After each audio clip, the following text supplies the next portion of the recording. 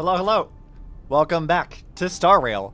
I am very, very excited about this patch because there is a lot of stuff I've seen from Twitter that has spoiled me on a few things, but there's a shit ton of Impact Third lore to talk about in this patch, so I'm really, really stoked.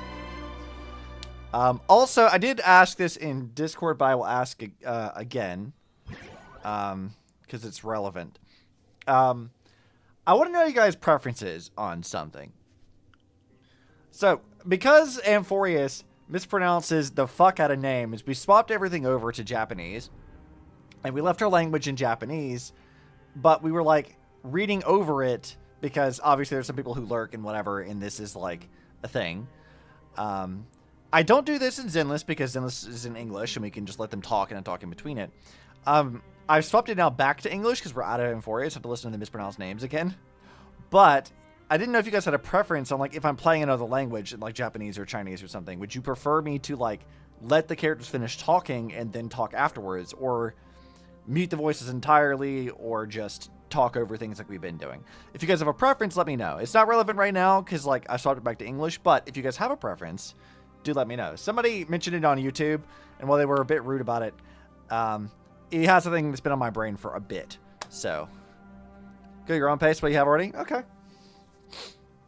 Oh, we're back in English, and you're not wrong. This will be the DeRailed stream. If ever there's a stream that will be DeRailed, this is going to be the one. I have seen so much on Twitter and TikTok. Like, I've been spoiled on a lot of things already, but I'm really, really excited to talk about it because this is my moment. Like, I'm so excited about it. I'm very pumped about this. So, let's go to the new fucking planet. They removed Welt's VA entirely. There's others who don't sound the best. Okay. Also, I feel like this is a little loud. This feels really, really loud, actually. Let's turn that down to 5. Okay, alright, we do have the new warp, don't we? With Yao Guang, who I don't know that I really need her. We may, if I like her character, we might, but I want to say for Sakura, kinda. Let's see.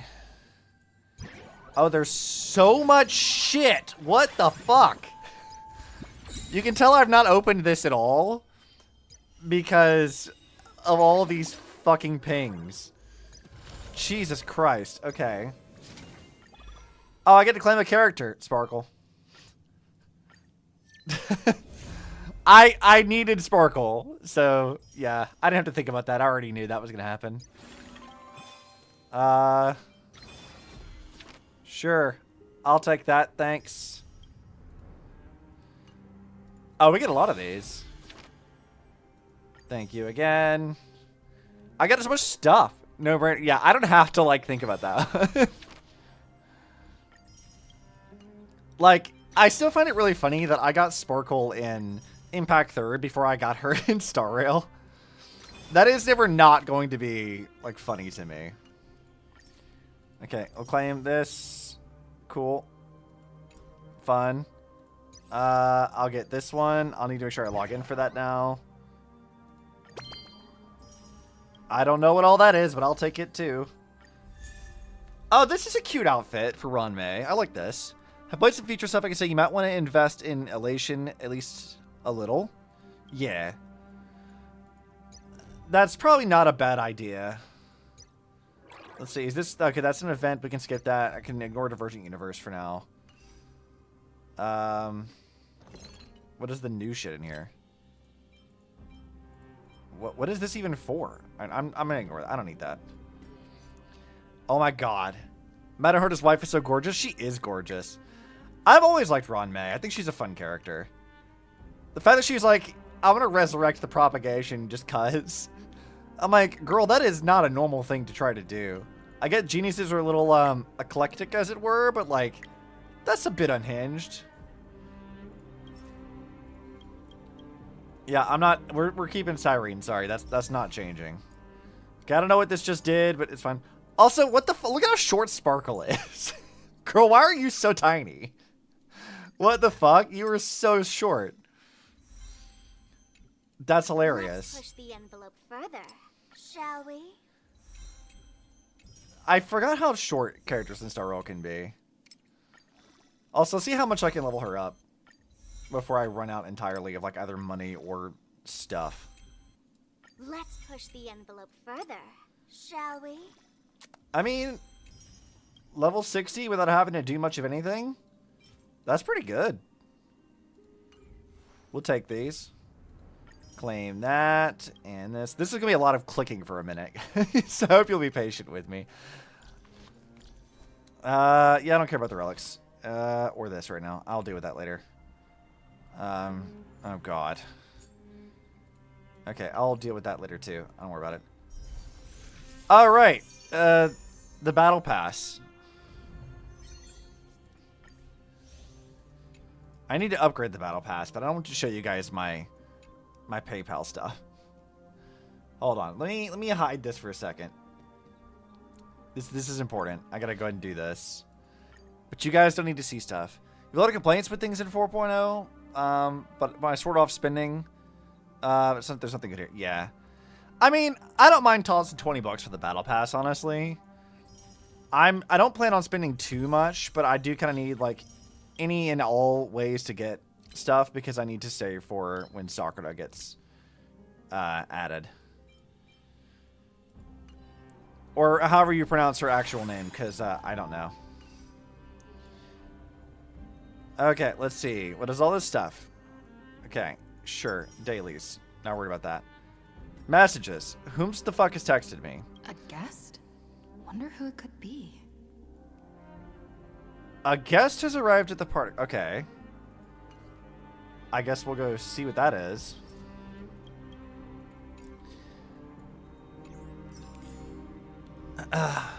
You pulled for Yagwang so your soccer team can be functional with her? Okay.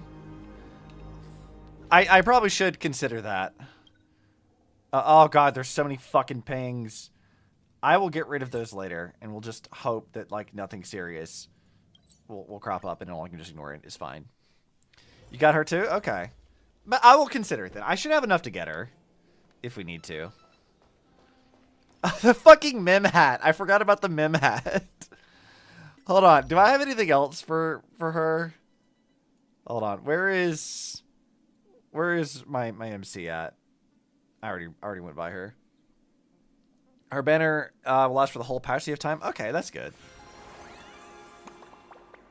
Where's MC? Here. Okay, outfits. What do you got? Oh, there's other shit here. These must all be new. I don't remember these. You've been getting Sparxie. Your animations are really good, but I don't like the elation as a mechanic as a whole. Oh, okay.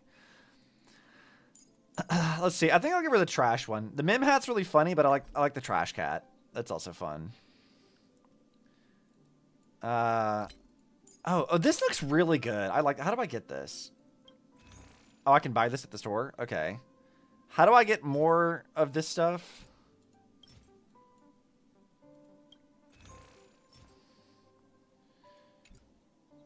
What the fuck do I get more of this? Okay.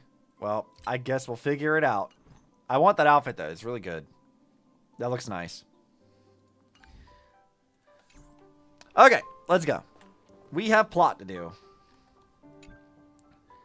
Anomaly arbitration awards. There's no harm in giving it some thought. I understand. But the Express's voyages are meant to extend the Silver Rail. That won't change. But the cosmic situation, well... Oh, hi, Jade. The Legion's threat looms over the universe, and no one can avoid it. Isn't that why you started the trailblazing journey? To connect? I feel like we haven't seen Jade in a really long time. Like, I remember we saw her in Pentaconi because Firefly talked to her a bit, but like, I feel like we haven't seen her in a while. Like, what the hell have you been up to? When it comes to the Express's course, I can't make any decisions on my own. Madam Jade, your olive branch should be extended to everyone. You shall try to suppress your displeasure with things while you play. Okay. I mean, you can voice a couple of them if you need to. We'll have our own opinions with stuff. I'm just more intrigued about the lore stuff more than anything else. Greetings, nameless ones.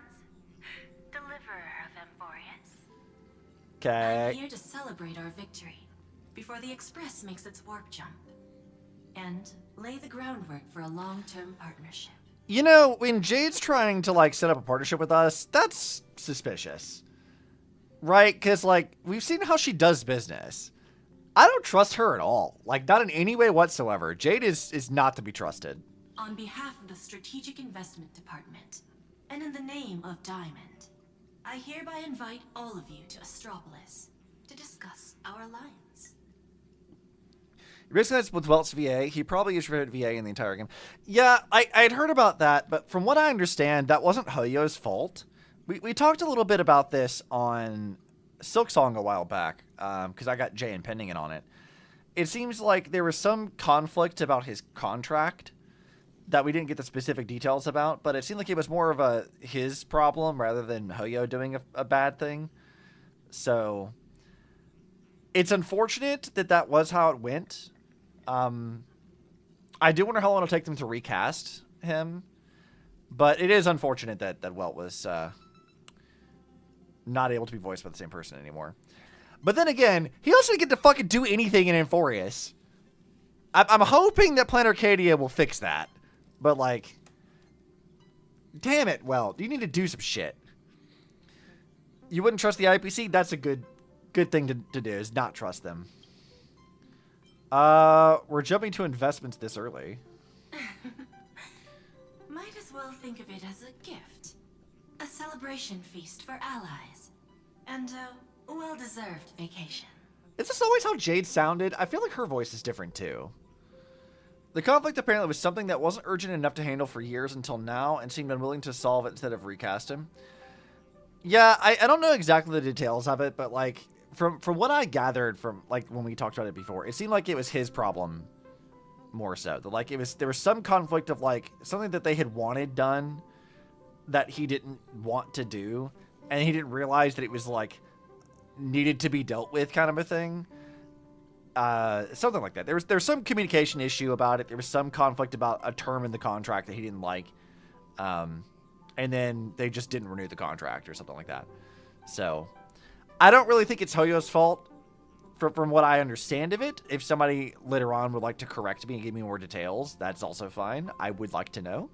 But from what I can gather, I don't think Hoyo was really to be blamed for that. I don't think it was like entire. Like, it might be partially their fault, depending on what the term was. But like, I don't think it was like entirely on them. As an end user, Nitty-Gritty doesn't really concern you. In the day, they removed a voice I liked a lot, and it's the worst experience for it. Yeah, okay. I mean, that's totally valid. I get you. Where is this Astropolis? It's the crown jewel of Epsilon, headquarters of Interastral Peace Entertainment. Anything related to the IPC that's a headquarters sounds like a bad idea. It might not quite match Penacony in terms of glitz and glamour, but in the eyes of IPC folks, it's the ultimate vacation spot. Yeah, I don't care about that. Defeating Iron Tomb is, of course, a feat worthy of being recorded in the history books. It's something that belongs to the cosmos, and even more so to the Nameless. I don't know that I like her English voice. Hold on, I'm gonna swap it over to Japanese, see how she sounds. I don't know that I like her voice. Oh yeah, that's much better.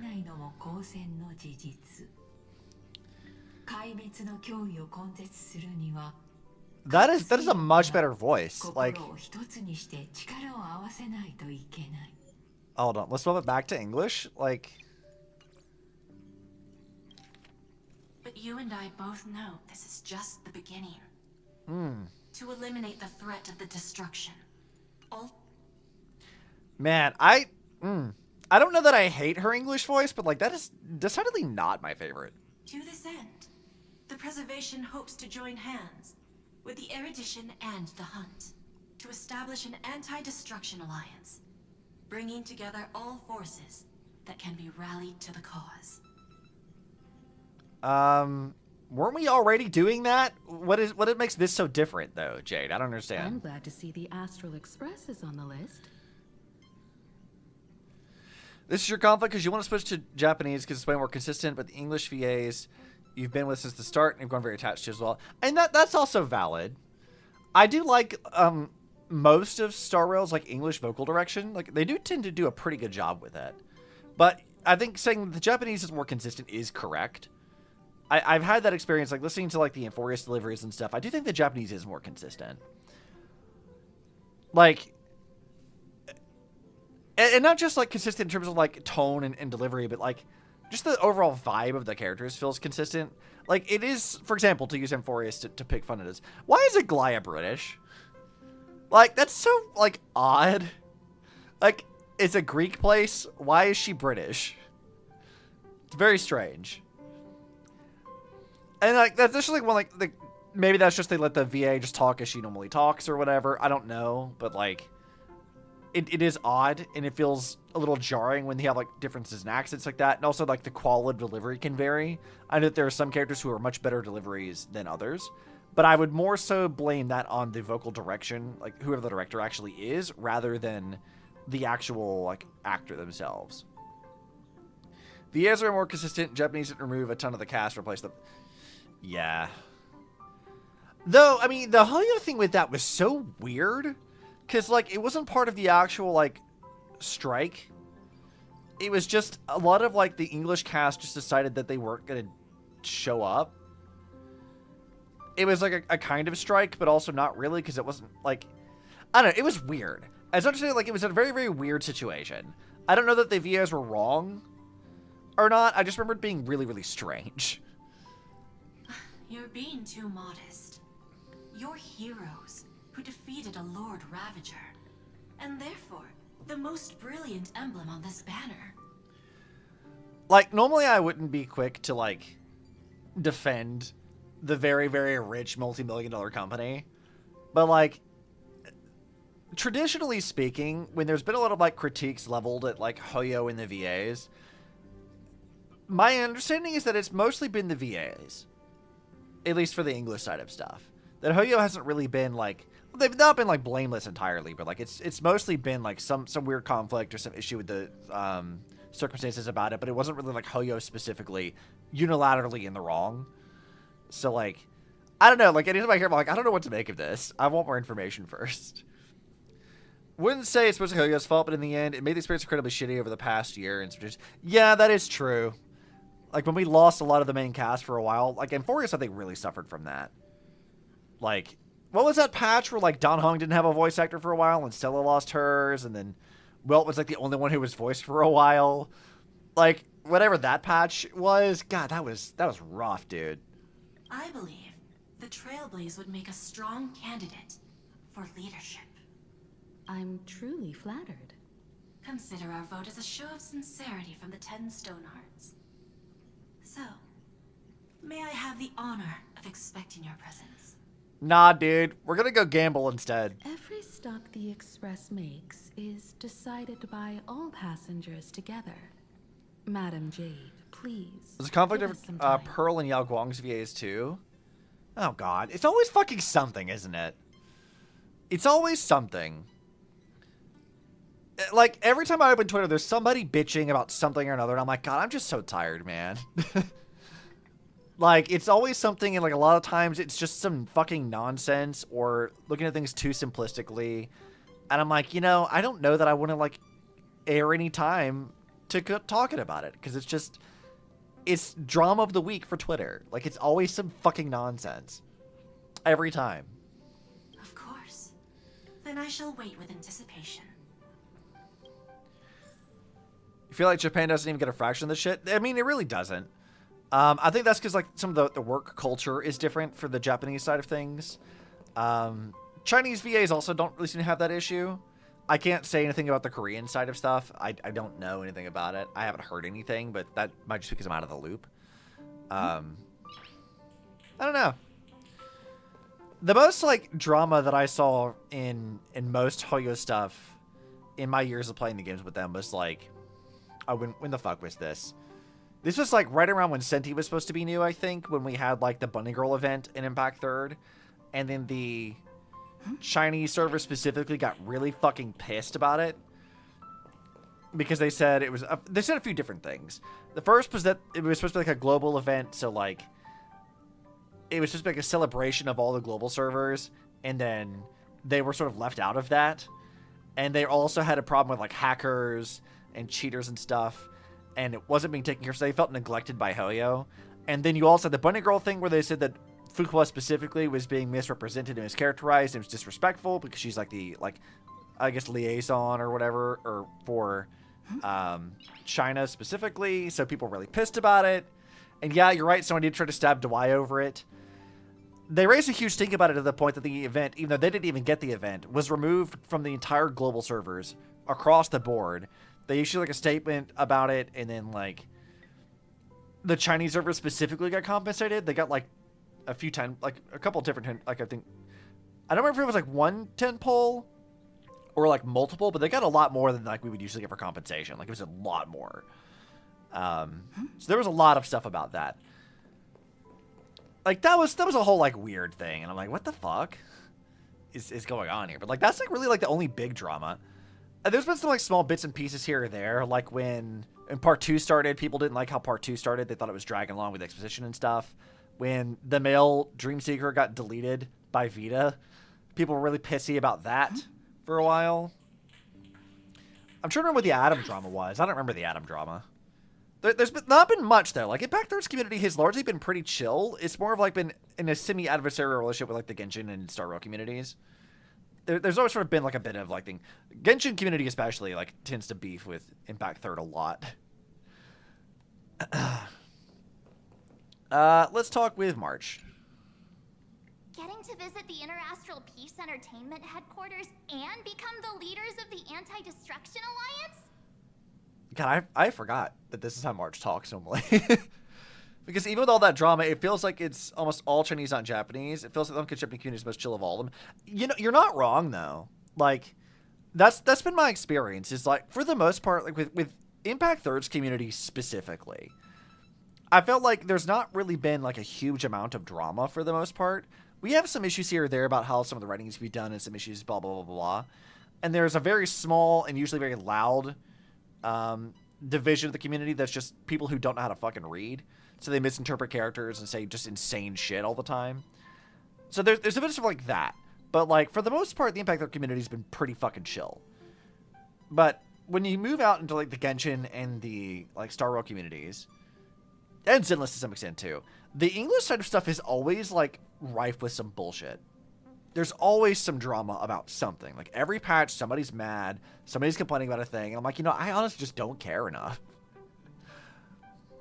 Like, Hoyo is far from the worst, and even if I complain about like how predatory some of their gacha systems can be or whatever else, or how they can waste my time with like grinding and stuff, you compare them to like any other gacha game on the market, and like they tend to do better than most other companies. So it's like, I can complain, and I do think it is worth criticizing when they do things that are bad, but like, also, things could be much, much worse for us. like much, much worse than they are. The other one I was stuck into was the Chinese community having a fucking meltdown over a playable male character. Because the Paris was felt good. Oh, right! Because he was the first playable MC or playable character that was male. I completely fucking forgot about that. Ghost said Adam would never leave a post on Kata if they added never added a regular playable male. Prince said a huge. Yeah, that sounds right. It's always the Chinese server being fucking entitled. Like, that might get me a little bit of hate from them, but like, it really is like, the vibe I get from them is y'all are some of the most entitled motherfuckers I have ever goddamn seen. Like, Adam wasn't even that bad. Like, whenever they put him in post on Kasi 2 and they actually gave him like a proper personality, I was like, yeah, Adam's funny. Trying to entitled? Nah. What? No. Come on. When has anything that good ever just fallen into someone's lap? You know what, March? I'm glad that you're being suspicious here. Jade is a shrewd businesswoman. Her idea of a leader might not align with what we have in mind. Is it just me, or do like the quality of their mics sound different? Right? Is that just me? Do they sound like, does the quality of their audio sound different from what I remember, or has it just been like that long since I played this in English? What do you think? Better say no. See? I told told you she wouldn't agree either. Nah, dude, don't trust Jade. What the fuck do you mean? We're not trusting This her. responsibility is too heavy to bear. Even if it makes sense, we must proceed with caution. Someone said that was playing too, but I didn't hear it. Yeah, Don Hung's Don Hung's one that really like hit me with that. Like, it sounds like maybe he changed his recording space or something. Like, maybe his like VA booth is like not sealed properly. Or, like, there's like a bit of like some quality difference in his audio. It's not just him, but like his is the most noticeable, and I can't quite pinpoint what it is. Besides, it goes against our identity as free people of the Express. Once we accept, the nature of the Trailblaze would completely change. He also sounds a little bit too close to his mic. Anyway, we should politely decline for now. He sounds a little too close to the mic, I think. Sunday, what does your gut tell you? Also, the thing I noticed with like Himiko, at least, but like with her delivery, is she seems to talk slower than I remember. Like, she feels like just very slow, deliberate intonation. Very good, just shitty conditions. I imagine most of all the voice acts had to be, which were recorded last minute due to the changes we made. That is also possibly true, yeah. Like, I don't want to like say this like a proper critique or that it's bad, blah blah. I don't want to be too negative, but like, you're probably right. There probably was some like extenuating circumstances. I would like to give them the benefit of the doubt. It's just a thing I've noticed. From what I know about Madame Jade, every favor she does is just groundwork to put things in her control. Yeah, that sounds right. Oh, I guess we have to voice Welt. I feel the same way. The IPC even wants the Express to spearhead an alliance. They're probably trying to use us. According to her, the IPC sees the Trailblaze as something to rally behind. Is anything referencing the locations, names, or history? Yeah, that is true. They did do a lot of changes last minute. I guess that is to be expected. Maybe that's what is going on with it. Riding on the Cosmic Alliance's victory over Iron Tomb, having us step up to organize an alliance and integrate the forces against the destruction of the IPC's blueprint, that's quite a clever move. I suggest we proceed with caution.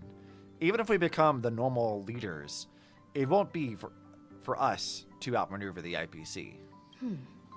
What do you think? Better say no. Your misgivings are valid. The Express has its own path to follow. It's not the right time to be getting involved in political games. So I was in VC the other day with like Charlie and DK and others, and we were talking about the fact that, well, like his VA is gone. And I thought it'd be kind of funny if, like, can you guys imagine if like I started doing like vocal work? Because like I could do some auditions for stuff, and I got a voice like in Star Run. You guys come back and I fucking jump scare you by being the voice of Welt.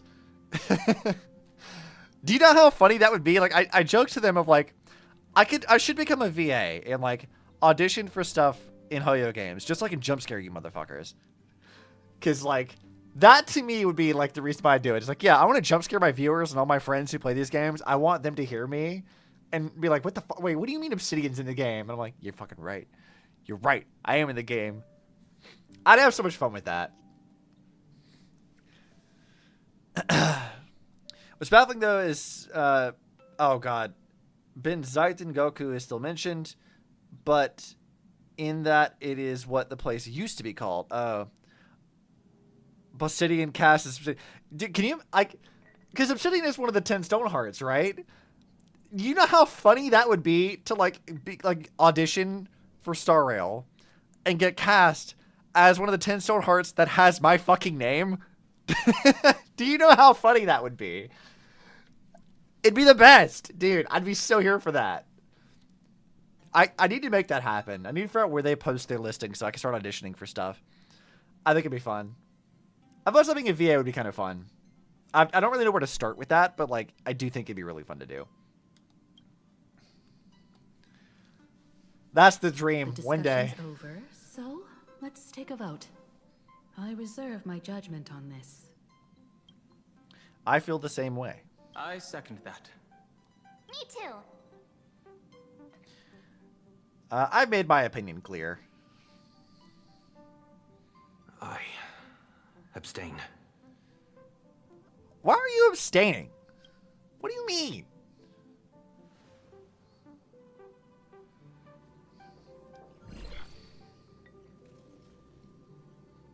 After careful consideration, we regret to inform you that we cannot accept your proposal for the moment. I forgot I put Pom Pom in PJs. Look at how cute they are. I don't suppose Mr. Sunday put in a good word for me, did he? Sunday's just like, you know what? I don't know. But, you know, I just remembered, like, she is the reason he's not in jail. As you can see, the Astral Express has made its choice. But somehow, you don't seem surprised.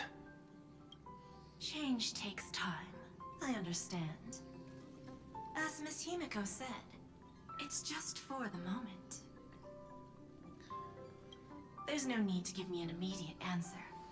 Patience is one of my strengths. Sure. After leaving Amphorius, the Express will seek out a developed world to restock our supplies. When that time comes, our allies from the Strategic Investment Department are welcome to visit us aboard the Express. In that case, I have another proposal. One that might be more familiar to Miss Himiko. You know, I don't think I've ever talked about this. I don't know that I particularly like the way they pronounce Himiko's name. Himiko. Like, I don't think it's wrong. But I've always pronounced her name Himiko. And it always strikes me as like odd when they say Himiko instead. Like, that's just strange to me. I hear the moon of Plain Arcadia is full again. The fuck was that sound effect? I bet Miss Himiko would love to go home and see it, wouldn't you?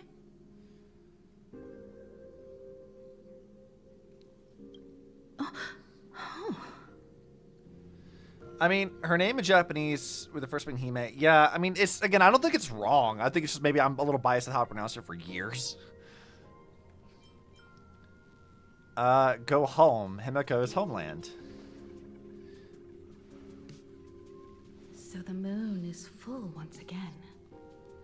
I wonder if all is well over there. Time to go home. Stable and prosperous. Himiko. Yeah. Yeah, it sounds odd the way I say it too, I guess. Since become one of the IPC's most valuable planetary assets. Talking about a planet and or moon as if it's like an asset, that strikes me as odd. I don't like that. Although I cannot visit there in person, if the Express passes through Plain Arcadia, my colleagues will surely give you a grand welcoming ceremony. Why did you pause there? That's very thoughtful of you. We'll give it serious consideration. Sorry for taking up so much of your time. I should get going now. You know, the fact that she suggested that we go to Plain Arcadia definitely seems to me that that's sort of where she wanted us to go in the first place. Phyllis gonna never pronounce things the way I expect. Yeah, I would agree with that. Cough, cough, Cyrene, cough, cough. Remember, the gates of Astropolis will always be open to the Astral Express. May the winds be favorable on your trailblazing expedition. Plain Arcadia, like Planar Arcadia makes sense because it's like the planar ornament thing. Is like I understand why they would do that. I just like I sort of half expect that anytime we get to like any new character that they're gonna pronounce the names in fucking weird ass ways. Like let's say we have like another Kevin variant. I would be surprised instead of calling him Kevin, they'll call him like Kevin or something. Like some weird ass like some out off the wall incorrect shit. Like I could see them doing that. Cause like I never know what to expect with them. I'm like, well, what is this? But the more obvious ones like Himiko, Zila, it's like, what? Why? Why is it pronounced this way? I mean, I get I'm a little biased because I had to like figure it out on my own for years. Plain Arcadia? Oh, you're right. They do say Plain Arcadia. What the fuck? It's Planar. Planar Arcadia. Because the planar ornaments. Is that planar, is it? Oh, God. Do I know anything? Do I know how to pronounce any words at all? It's been 15 years since I last heard that name. It's clear she came prepared. Astropolis was probably just a cover. Jade's real objective was to let us know about the IPC's movements in my homeland. Seela does have like 3 different canonical pronunciations. Yeah, you're right. She does. Like, Zila isn't really like a bad take on that. Like, if you listen to like the Chinese, the Japanese, and the English, like there's slight variations, and that one is fairly close. You go back to the Germanic roots. It's not like that far off, really. Like, it's not bad. But Sealy is how I've always pronounced it, and I like the idea of it being pronounced like Sealy because it sounds like the little like fairy things, and that really suits thematically, I think, with her. But like, Zila isn't bad. It just threw me for a fucking loop when I heard it. I'm like, wait a minute, what? What the fuck did you just say? What? But like, yeah, I don't know. It's fine. Are you planning to go back and check it out? You don't look too enthused, Himiko. Why don't we first explain things to these confused kids? Yes, please do. Tell me your backstory. The civilization of plain Arcadia on Ahatopia is my homeland. And it's also where the Astral Express once crashed and set off again. It's rare to hear you talk about your homeland. Yeah, you've literally never talked about it ever. Well, I've been away for so long. To be honest, I'm also not quite sure about this. Don Hung, March 7th, and you. And You've you. all grown so much during your time in Amphorius. Just call her Stella, fuck. Has become a truly capable nameless. But knowing that they do all the fans who call her Stell, even though she's the Stellaron character. But, you know, Stell, I guess. I've never liked that pronunciation either. So you must understand that Jade was right. The Trailblaze no longer means what it once did for the cosmos. Do we keep wandering through space? Or, as she suggested, do we become a core force against the destruction? We should give this question some serious thought before we depart. Going back to where the Trailblaze began again could be a way to reconnect with our original purpose. You know, I think I've realized what it is about her performance this time around. She feels very, like, reserved and quiet. She's, like, almost just above a whisper. Like, I don't feel like Himiko used to talk like that. Like, there's almost, like, a twinge of, like, almost, like, an underlying sadness to it. In a way that I don't really feel like I've clocked with her English delivery prior to that.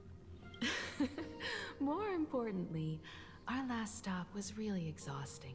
So we need to take a proper She kind of break. did. Ahatopia is an Arcadian world steeped in the elation, making it the perfect vacation spot. So, what do you think? That's my suggestion. Give it some thought. She's always been pretty soft-spoken. I mean, yeah, I don't, there's something about it that feels different this time around, but, like, I also haven't played in English for a really long time. So, like, maybe it's just having come back to it after not hearing it for a while, that it just strikes me as strange. Oh, right. Black Swan wasn't part of our discussion earlier. Would you mind passing the message on to her? Does Black Swan count as a passenger on the Express? Does she count? Well, let's go find her.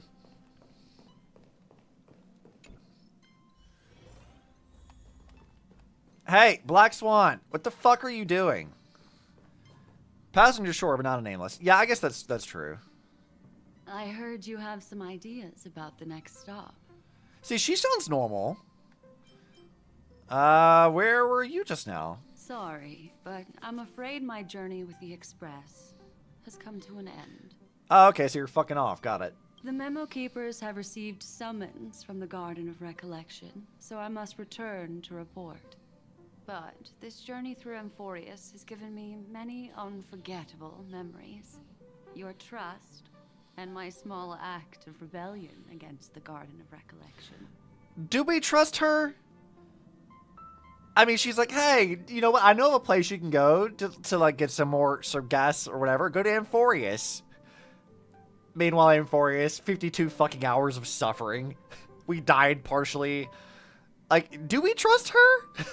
I don't know, man. I don't know if we can. Covering up these traces won't be easy, so I need to leave quietly. Fortunately, a cremator has agreed to help me out, and she's waiting for me. But Dahlia is gonna help you? Okay. Are you going to erase your memories with us? Of course not. The time I've spent with all of you is a treasure I couldn't find anywhere else. When you miss me, gently call out to me in your thoughts. If needed, the lady slumbering within March 7th knows how to find me. Calling Evernight the lady is very funny. If I need She's help from many anyone things. else, A lady I is not will one of reach them. out to all of you. Please convey my apologies to everyone for not being able to say goodbye in person. Calling, like, Evernight a lady is like calling Veliona that. Like, many things you are, but, like, a prim and proper lady ain't fucking one of them. So we just in trusting her, she helped us against the other Memo Keepers and the Snatchers, and had every turn to leave us to our own fate, unfortunately. I mean, I guess that is technically true, too. She still gives out the vibe of, like, I don't know if I can trust you, but, like, I guess she did, like, technically help us quite a bit. Farewell, sleepyhead.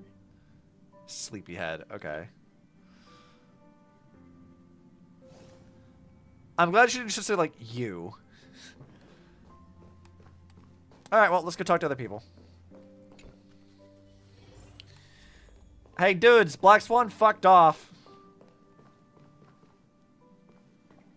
We all know of finality. If she hadn't, we'd all be dead. Yeah, that's true, too. Plain Arcadia. Another land known as an Arcadia. Okay, what the fuck does that mean? You explained to me why Black Swan Clearly, left. the fall of Iron Tomb has sent shockwaves across the universe. Even the usually scattered Memo Keepers have received a call to gather. Trust the lady. She's no stranger to dancing on a knife's edge, and she's always made it out in one piece. Yeah, I guess I didn't really consider how dangerous it would be for her to go back to the Garden of Recollection.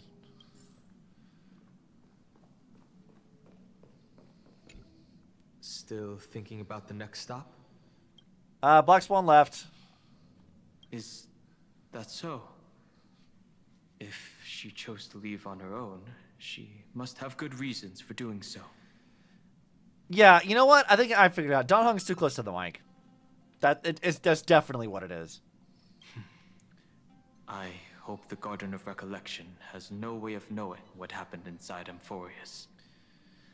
Black Swan has a thing for getting bullied by women. She's a massive masochist. You're right. Black Swan is the epitome of, like, I love a woman that can kick my ass. In which case, you know what, girl? Valid. I can't argue with that. Alright, Marsh, what do you got to say about this? I wonder what interesting sights await us in plain Arcadia. Yeah, I wonder. I wonder if a certain Venusian troublemaker and her mech might, at least in passing, make some appearances. I wonder. What? She just left like that? Without even saying goodbye? Aw, I was thinking of throwing her a proper farewell party. Between Akron, Evernight, and Constance, she seems to like getting completely domed. Yeah, she does. Black Swan is a bottom, 100%. I'm pretty sure we talked about this last time, but like, yeah, she's definitely a bottom. Black Swan went against the laws of the Garden of Recollection to help us. I wonder if the Memo Keepers will give her a hard time at this gathering. She'll surely ask for help if she needs it. Pathstriders of Remembrance are all really resourceful. I hope her path ahead is smooth. She's a bratty bottom because she has to poke the top. Yes, she is. Absolutely correct. Alright, Himiko, let's chat. Without Black Swan, the Express would have never made it to Amphorius, let alone experience this unprecedented adventure. You say that like that was a good thing? But I mean, I guess according to like Silverwolf and Elio, it was a good thing for the broader universe, but like, there's no way Himiko could know that. Instead of treating this as a goodbye, why not cherish these memories and look forward to the day we meet again? Let the conductor sound a whistle for her, and wish her smooth sailing ahead. So, what have you all decided? I'm on board. Let's head to Plain Arcadia. Plain Arcadia. I don't think I like that. After such a tough battle, we all deserve a good rest. Dan Hong wanted to go relax? Are you sure you're the right Dan Hong? It would be wonderful to visit your homeland. I have no objections. Wait till you hear the name of the contest? Oh no. Let's go off to Plain Arcadia. Since we're all in agreement, conductor, prepare for the warp jump. Oh man, we're gonna see the warp jump animation again. It's been so long.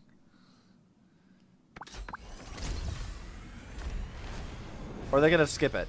Attention passengers! The express is about to make the jump. Please be seated and hold on. You should switch to see how Japan pronounces it. Okay, hold on. You talking about like Plain Arcadia? Let's go swap this to Japanese for a second. Where do they say it?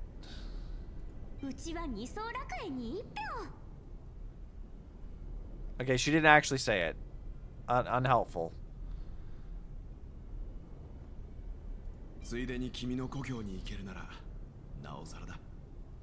Okay, they don't say it. Damn it! Well, I guess we'll have to wait until they say it again. Alright, back to English. Destination, Plain Arcadia. Oh. Let's go! Fucking, there it is. Got it. Alright. Back to Japanese. Let's hear it. 目的地は二層楽園。アハトピアに向かって出発進行。 What? Where did they even say the name of the fucking planet? What? 目的地は二層楽園。アハトピアに向かって出発進行。 Okay, so they just called Ahatopia. Okay, I see. They didn't even say Plain Arcadia. Interesting. Yeah, I was listening for Plain Arcadia and I'm like, wait a minute, what? Hey, here we go. God, when was the last time we saw this? Shit! We got blown up again! Oh, hi, Sakura. Maybe. Oh, she's so cute, though.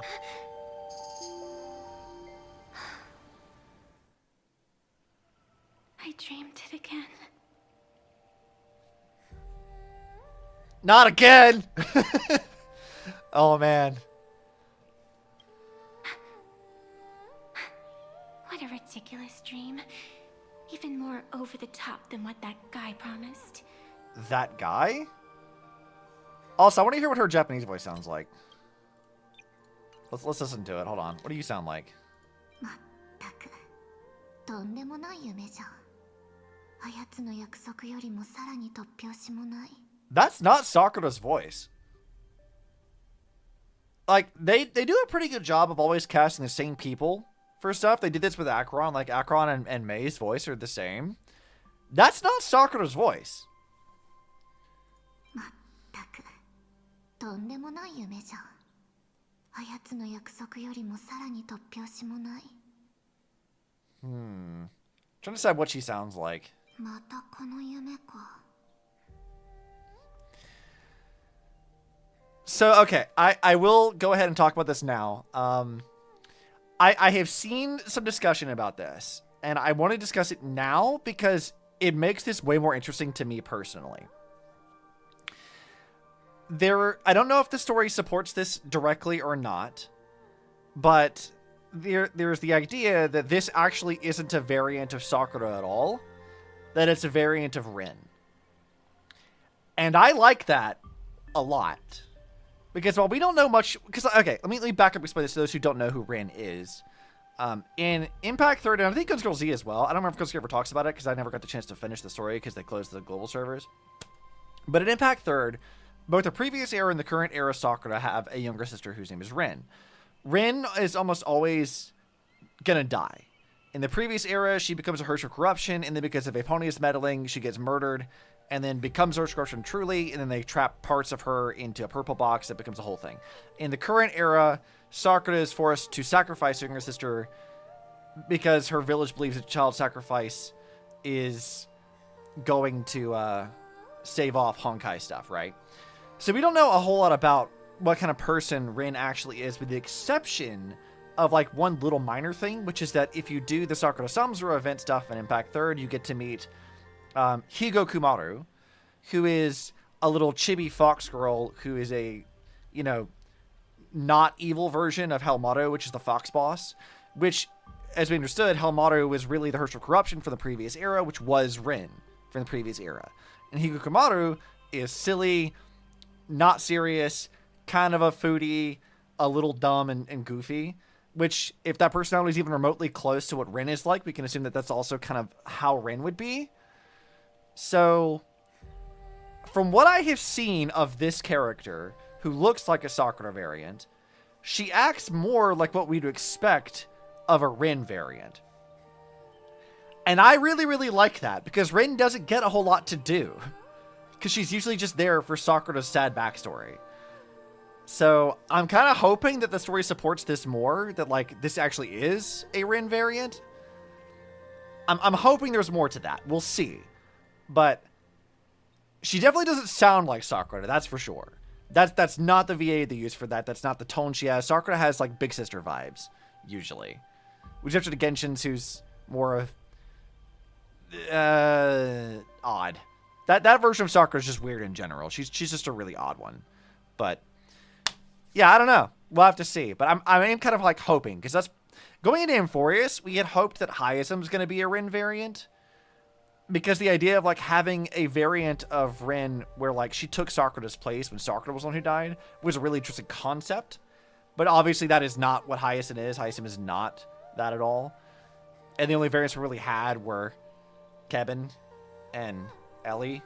So here's the hoping. I want it to be the case. I want her to be Rin. But we'll see if that's actually supported by the game.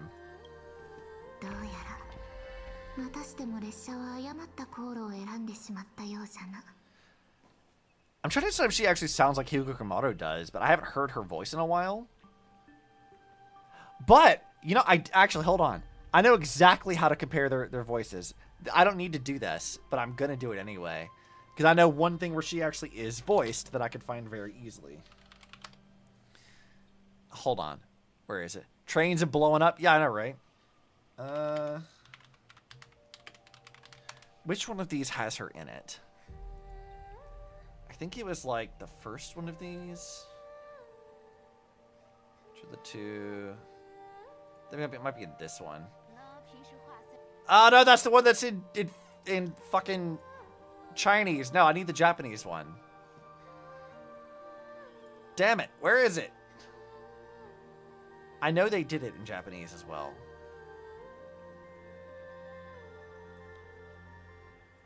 They're gonna make me go look for this.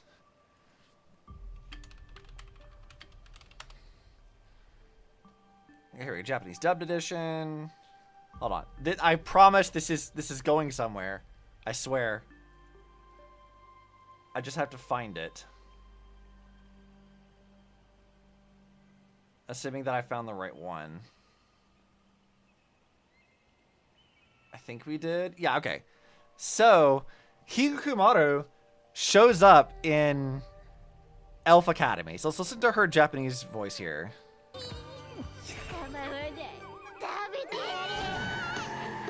Now let her talk, damn it. I want to listen to her talk. Also, I need to mute fucking Star Rail because it is way too loud for a second. Let me just do that. I need to hear it. I need to see. Does she sound the same?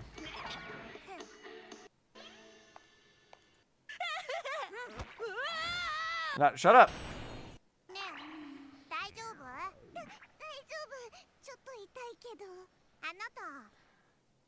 A little bit. That's a little bit. I mean, that's somewhat similar. It's hard to get an idea of like what she sounds like because I don't let her talk much, but like that's kind of similar.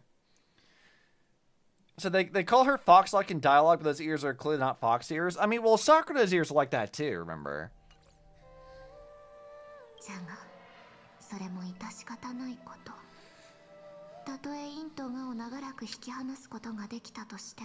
You love Elf Academy? Yes.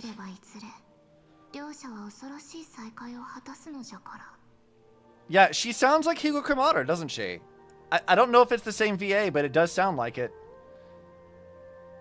Based purely on that, which is usually very, very, very inconsistent to do, I'm going to say she might be a Rin variant, which would be really fun. Let's see. In the River of Time, if calls infect can be kept apart for long, they're bound to have terrifying reading. Yeah.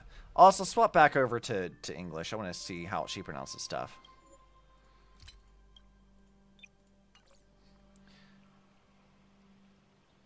Completely different superior show. Elf. Adolph. How the fuck do you pronounce that? What the fuck? Can I even read? Am I right, Observer? Watching us from behind countless veils. Oh, this is the thing Pending sent me. Okay. So, this line could mean a few different things, and I don't know which one I like. There's one that I think is more obvious, that's very likely to be the case, and then there's one that's less likely. So Pending DM'd me a while back, and he was like, "Hey, is there anything in Honkai that like addresses the player directly?" And the answer to that is yes. Yes, there is. If you play through Honkai Part 1, they do talk about the fact that you as the player do actually exist in the broader context of the Honkai multiverse. Like you're sort of like to compare it to like Marvel Comics, you're sort of like a one above all kind of thing. It's sort of like that, but the only characters who know about that are like Ai-chan and Vita. And I guess maybe Sparkle. I don't remember if Sparkle was ever like made privy to that knowledge or not, but like Vita definitely knows. So like this line could be like this character talking to us, the player, directly. Or what I think is the more likely one is she's talking about Vita. Because Vita's whole thing is that she can sort of like, she's like semi-omniscient, so she can sort of like look through, like, I guess they describe it as like screens, but she can only look at like so many at a time. But like she's sort of like really good at doing that to get information. And it's like a whole thing in part 1.5. So like this line could be talking about Vita spying on her and like just kind of watching the events of Planet Arcadia unfold, which I think, based off of other information that comes up later on, is very, very likely that that's what she's talking about. Is that she's directly addressing Vita. Which would be really interesting, because Vita's fucked off in Impact Third right now. We don't know what the hell she's doing. So like Vita being here and messing with stuff now raises so many questions about what the hell she's up to. I want to believe this is directing specifically to Vita and not the player. That's what I'm hoping it is that this is directed at her. Because we know for a fact Vita is on Planet Arcadia. Or she's been here before.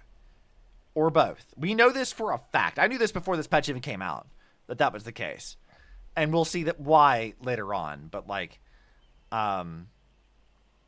yeah. Vita's definitely around. They fucking name dropped her in the trailer. Like I watched the trailer finally. She's on the IPC's like bounty list. So like she's around. The IPC doesn't like her. We don't know what she did, but like Vita's definitely around. And I think this is talking about it. Probably. I've been rambling on since the show just started. You must be totally lost, aren't you? Then just forget all that nonsense I was spouting. I'm not going to exposition you guys. Don't worry about it. Anyway, stop looking here. What you should be focusing on is them. What the fuck?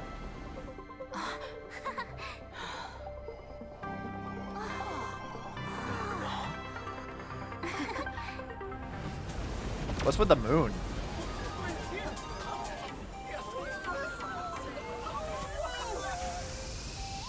We go to an actual train station. When was the last time we were at an actual train station? Was it Herta? So we're not just stopping in low orbit this time, but making a direct landing? You think it's all but certain that Vita is here somewhere. The clues aren't even hidden. It's just a matter of how important it will be at this point. You see, that's what I'm wondering. Because, like, I talked about this with Cherry a little while ago. That, like, Vita is in a very precarious position, narratively speaking. Because in Impact 3's plot, she's very, very, very fucking important. Like, right now, we had a big lore drop a couple patches ago where Vita was a part of this, but, like, she's part of, like, a big cliffhanger thing. So Vita is really important. But she's also, like, missing. Like, she got in contact with Rice Cake. She knows that there's some sort of, like, time-sensitive thing with Kiana and why Kiana's in, like, a coma. But then, like, we also had this whole, like, showdown with Layla and stuff, and now Vita's just missing and no one knows where the hell she went off to.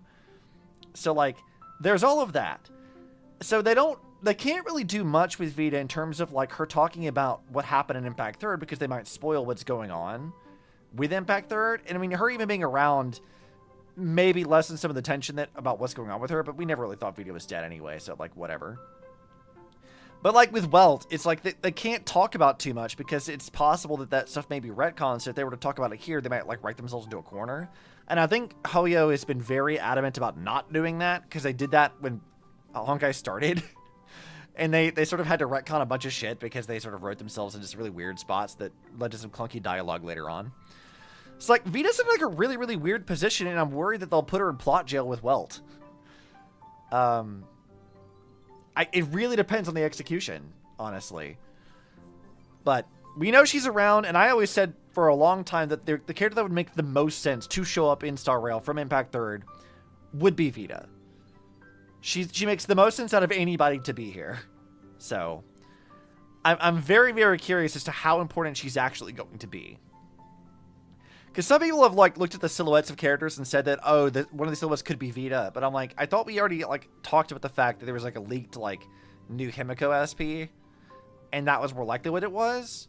So I don't think that, like, we have any leaks so far that suggest that Vita will be a playable character in the next, like, foreseeable future. That doesn't mean she won't be. It's just, as of right now, I don't see Vita being playable. But she might show up in other forms later. We'll say fuck it and go whole hog. Make Super Party here too, start causing havoc across. Oh, no, I feel like if Vita shows up, there's going to be one of two things they do with her. They'll either do what they did with Sparkle in the Impact 3 collab, where, like, Sparkle shows up, causes some mischief and problems, and kind of fucks off to do her own thing. Or they will actually make her, like, crucially fucking important. Like, she'll be really goddamn relevant here too, and then all the Star Rail fans are going to fucking hate her.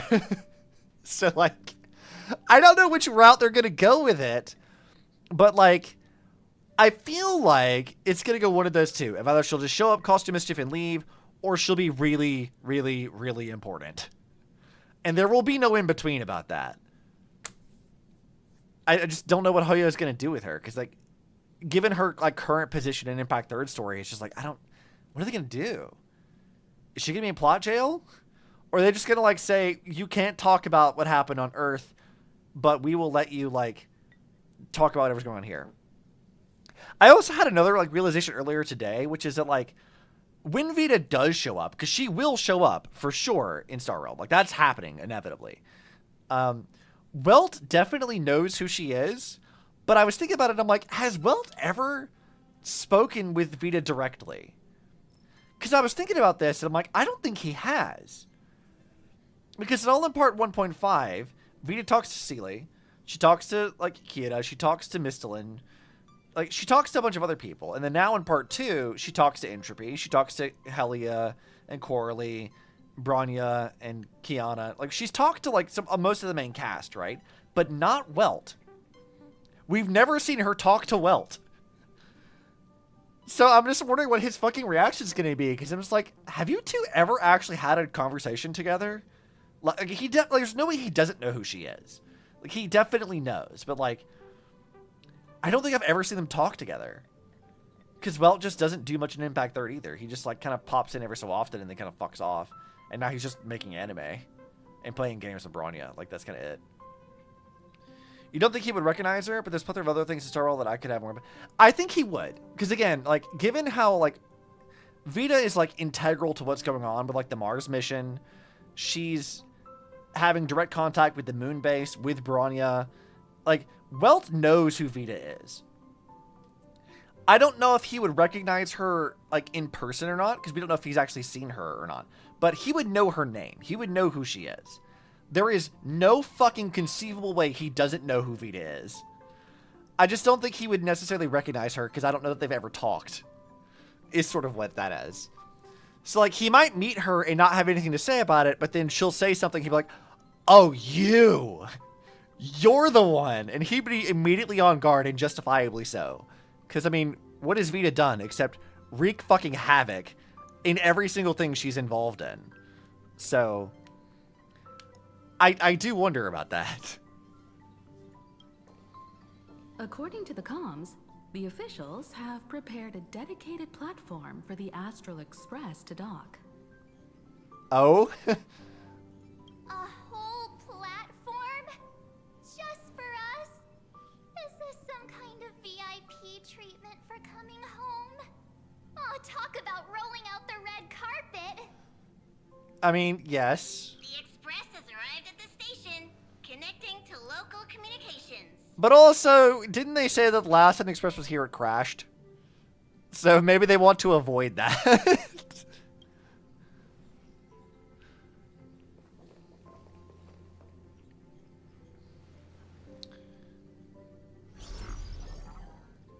From what I see, the Astral Express is considered a legend across the cosmos. So, Oh. preparing a fitting gift would be more than appropriate. Is that what this was for? I just think it's funnier that they're like, hey, it crashed last time, so we need to have this just on the ready, just in case. Allow me to introduce myself. I'm Pearl, from the IPC Strategic Investment Department. Is this Kokomi in a different color? like this feels like Kokomi but different. They're referring to the famous Aha blowing up the Express in a 2 parts incident. Yeah, there's also that too. Now, in my capacity as the legal representative and CEO of this Arcadia, I welcome the Express Navigator, Miss Himiko, back home. I don't like the idea of having a CEO of a planet. I don't like that. That feels gross.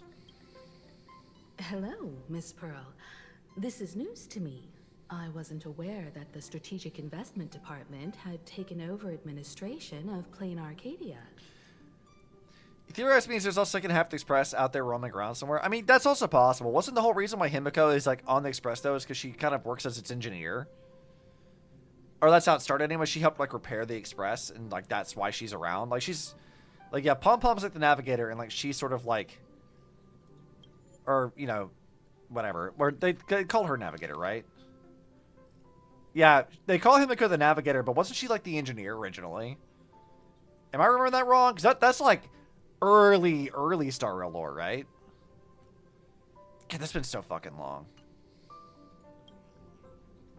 As its governing official, I am still in the process of learning.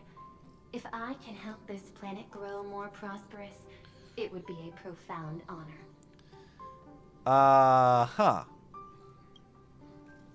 We would be even more honored to have a face-to-face conversation with you. You know, I saw her eyes squint a little bit there. I feel like she's mildly annoyed with this. That's exactly what I wanted to say. While the Express is stationed here, the IPC will reasonably accommodate all your requests, including the one you just mentioned. Heard that it was Himiko that managed to get it running and fixed up again, meaning that she had to be some sort of engineer. But ever since, she's only referred to as the navigator. Yeah, that makes sense. I mean, Himiko being like an engineer of some sort does make sense. In Impact 3rd, Himiko was like a student of Welt's at the California Institute of Technology. She was like in physics and engineering. She has like a fucking PhD. Like, Himiko's fucking smart, dude. Like, she's always been really, really smart. So it's not surprising that a variant of her would also be really fucking smart. So her having this background isn't like the strangest of things. Still very impressive, though. Pardon my choice of words, but I sincerely hope that you enjoy your time in plain Arcadia so much you never want to leave. What the fuck is... That's... We've already had Space Vegas. We don't need another Space Vegas, thanks. In that case, I'd like to know about recent events in this world. I heard from Madame Jade that it's once again the time of the full moon. Himiko, like, I don't know that I've ever seen her squint this much. Like, she seems very suspicious and very annoyed. Indeed. I believe it's also welcoming the Express. After 15 years, now that the Phantas Moon of Elation is full again, the Phantas Moon Games will begin as scheduled. Phantasmoon... Phantasmoon? How do they pronounce this in like, other languages? Hold on. That's a really weird word. I don't know how to feel about that word. Now, let's hear it again.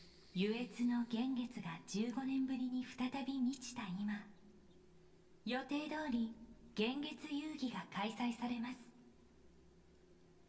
Wait, what did they call it? 優越の幻月が15年ぶりに再び満ちた今、予定通り幻月遊戯が開催されます。 Okay, I don't pick up on the specific term they used for that. It is her world. She knows better than anyone the kind of fuckery that's afoot. You know what? That's actually fair. She would know better than anyone what the hell's going on. She's like, I'm sorry. This is some shit. The more lively, the better. During these divine games, distinguished guests from across the cosmos will be stopping by. I don't dislike Pearl's English voice. I think, like with Jade, I like the deeper delivery of the Japanese VA. It's just a little bit lower in the registry. I like that better. This time, along with the Express, a delegate from the Xianzhou Alliance has also arrived. Don't be surprised if you happen to run into them. A Xianzhou envoy? That's right. A big shot from the Yuchui. He seems very concerned. Since you just arrived, I won't... Her squinting is also suspicious. I've arranged for staff to wait for you at the platform. Feel free to ask them for anything you need. All of this is a token of appreciation. Oh, she's a fucking robot. Investment department to our friends. We hope you'll enjoy. I just now put that together. She's a fucking robot. You can see like the little... I thought this was like part of her outfit, but no, she's like an actual fucking robot. Okay. So you're like an Intellitron or something.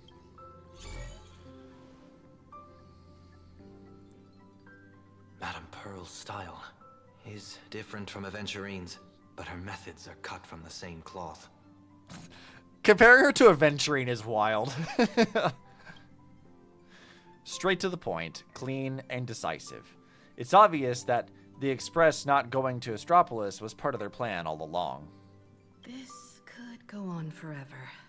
They're really pulling out all the stops to form this anti-destruction alliance. She looks so tired. She looks so fucking tired. She's an Intellitron and also originated from planet Screwlum. Ah, interesting. Looks like we need to pay them a visit. Whether to understand the CEO's intentions, or to firmly reject their proposal. At least in my homeland, we have more room to maneuver. Welt, care to join me? Care to actually contribute to the plot for once? Looks like we don't get a vacation after all. As for everyone else, you're free to do as you please. My suggestion is, why not take a look around and get to know this world better? Fuck yeah. This is our stop on Traveler Journey 2. In that case, Sunday and I will go gather some intel about the Xianzhou envoy. Just volunteering him to do stuff. Huh? Why you two? I asked Don Hung to bring me along. Uh-huh. I can't appear in public given my identity, but I have a feeling that the Express might need to make some tough decisions in these complicated circumstances. Understanding the Xianzhou Alliance's stance might help us on our journey. I mean, aren't both of you in like a sort of semi-precarious position? Like, just a little bit? Hey, you had the toughest time in Amphorius. Since we're splitting up, why not make your mission take a break with March? You mean fucking irritate the shit out of her? Because yes, I will do that immediately. Thank you. I'm saying this from the bottom of my heart. I'm counting on you. Same goes for you, March. What was that tone change, Don Hung? That sounded not nearly as, like, genuine. Aw, now we'll look like two immature kids just loafing around. I'm still just a kid. Pretty proud of yourself, huh? Of course. And any chance I get to annoy you, it's what we're here for. Don't worry, you two. Just make sure to come see me in the parlor car before you leave. I have a favor to ask of you both. Okay. What the fuck is this? Welcome to Starfleet Academy. What the fuck? What the fuck did I just pick up? The hell was that? Well, whatever. It doesn't matter.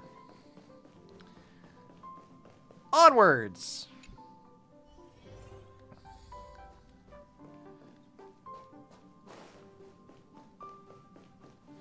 Alright, Himiko, what do you want? Oh, Marge, you're here. So, what kind of mission do you have for us? It's a long story, but what if I told you there was a game being played in a corner of the cosmos? Explain.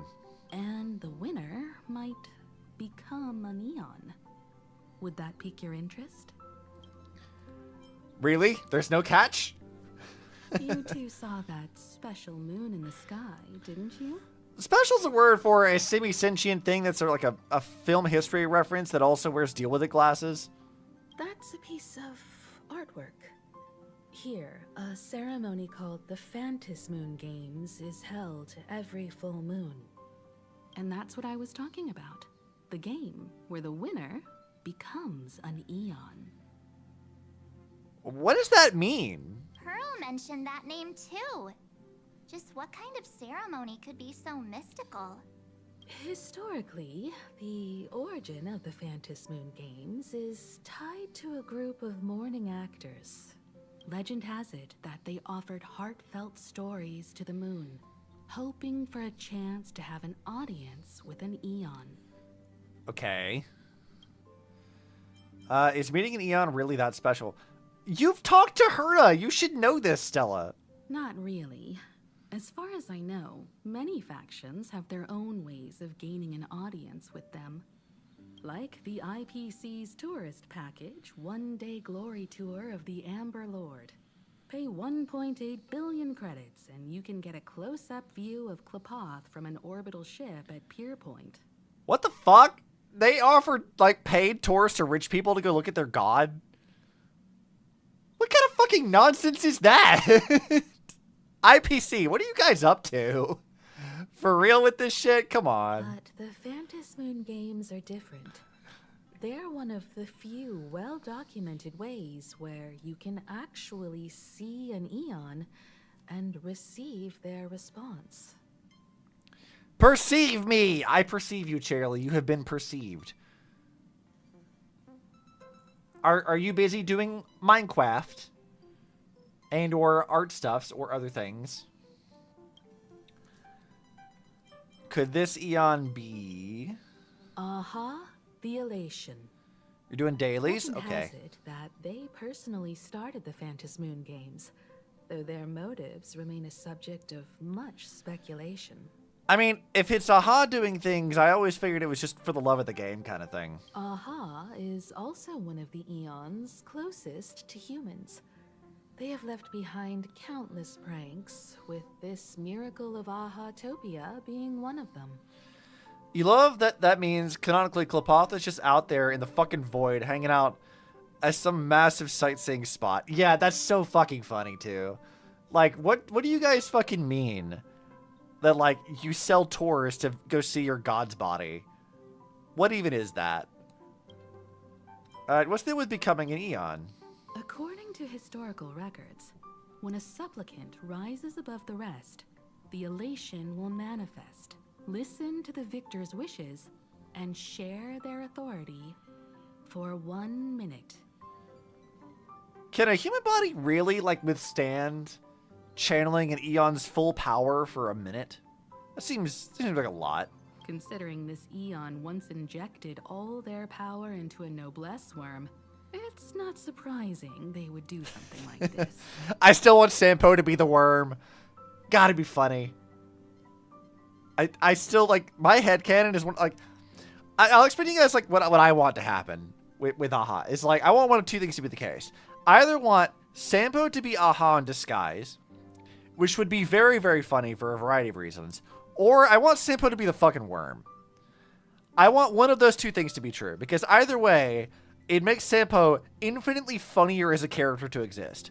Because there's a lot of people in Star Wars who really fucking hate him. So making him Aha in disguise would be the funniest fucking thing to me ever. But also making him a worm would be great too. Either way, I'm getting my amusement that I wanted. That's what I need to happen. The odds of that being true is, like, basically zero. But, like, God, it'd be so funny. Hoyo, please. Please make this the case. I'm begging you. It'd be so funny, please. What does it mean to become an Eon for a minute? Among past winners, some sought ultimate power. Some yearned to erase their past regrets. And someone even stored this planet within a scroll painting. What? But how their wishes were granted and what became of them, only rumors remain, and no one knows the truth. That seems odd, right? That's like having, like, somebody wins the lottery, but then they, like, disappear off the face of the earth forever. That seems strange. The first signs of the war among the Eons are beginning to show. I believe this is why the IPC has been positioning itself here for years. When I saw the Phantos Moon at its fullest, I became even more certain. This ceremony to commune with the Eon, whether genuine or not, could be the turning point that determines the destiny of the cosmos. Oy, we're back in some destiny-changing shit again. You expect Sampo to have some unexpectedly tragic and fucked up backstory, like really out of place for Star Rail, and that his whole role is the tragic comic. I mean, I could see that too. That could be a thing. Sampo definitely is an odd character because, like think about what's happened with him.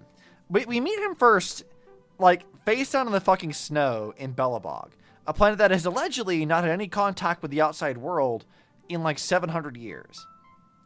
And then he just randomly has means to contact the outside world anyway, just because, and he contacts somebody. We never really got an answer to that, I don't think.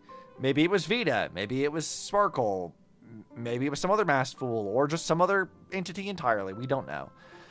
But we have that. That was already kind of weird at the very beginning of Star Rail. But then we have, like, the Impact 3rd crossover, which happens before Star Rail's events, where we know that Sparkle kidnapped his ass and drug him all the way to Earth. So, like, he's been off-world. And he just kept that to himself. Like how, and why? He's one of those, like, yeah, you're right. He is one of the most mysterious characters in the game. Because, like,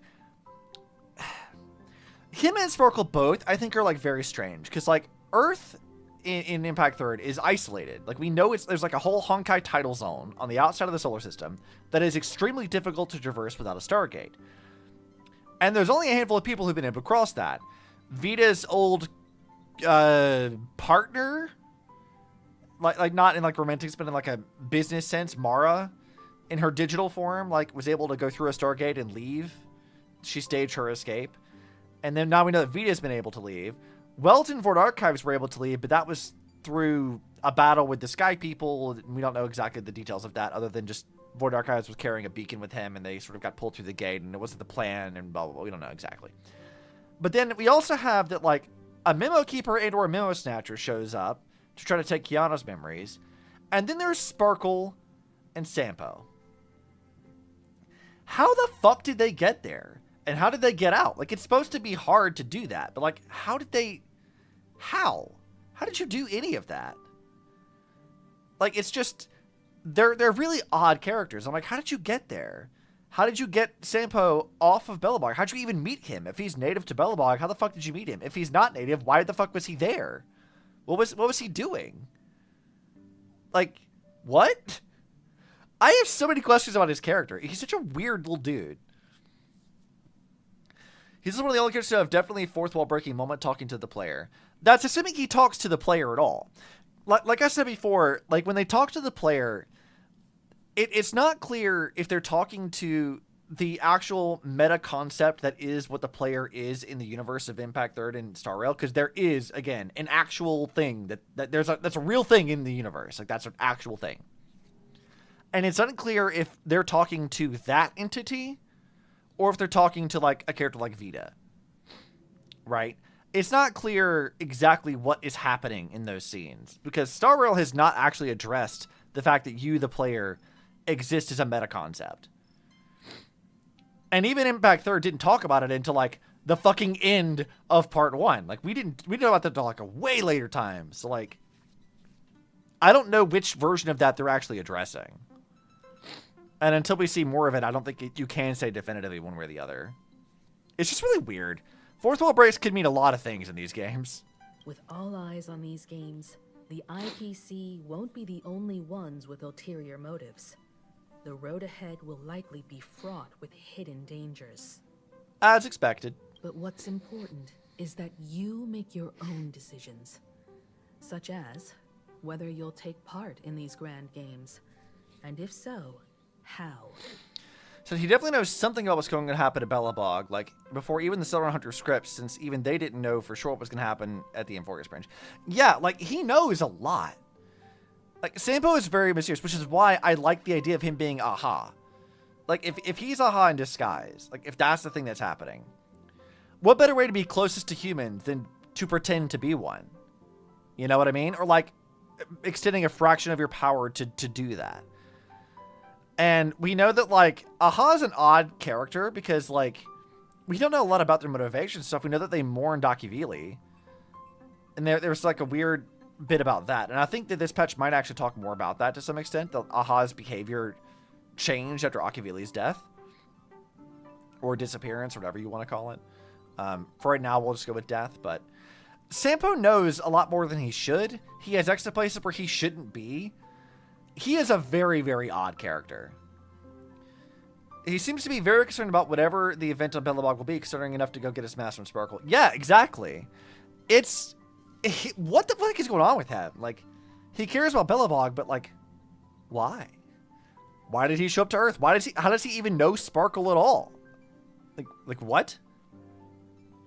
But if he's Aha in disguise, that makes make more sense. Or like a fraction of Aha's power, something like that. If he has access to like the knowledge that Eon would have, that would make a lot more sense. And if Sparkle is like, not really an emanator, but if she's like a favorite of the Elation, it would make sense why they would know each other by that means. Because then Eon's like, hey, you're funny. I'll keep you around. But like, I don't know, dude. Like, there's so many ways you could theorize about like his character. And I'm hoping that now that we're in the actual like, Elation planet, we'll get more about it. But I don't know. He's just a little weirdo. I have only one mission for you both. Explore and understand this world in your own way, as the place where the Trailblaze began anew, and my homeland. You might hear completely different versions of what I just said from others. Trust what you see with your own eyes, and believe in what you choose to believe. Okay. Belobog's so interesting. It is. You're pretty much returning to Belobog soon. There's so much more I want to do there. I'm expecting this length of time to be enough to have progress of the ice melting and covering more areas and things to find. That would be interesting. I think one of my big questions for Belobog is, like, it's such a specific thing. Why does Sealy have the powers that she does? Why can she do any of that? Impact 3 Sealy can do that because she was, like, partially quantized and spent, like, 10 years in the Sea of Quanta, right? She's, like, a sort of weird existence. And then now Veliona has that body and Sealy has a new body. So, like, that's the whole thing.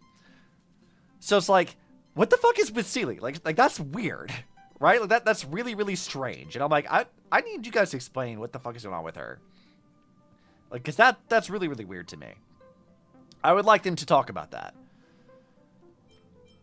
But I guess we'll have to wait and see. Like, maybe we'll do it, maybe not. I don't know. I'd like to talk about it though. It'd be fun. Whatever happens, I'm okay with it. I don't know about that. I think, are the Phantasmoon games really just games? That puzzles me too. The winner gets to share an Eon's authority. This can't be just a simple game, can it? I see you already have your own thoughts on this. In that case, everyone's got a mission to take care of now. Okay. Why don't you want us to do that, though? We were already going to run around and explore stuff anyway, Himiko. So, like, what do you want us to find? Welt and I are going to meet Pearl. We'll see what kind of surprise she has in store for us. Eureka 6 as a whole has a lot of lore and history to it, enough to make the planet feel super interesting, but having not delved nearly enough into it yet. Yeah, I'd agree. I'd agree with that.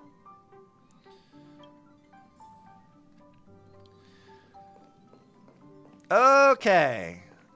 Pom Pom seems happy. Okay, before we go off and wander into things, I do need to take a quick bathroom break and to grab something to drink, because we're going to have a lot of yapping to do this stream. I'll be right back.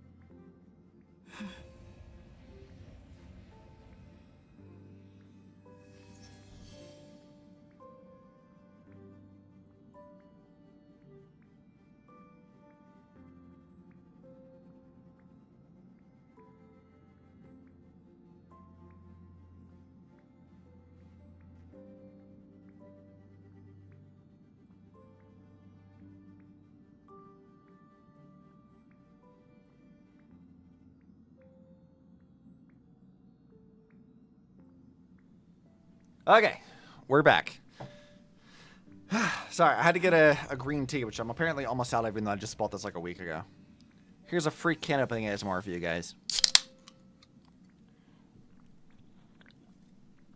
Now, nobody redeemed 3 of those, because I don't have any more, okay? The Astral Express has arrived. Welcome. Ah, now this is what I call a grand welcome. Let's get off the train. Yeah, and let's not get shot down again. Oh, right. After a few trailblazing expeditions, I've totally figured it out. Have you now, March? What have you figured? The first person we meet at every stop is somehow involved in some earth-shattering secret. Uh-huh. I mean, you know what that implies, though? The first person we met in Bellabog was Sampo. So, you know, that's a hint, hint, wink, wink from March and also Hoyo. So, when the door opens, keep your eyes peeled.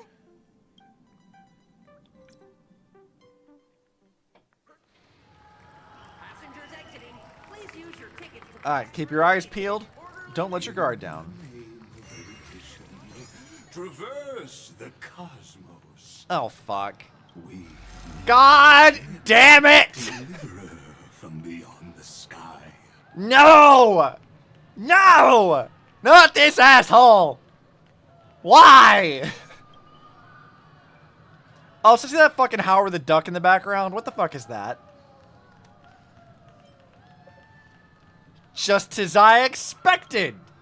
I am not the Theoros you know, but the masked fool, Xandar II Kuwabara. Uh-huh. This time, I choose to walk the path of elation, and I shall defeat Noose with my sense of humor. What the fuck? What is this? That's somehow both hilarious and infuriating. After all, I did say before. My latest dream is to join the Genius Hi, Society Sparkle. and play the role of a genius. So we talked about this a little bit in Discord, but like, we've met a few different masked fools now. Sparkle's the only one who does that. No one else is able to transform like this. Not that we've seen anyway. It's not to say that it's not possible, but like, she's the only one we've ever seen actually do that. Hey there, gray hair and darling March. Hi, you little terrorist. Sparkle? Ah, it was you all along? Why do you sound disappointed? Also, this music is funny. Surprised? Well, this time I'm here as Lane Arcadia's cultural advisor, specially appointed to be the tour director for the Express crew. I mean, she's the only one we've seen with special power at all, really. I mean, this is true. Like, I mean, Vita's powers are more so because she, like, stole Saw's authority as, like, whatever you want to call her, like, voice of the abyss or whatever Saw actually classifies as. The eyes of Bodhi. Or Bodhi? Is it Bodhi or Bodhi? I've never really known the pronunciation for that. It's like B-O-H... or B-O-D-H-I? Bodhi? Or Bodhi? I don't know. One of that! Her omniscience powers. But, like, that's not unique to her being a masked fool at all. Like, that's just, like, because Vita is Vita. But we don't know, like, what Sampo's powers are. Unless you count, like, his boss fight in Impact 3rd, where he can, like, summon cards and has a little fucking cowboy hat. Bodhi. Okay, yeah. That makes sense. That's how I think I've pronounced it before. And we had Giovanni, who we also have not seen his powers. He just makes games.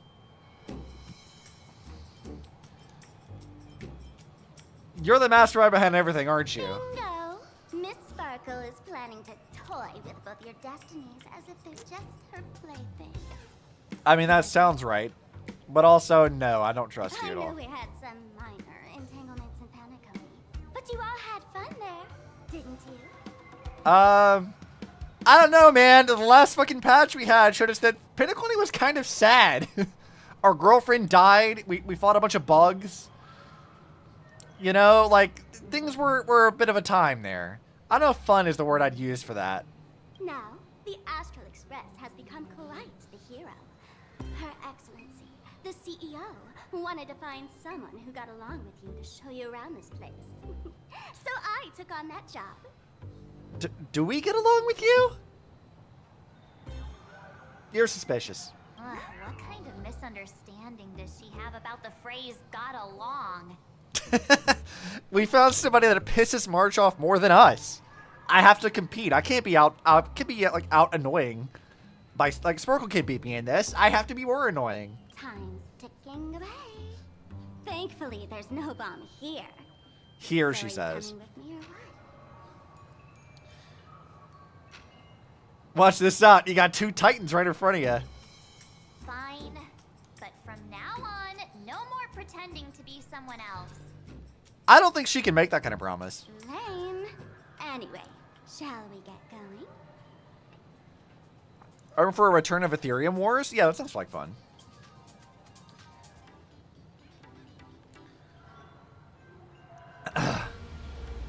What the fuck? Whoa! Yo, that is like way fucking fancier than our train. What? Alright, let's just look at some people here.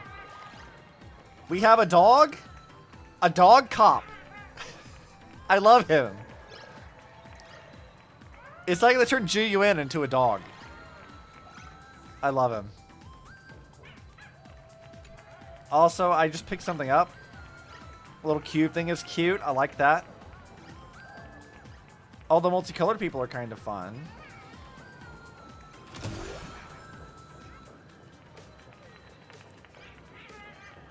Let's go run around. Little glow sticks for us. A ghost?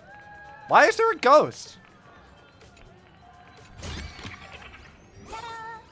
Copper bird. Yeah. Share them with me.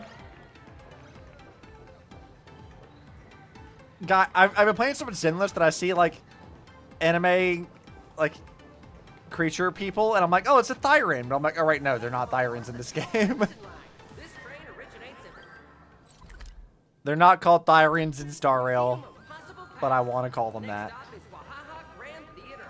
The train will depart shortly. Please mind the gap between the There's a big variety of NPCs in this, huh? The masked people are cool. Like, this girl, she's a cutie. I like this one. What's your new races here? Yeah, like, the little, like, Hulk-looking dudes, they're fun. This girl's, like, she's very cute. That's a good NPC design. Like, yeah, I'm down for that one. Who else we got? Streamer girls. Another cop. Okay. Another copper. They're like not Papeshis.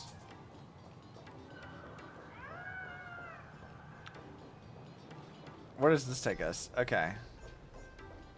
Welcome The Bullet Worm Express is cool. Aren't you gonna go check it out? Maybe. exiting. Please use your ticket. This a train? Looking sharp. Thanks for the compliment. What? Ugh. The train just spoke. The dragon train spoke to us. Before us stands not just a train, but a strangeling. What the fuck is a strangeling? The term strangeling is so outdated. Times have changed, dear guests. Please refer to the Fekine Protection Act. We prefer to be called imaginary. Huh. Ugh. So by the book. You really love those fancy scientific names from the IPC textbooks, huh? Fine. Have it your way. She sounds so annoyed that she can't say outdated terms. Sparkle, times have changed, girl. You can't say racist stuff anymore. This here is a species unique to plain Arcadia. An imaginae, or a being born from painting. That's kind of fun. An interplanar creature. Pretty sharp, aren't you? You caught on quick. Once upon a time, the artists here discovered that by sketching creatures from their imagination and giving them names, they could bring their creations into reality. So it's a whole planet that has Griseo's powers. Got it. This belief in things yet to exist is called wish power, and it sustains the existence of Ooh. imaginae. If you ask me, this power must be a blessing from the last. Ooh, that's interesting and also ominous. So, for those of you who do not know, the way that Vita's like backstory kind of works is that when she was still the representative for Saw, they would go from like bubble universe to bubble universe or planet to planet, and they would sort of like grant wishes in a sense, but like in doing so they were gathering energy until it hit like a critical point, and the planet was semi-destroyed that they could harvest energy for Star Jumper to be powered and for them to like, you know, build their own planet on the outskirts of the solar system.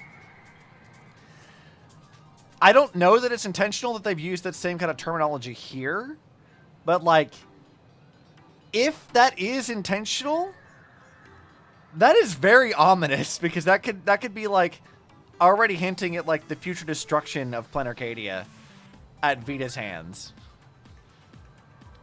which is a thing. Will she become that much of a threat by the end of this? Who knows? Will she even show up at all? Who knows? But she has a history of it. It is possible. Oops, got sidetracked. This here is the Bullet Worm Express, an imaginae in charge of transportation. You could say they're in the same line. You think of coincidence work or as when they we use similar discussed. terms? Sometimes it is. Like, this is the problem with how Hoyo does their storytelling is like occasionally things are just coincidences because they like to reuse concepts and ideas a lot, and those aren't necessarily always connected. Case in point, if you go play Genshin, you have Arlecchino, who has a few scenes where she looks like a Raven variant. She has a story that's similar to Raven, but she's not a Raven variant, right? She just reuses plot points. Or, in another way, you could look at Layla, who also reuses, like, the Silly Veliona kind of plot threads, but she's not a Silly variant, right? Hoyo loves doing that. And they have a history of being kind of bad about explaining some of their, like, broader cosmological concepts in clear and concise ways. And they kind of get a little bit more convoluted than they need to for that. So there's a little bit of like muddying of the waters there. So like, it is possible that is purely coincidental. But I want to draw attention to it in case it isn't coincidental. Also, it should be noted that like, this idea that this planet operates similarly to Griseo's power in like, she can paint things and then they become real when she gives it like a name. They never specified that was the reason why her paintings become real, but like that is how her powers more or less work. We also know that Vita and Saw co-opted that power specifically. And that was a whole part of part 1.5 was that they had like Griseo like locked away in like a stasis chamber. And a lot of like their Paradise Wardens and stuff, a lot of these things are like relevant. So whether or not they actually intended this to be the case, I think it's interesting and maybe important, but maybe not. We'll see. It's mostly intentional references, even though they aren't directly linked. Yeah, I mean, it's intentional, but whether or not it's intentional for you, the like viewer, to make that connection, or you, the player, to make that connection, is another matter entirely. They just reuse plot threads all the time. So it's like that's sort of like why the conversation about variance is so confusing, is because people see that and they don't really know how to like decide what's important and what isn't. Like, I saw a conversation on Twitter saying that Yao Guang was supposed to be a Vita variant. She's fucking not. I don't know anything about this, but I'm like, just because the girl is Elation and Peacock themed does not mean that she is a Vita variant. Like, I hate to break it to you guys, that's not the case. And also, they reference the Star Rail event in Impact 3rd, where Vita plays the role of a Shinjo general, but like, and the fact that the Genshin event did sort of spoil Inazuma ahead of time. But I also would make the case that like, Vita might have just been like filling in the role, because they also had Welt playing like the general of the Shinzo, so like, you can't take all these as literal things. But like, yeah, that kind of stuff, like reusing these plot threads and stuff, does, again, muddy the waters a bit and make things a bit confusing. And I think that's why that conversation is always kind of like a nightmare to navigate. Nero said she definitely was, that she's just really Vita coded. No, I'm not saying you specifically, Krail, did this. I was saying, like, I was on Twitter and I saw other people who saying that she definitely was. And that's definitely not correct. But saying she's Vita coded? I mean, I think I told this on stream maybe, but like, I watched her, like some of her trailers and stuff, and yes, she has like expressions and ways that she acts that do seem very much like Vita.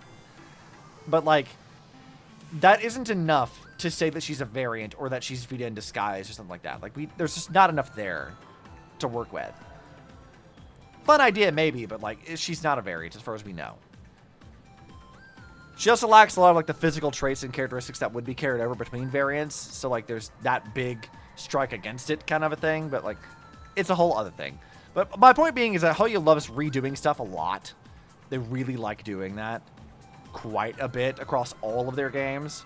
So sometimes it really is just coincidences. You gotta have to like take it on a case-by-case basis. So you two must be the Nameless from the Astral Express. The passengers in my stomach are always gossiping about you. I don't like you phrasing it that way. When you get a chance, hop aboard and give me a try. Let's see who's faster, me or the Astral Express. I'm not sure I feel with the wording of that. Thanks. We'll definitely do that when we get the chance. But, man, who would have thought that the Express here is actually a living being? An imagining. That's absolutely mind-blowing. You ain't seen nothing yet. Hello, everyone. Welcome to Duomension City. Okay. Holy smokes, there are cops at the station? Sparkle, don't tell me you're about to get arrested on the spot. Also, goddamn, Sparkle is short. Girl, why the fuck are you so tiny? Having heard about the Astral Express's visit, many citizens got up early just to catch a glimpse of the Nameless. If anyone acts out of line, please don't hesitate to call us. Okay. Cops, cheese it. Oh, gray hair and darling March. You're real celebrities now. Are we? Next up, I'm gonna show you even more mind-blowing stuff. So try not to faint. If you say so. Alright, let's go wander.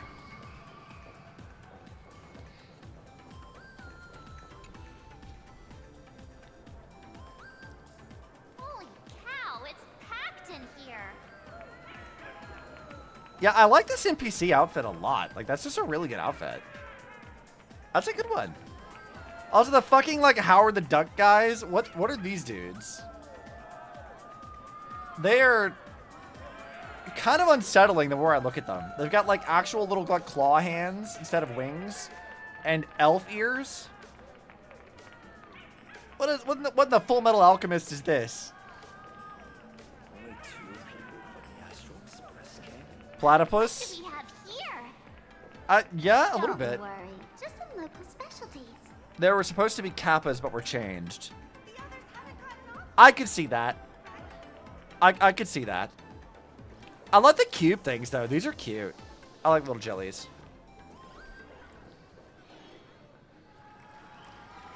Oh, God. That's so many people. That pink-haired girl! She's got this adorable little bunny vibe going on. Is she the inspiration for March Bunny? What? And that girl with the gray hair next to her is so dashing! She must be the baseball raccoon!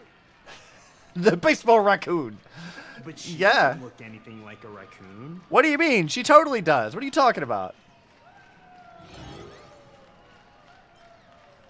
Come on, I'm adorable. Hey you! Yes you! Hurry up and say I'm cute. Also, they're letting her talk. Let's go. She spoke to us! Why, the laughter! This is the most amazing moment of my life! All right. This is a lot of people.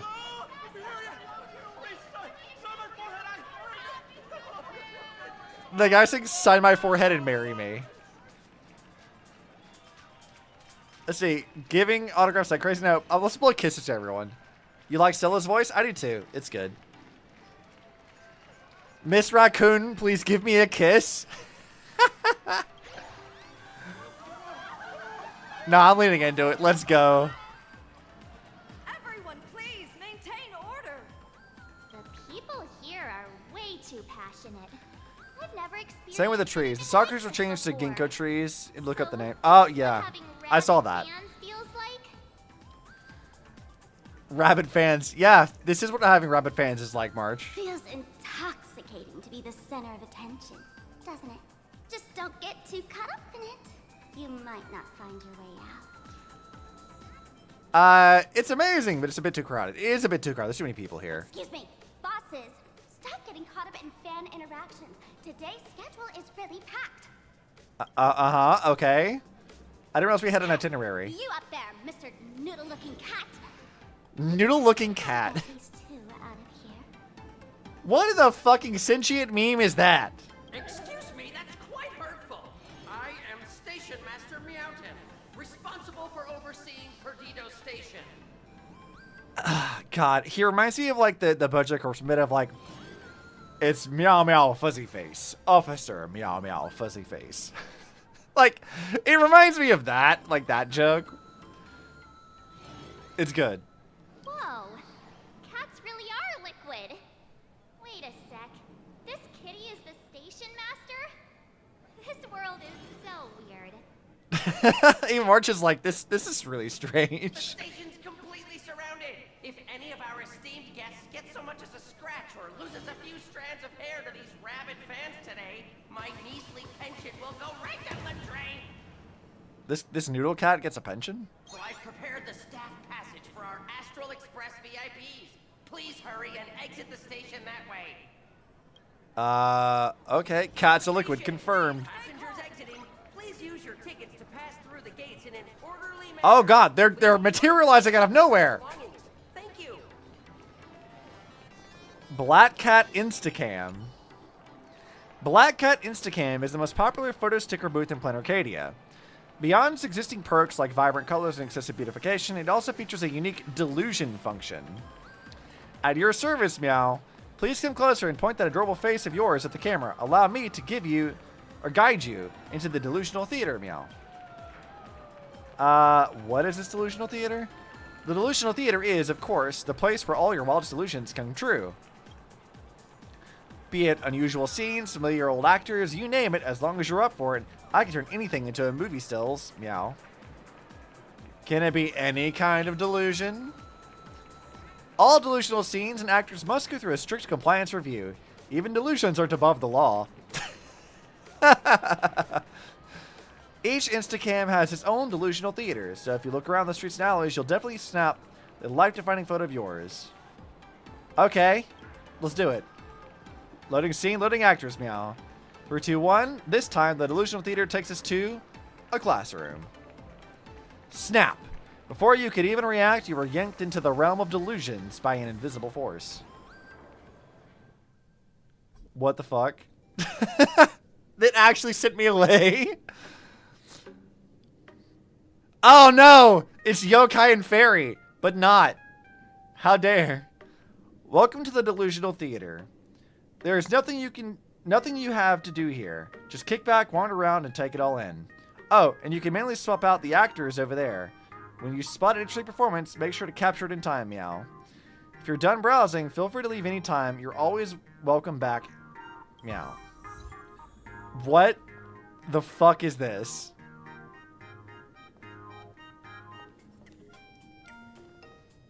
What? What the fuck is happening? Oh god, it follows you. Oh, I hate that. Oh, I hate that. Oh, I don't like that at all. Okay, a group that catches our eyes. Okay, let's go. Let's do Welt, March, and Dan Hong. Let's do that one. After a flash of blinding light, a group of familiar figures appears before you. Do you have anything you don't understand about this question? Teacher, March still doesn't get it. Nonsense, I understand this question. Well then, let's hear it from March. I understand the question, not the answer. Sure. Let's go ahead and take that picture.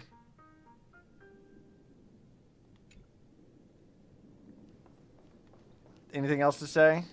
No, they don't. Okay, let's swap into another one. Let's do Anaxa, Castrus, and Finan. Alright, what does this one do? Teacher, do you have any suggestions? Teacher, please don't talk about Dromuses. You can only trust in alchemy. Does that mean alchemy is very practical? Or practical? You know that family will betray you. You know, whatever. You mean to say alchemy won't? I couldn't read all that. Alchemy is but a tool. You either know it or you don't.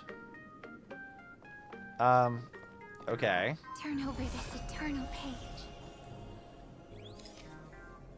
Oh, I didn't mean to, like, make this very pretty. But it's fine.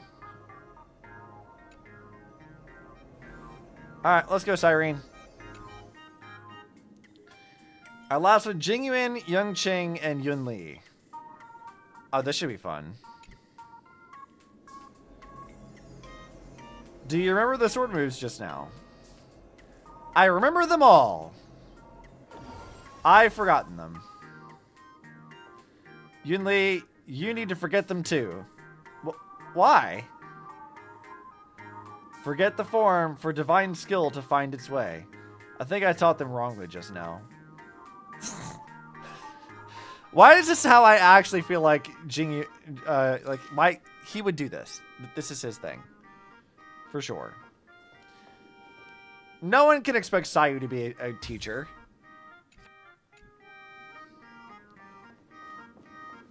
That is ridiculous. I love that. Cannot be open in current state. What does that mean?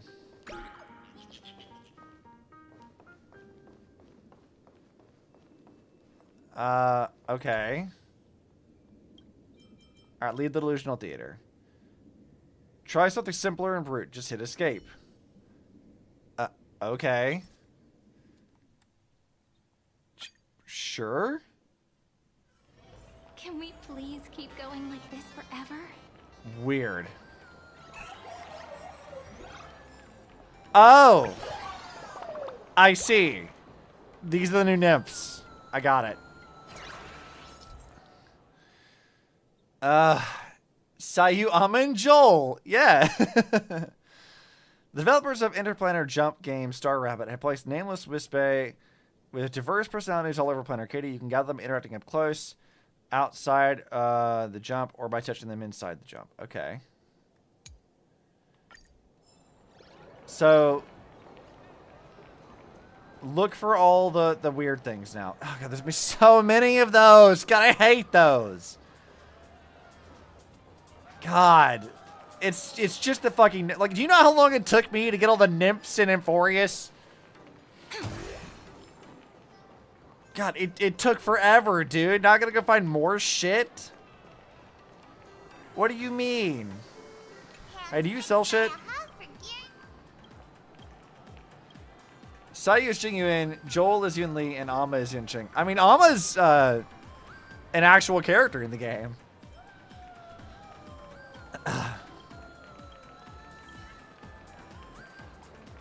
But Joel being Yun Li is funny. That's an amusing image in my head. Alright, I guess we gotta look out for the little square dudes, wherever they are. Fucking error messages. I love that. Oh, here's one. Yep, I don't really care about what you have to say. Just get into my pocket.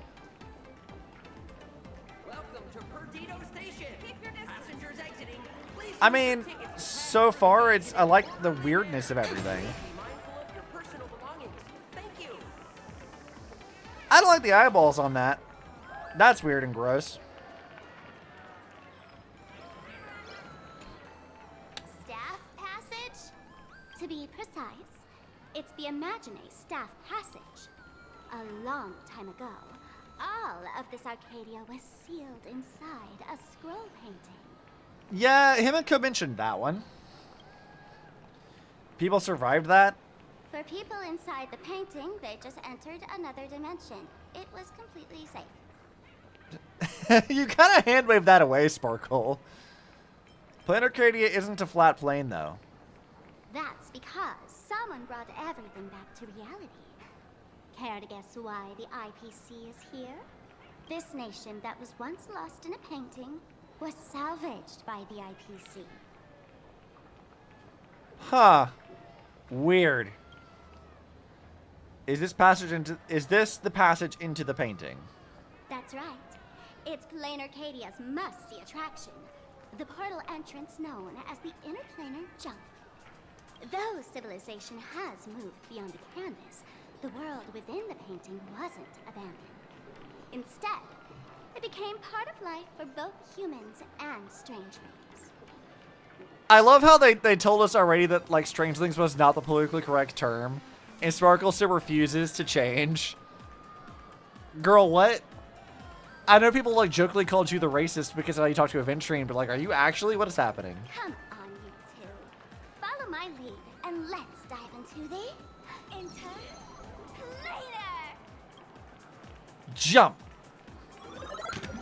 Sure, why not? How did Oh. I turn into Pom-Pom? Oh, wait. On closer inspection, you don't look exactly like Pom-Pom. We actually became a fucking Maybe raccoon. This is what the Trailblaze looks like to the people here.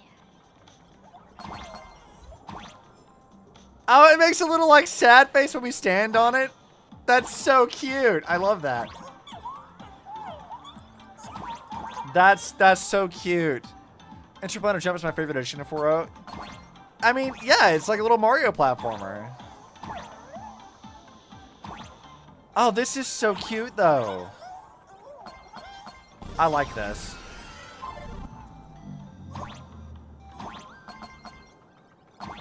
Yeah, I like this already. This is cute. What happens if I get all the coins? Pix coins.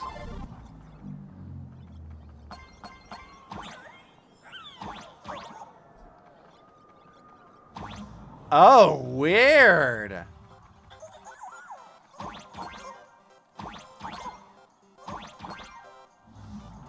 That's so trippy. I like it. I can jump so... They're letting Stella talk. Dude, I love that. Listen, the music changed.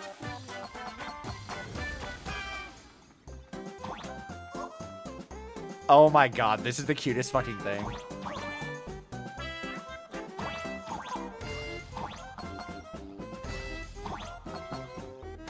This is adorable.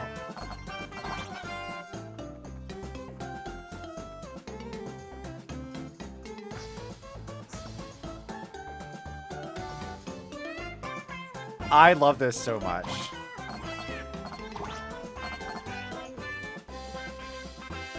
Oh my god, I'm so happy.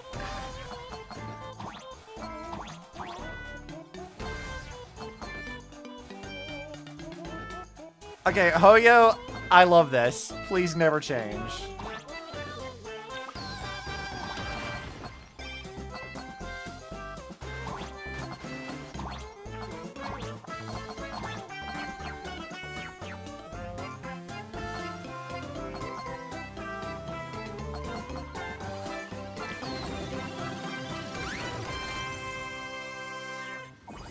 That is the fucking best.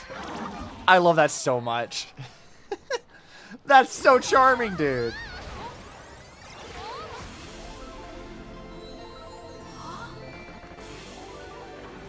What, that us? Yo.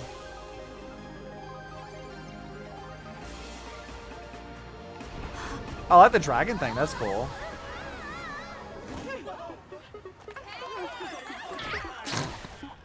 Lamal. Get wrecked.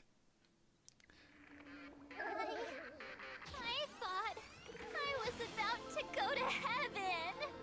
They finally let the Trailblazer jump, but they had to dress up as Pom-Pom first. True, true.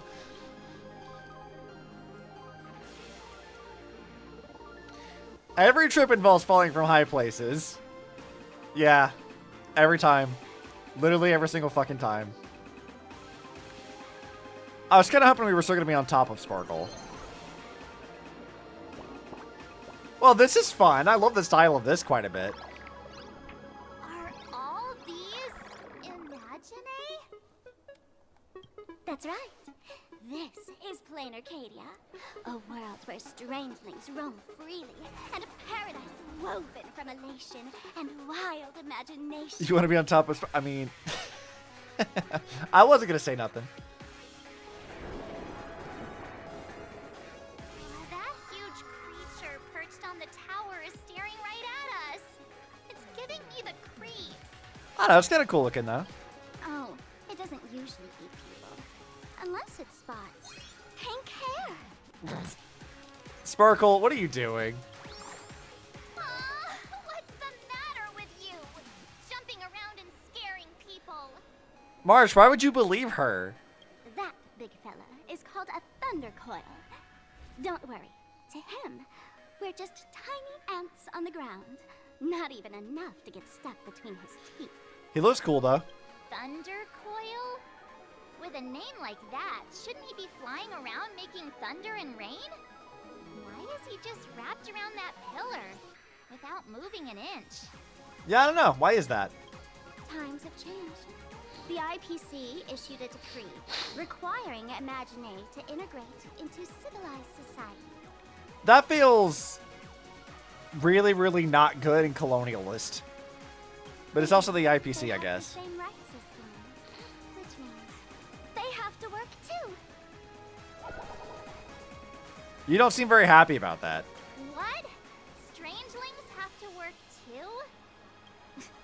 That's life under IPC management. Who'd dare deny an Imagine their right to work? Now, the Thunder... I love that we have our own, like, advertisement. That's great. Ensuring users worldwide can watch the station's broadcasts without interruption. Boring live streams, lame prank shows, and... Oh, and there's the big news about the Express arriving. Yeah, look at how cool we look. We look way cooler than we actually are. We're like a dumbass.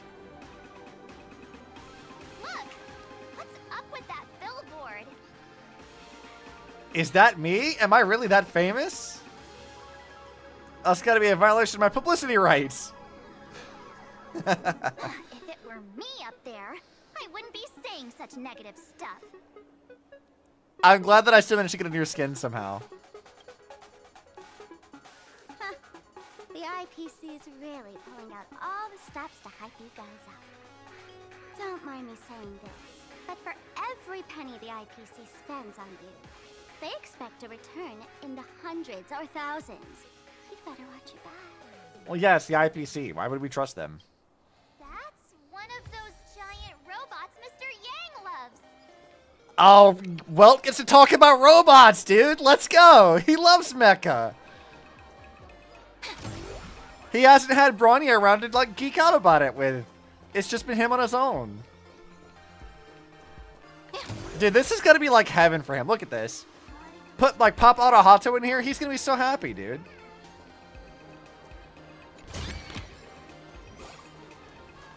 Is this the fucking initial D car? It is, isn't it? That's the fucking initial D car. It even has to pop up and down headlights. What the fuck? This place really is just internet memes, isn't it? Alright, excuse me, guys. Photo booth looks a lot like my camera. It's a Black Cat Instacam. Wanna check it out? I mean, I already kind of did. There needs to be a minigame. Fight between Autohato and Star Traveler. I mean, there was in the Impact 3rd Star Wars crossover.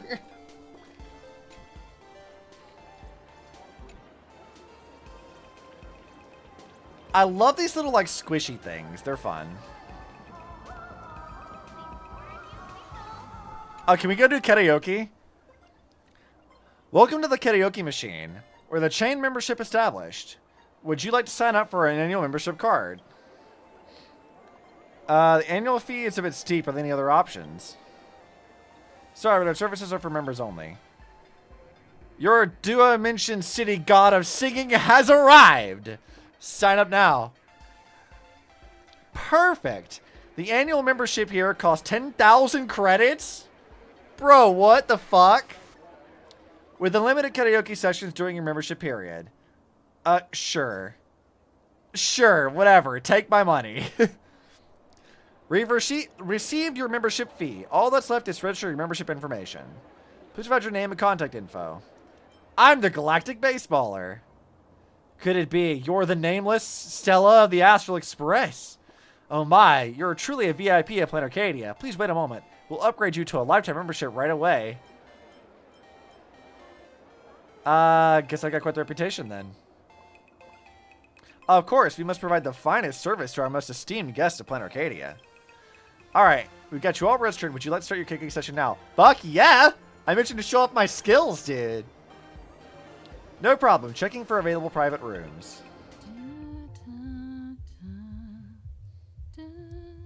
What a performance. Such joy. What does the karaoke room feel a bit too loud? You can barely hear your own voice. Nothing but a low hum resonating in your skull. A faint presence your throat finds through bone conduction. What about your ears? All your ears get is a blast of those explosive, pounding hit songs. Now that's what they call karaoke. So next you're planning to... ridiculous! How can the backup vocals be louder than my singing? If the backing track is louder than you, then how come you can hear those top-tier vocals crystal clear? Maybe a quantitative change in volume can lead to a qualitative leap. If you sing loud enough, all those refined techniques will naturally flow back into your heart. As you get into the groove, you notice you are different from before. Your casual pauses are like practice techniques from a recording studio. Your ability to switch between chest and head voice, your control over high and low notes, and even your timbre, you can change it at will for different songs. The god of music has descended. The satisfaction of mastering all music genres and techniques culminates in this very moment. So this is true mastery. Later, when you leave the karaoke room, you make 2 discoveries. All the songs have been set to original voice, and your mic has given out the entire time. Guess this is what they call soundless satisfaction. That's hilarious.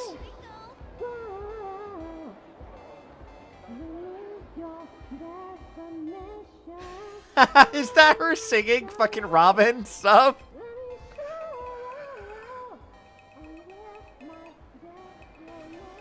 Oh, I love that. That's so funny. There are a ton of these? Keep listening. Okay.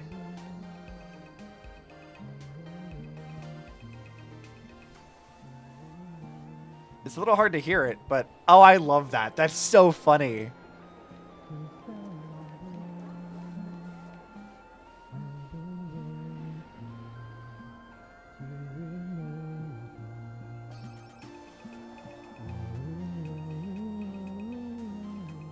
Oh, they're singing the like theme song of Star Rail that was at the beginning. I can't remember the name of it right now. Bunch of them with male and female voices. That's so fun. I wonder if they would like, because earlier when they had like Stella in the Bath, she would sing like Impact Third songs as well. I wonder if they'll put some of those in here. Because I really hope so. Like, having them sing, like, Poi Poi and stuff is, like, great and all, but, like, having them sing stuff from Impact Third would also be fantastic. I wonder if somebody is, like, I mean, it's only been out, like, a week, right? But I wonder if anybody has made, like, a list of all the songs that you can hear people sing. Because that's actually great. They're linked to the BGM. Sag. That is really fun. I'm going to have to come back to that later. Because that's ridiculous. What's with the fucking Sag emoji thing? I love that. Oh, we can go down here. Okay, let's see what else we got. Oh, look, a little thing. You shall not pass is what the thing was called. Fun. Oh, God. Finding those things is going to suck, dude. There's going to be so many of them. Also, I keep pressing, like, X to sprint because Zenless is training me to do that. Director Sparkle?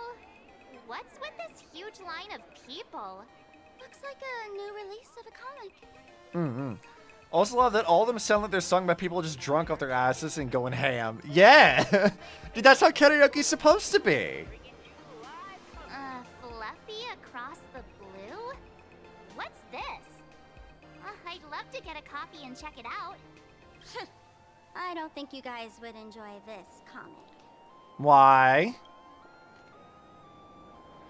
Don't tell me what I'd like, Sparkle. I read a lot of shit. Okay? I have read all kinds of stuff. If you find any treasures, please share them with me. Let's see, what else we got around here? The guy's, like, praying to things. They're praying for romance at the cat shrine. Okay. Sure. Brand new extra strong Pure Point coffee. Oh, I could go for some coffee. Yo, look at this thing. It's a fucking maid cafe, but for Gundams. Dude, that's sick. Welcome to Lovey Dovey Cafe. I'm MD788, the Mechatron server here, but you can call me Octix. What services can I provide for you? What do you have here? Since you asked, anything goes, of course. I mean, drinks-wise. Do people want to fuck the robot? To provide everyone who visits our shop with the most attentive service and the most delicious coffee, that's the vision of Lovey Dovey Cafe. There are over 50 flavors you can try, including Glug Glug O Fuel, not G Fuel, and not Nitro Fuel, the viral Fusion Rainbow Soul Glad, and Sweet Love Magic Cup is the #1 must drink on the street. I won't drink anything but mung bean soda. Gross. That just sounds gross. Chest be in front of you during dialogue. Oh, yeah, I saw that. It was very distracting. I was like, I saw the shinies. Any drink you desire, we can make it for you. As the server, I offer all kinds of services. For example, after serving your meal, I will cast a thump-thump, heart-throbbing spell, making every sip of your coffee filled with pure bliss. Is this the fucking Moe Moe Kyun thing? I do have some questions. Are you always as full of energy? Of course, providing most attentive service to you is what makes me the happiest. But sometimes I feel a bit down. After all, humans are really hard to understand. Despite working diligently every day without making mistakes, I still couldn't make every customer happy. I even messed up and spilled coffee on myself, which would always attract sympathetic glances. Later, I learned from the customers that making the occasional mistake isn't necessarily a flaw, but actually kind of endearing. Humans are so hard to figure out. How's business these days? Well, it depends on whether it's peak season or off season. During the recent Fantastic Moon games, I've been super busy. I've collected way more wish power than usual. If it were actual gold coins, I'd be jingling with every step. But most of the time, my wish power isn't enough to sustain life. For us Mechatrons, if this continues, we'll slowly turn into 2D blueprints. But I came up with a brilliant solution. Whenever I run low on wish power, I voluntarily break down into a pile of parts lying on the ground in front of the coffee shop. No Mechatron enthusiast passing by would turn down a chance to build from scratch. That's fucking amazing. While they were assembling my body, they already provided me with enough wish power. Plus, these customers will bring in extra income for the coffee shop, so we're killing two birds with one stone. The only thing that got me feeling down is somehow this scheme is bringing in more customers than when I was actually working. Being able to serve more customers also makes me really happy. That is fucking hilarious. What customer services do you offer here? Octus's customer service includes emotional calibrations, hybrid circuitry activation, heavy industrial ASMR. What? Heavy industrial ASMR. What the fuck does that mean? Is that like when Pending does ASMR and he's like really into the mic? Cognitive load buffering, divination predictions, future fluctuations, and assorted fortunes. Some customers would spend a few system hours carefully examining the parts of my body. I really don't get what's so interesting about that. But as long as you like it, then it's all good. Alright then. Goodbye, friend. My love magic will always be with you. Yeah? You don't say. Man, this place is fucking wild already. I also love that all of them sound like they're sung by people who drink. Yeah, I read that earlier. Oh, hold on. There's a thing here. It's a phone booth. Should you answer it? You have a bad feeling with this. Yes. The phone booth that keeps ringing. Should answer. Yes. Hello? Hey, hello there. This is Miss Mary speaking. Why'd you toss me out like that? I'm definitely gonna come find you. You're Mary, but who is Mary? How cruel. You don't even remember the name of your favorite doll. Let me help you remember. When you were little, I was your favorite doll, but you grew up and heartlessly left me in the closet. Then you moved away, leaving me behind, and even tossing me into a trash can like some worthless rag. Right now, I'm in the trash can, and I'm definitely coming to find you. The call's been cut off. Phone booth is locked. Could I have actually stumbled upon one of Planet Arcadia's urban myths? The phone rings again. Answer it, obviously.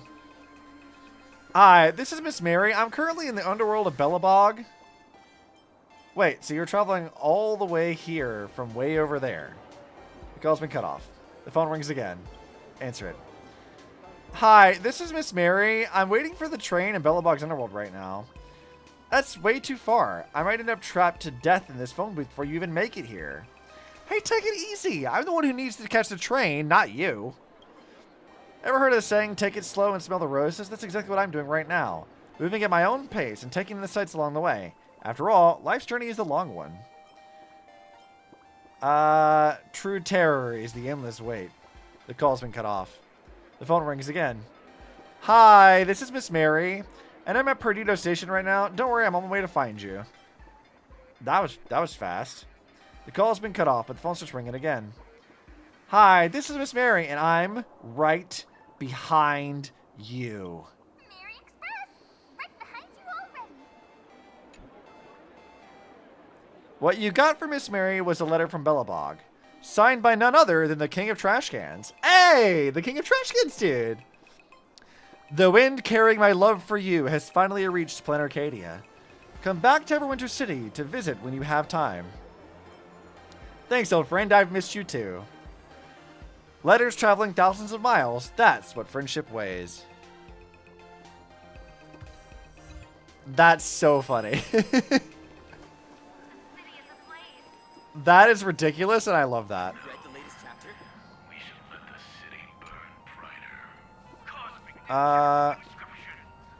Okay, what do you sell? Oh, he sells all kinds of stuff. Okay. I guess I'll just buy all of this. I have no idea what these do.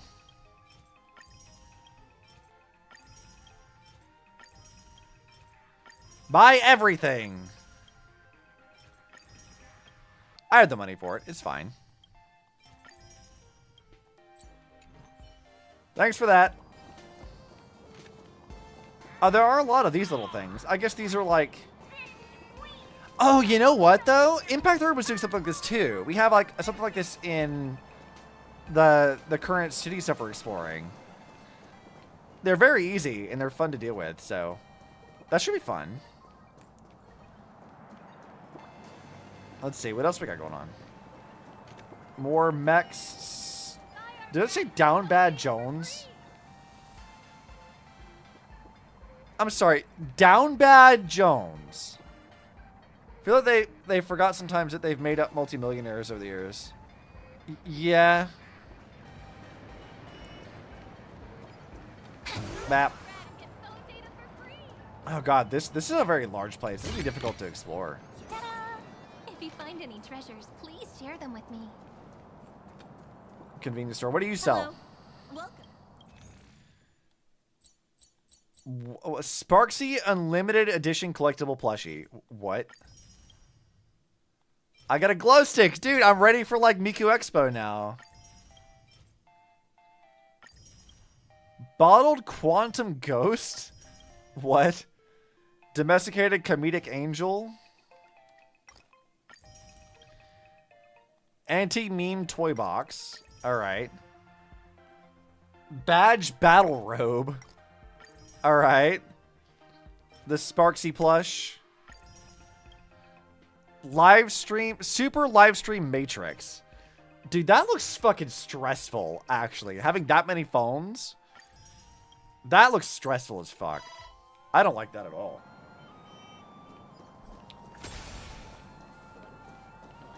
This place is massive, dude. How the fuck am I supposed to, like, find anything? There's so many, like, nooks and crannies and shit. Where might those lovely stellar jades be hiding? Cyrene, you can't, like, joke about finding stellar jades. I need more. If you find any treasures, please share them with me. Wait, is this, like... Surely this is, like, the edge of this map area. This can't continue all the way over here, right?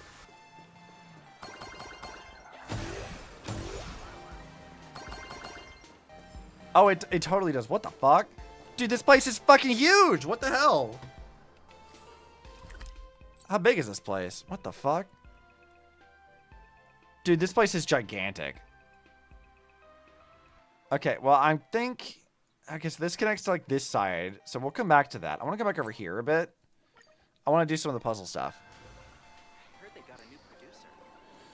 Okay, now where was that... Where was that thing we saw? It was, like, over here, right? Are you some kind of critter? Why do you keep diving into every pipe you see? Don't you worry about it, Sparkle. I do whatever the fuck I want.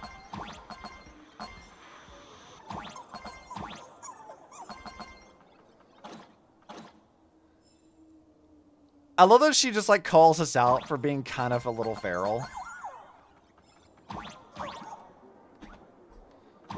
Okay, there is, like, a roof to that.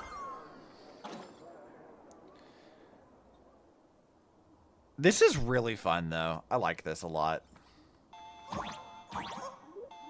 Okay, we can't get up there yet.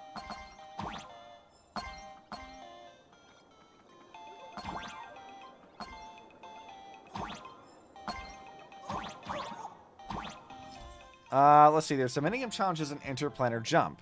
Complete them to earn rewards.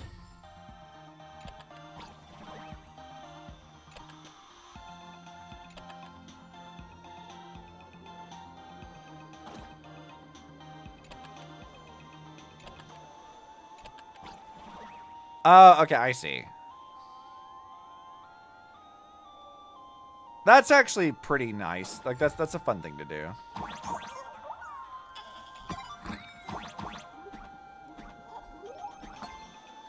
Thanks for that.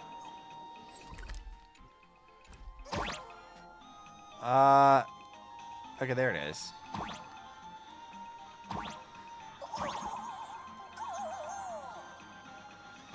This is really fun in its own like little silly way. It's very cute. I like this a lot more than like the like goat puzzle things from Amphorius. I like that a lot more than that. Have I missed anything else? There was a shop over here. Did I go to this already? Did I buy everything? Convenience store staff. Welcome. Yeah, I bought everything from here. Let's see. Can we go up here? No.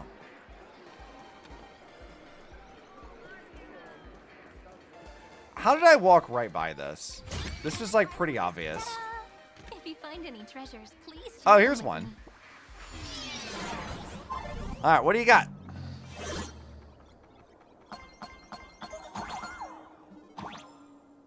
Okay, I just gotta hang onto the wall. That's fine.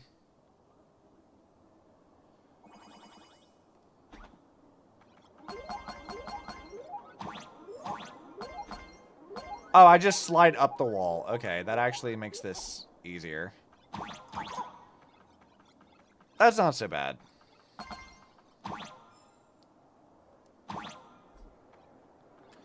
Alright, I'll just ride this. This is fine. Whoa! What do the green ones do? Wait, what does the green thing do?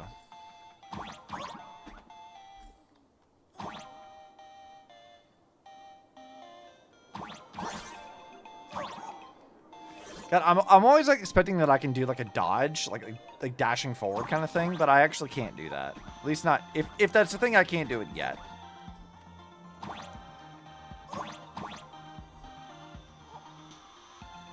Oh, they respawn. Okay, noted.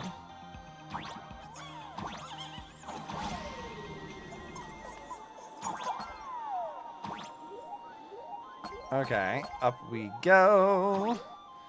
Climbing my own billboard is kind of fun.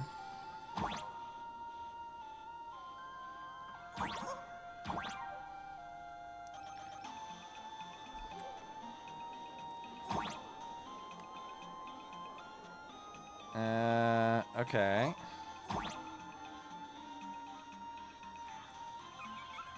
I love the like variation in like art style. Like that's pretty fun.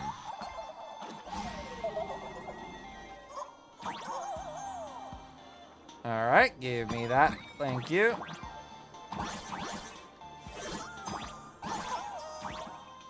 Oh, it's like an extra jump. I got you.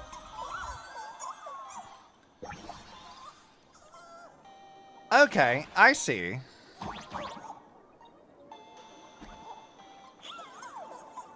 Anything else here?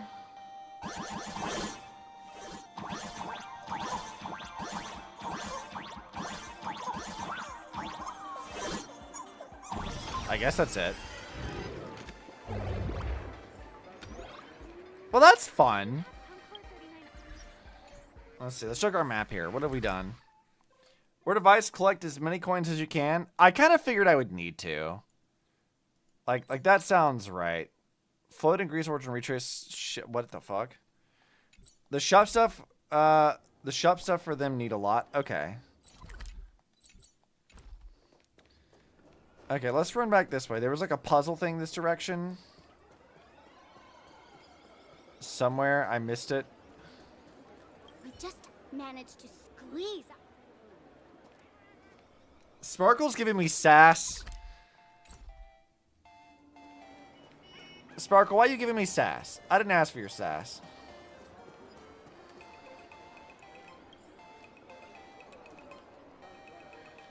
Let's see. How do I open a map on controller? There it is. Okay, well, we can go over here now. Yum Yum Alley. Alright, well, let's... Oh, I can shoot those things down. That's fun.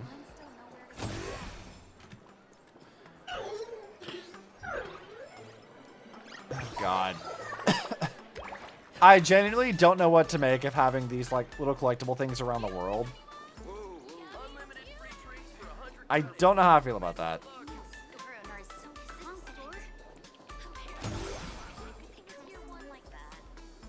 I do like how colorful everything is. Like this is decidedly like a lot more colorful and fun.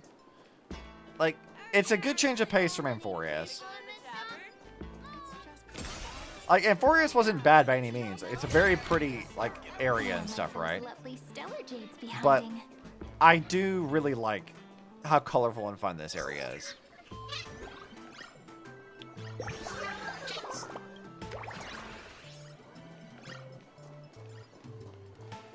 I don't think I'd want to live here.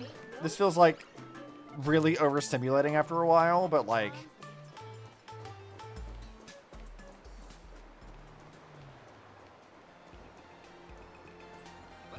Let's see. Bam. Bam.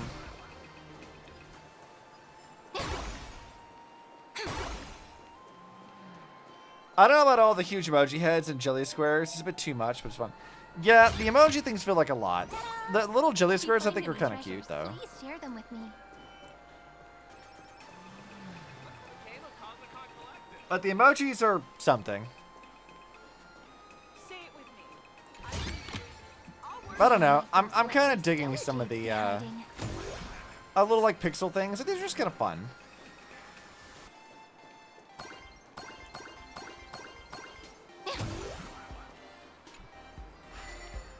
All right, now what does this do? Oh God, what the fuck?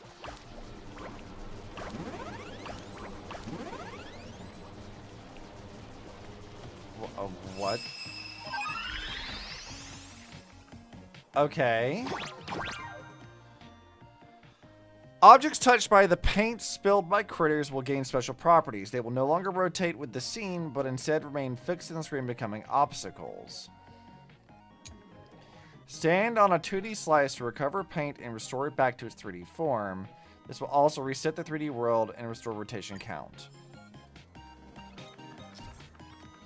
Interacting with windmills to restore rotation count and reset the 3D world.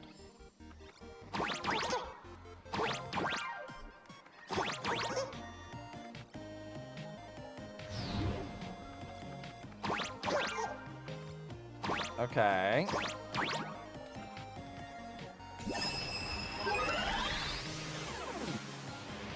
So we're just like reclaiming paint from different areas, kind of a thing. Oh, I can still jump on that. That's good.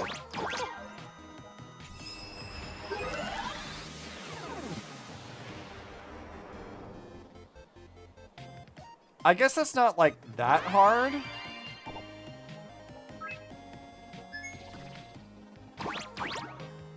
Okay. Find the things that are the wrong color and collect them. Got it. I can do that. What a haul. Take it. Treat them as our treasures. Cyrene, you're too nice, girl.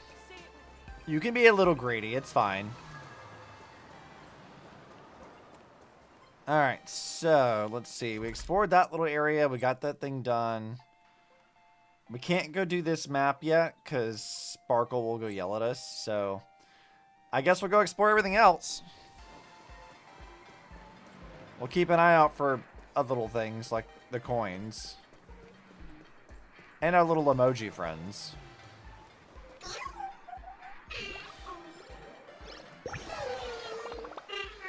The moon I find to be somewhat disconcerting, honestly. Like, if I was, like, on a planet and I saw the moon fucking doing that to me, that's mildly upsetting. Just a little bit. Ta-da! If you find any treasures, please share them with me. Fuck. The fucking rocket stuck in his head? Yeah, that's like a film reference. Like, that's like an old, like, classic film thing. It's like a very, like, famous thing. I don't remember exactly what movie it's from, but I recognize the motif. You guys are blocking my path.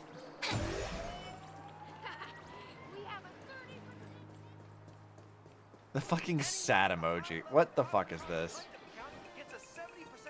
I like the graffiti though. That's fun.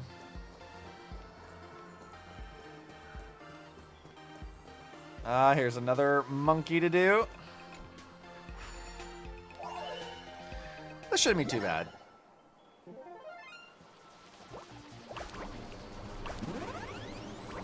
Oh god.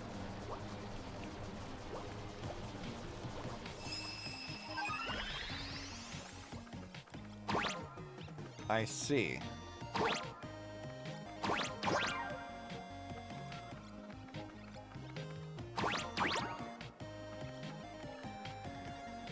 I guess we'll see this.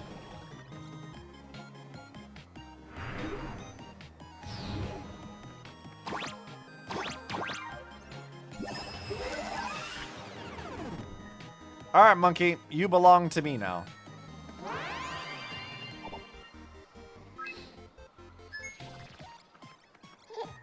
I do love that we become like a little like pom-pom raccoon. Please, can we like get this as an actual outfit for pom-pom later, because I need that. Please and thank you. Where might those lovely stellar jades be hiding? Let's see. What else we got hidden around here? Ta-da! If you find any treasures, please share them with me. What the fuck? A nameless suspect guide is stationed near the Star Rabbit game console. If there are undiscovered nameless suspect in the area. Oh, okay. So that's how to find the little squares. Got you.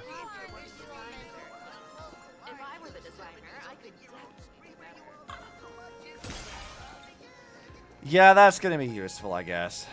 Because finding those fucking... I've got to be on top of that, because I don't want to have, like, another one from, like, Amphorius where I have to go through, like, 17 different fucking levels to collect all them damn things.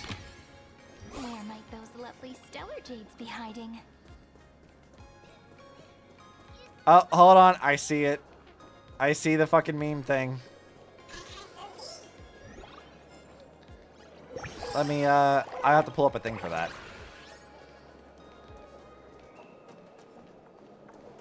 Let's see.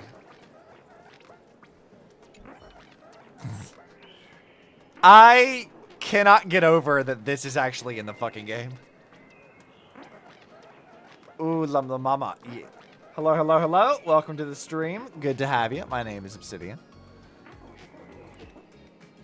So I have something I need to pull up for this. You guys you should already know, if you've spent any amount of time on the internet, you'll know exactly what I'm about to pull up. Let me go to my watch history, because it's definitely in there somewhere. Where is it? It would be this. Here you go. Here we go.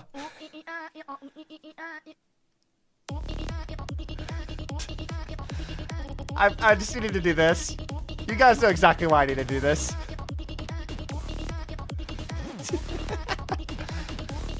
I'm still gonna put this in here, but still. This is very loud. Let me turn that down a bit. There are others I could have picked up. Have I got the new 5-star? No, I have not. But we might do some pulls for her. I had this like pulled up and ready. Like I was ready for this. I saw it on TikTok. I was like, I have to reference this.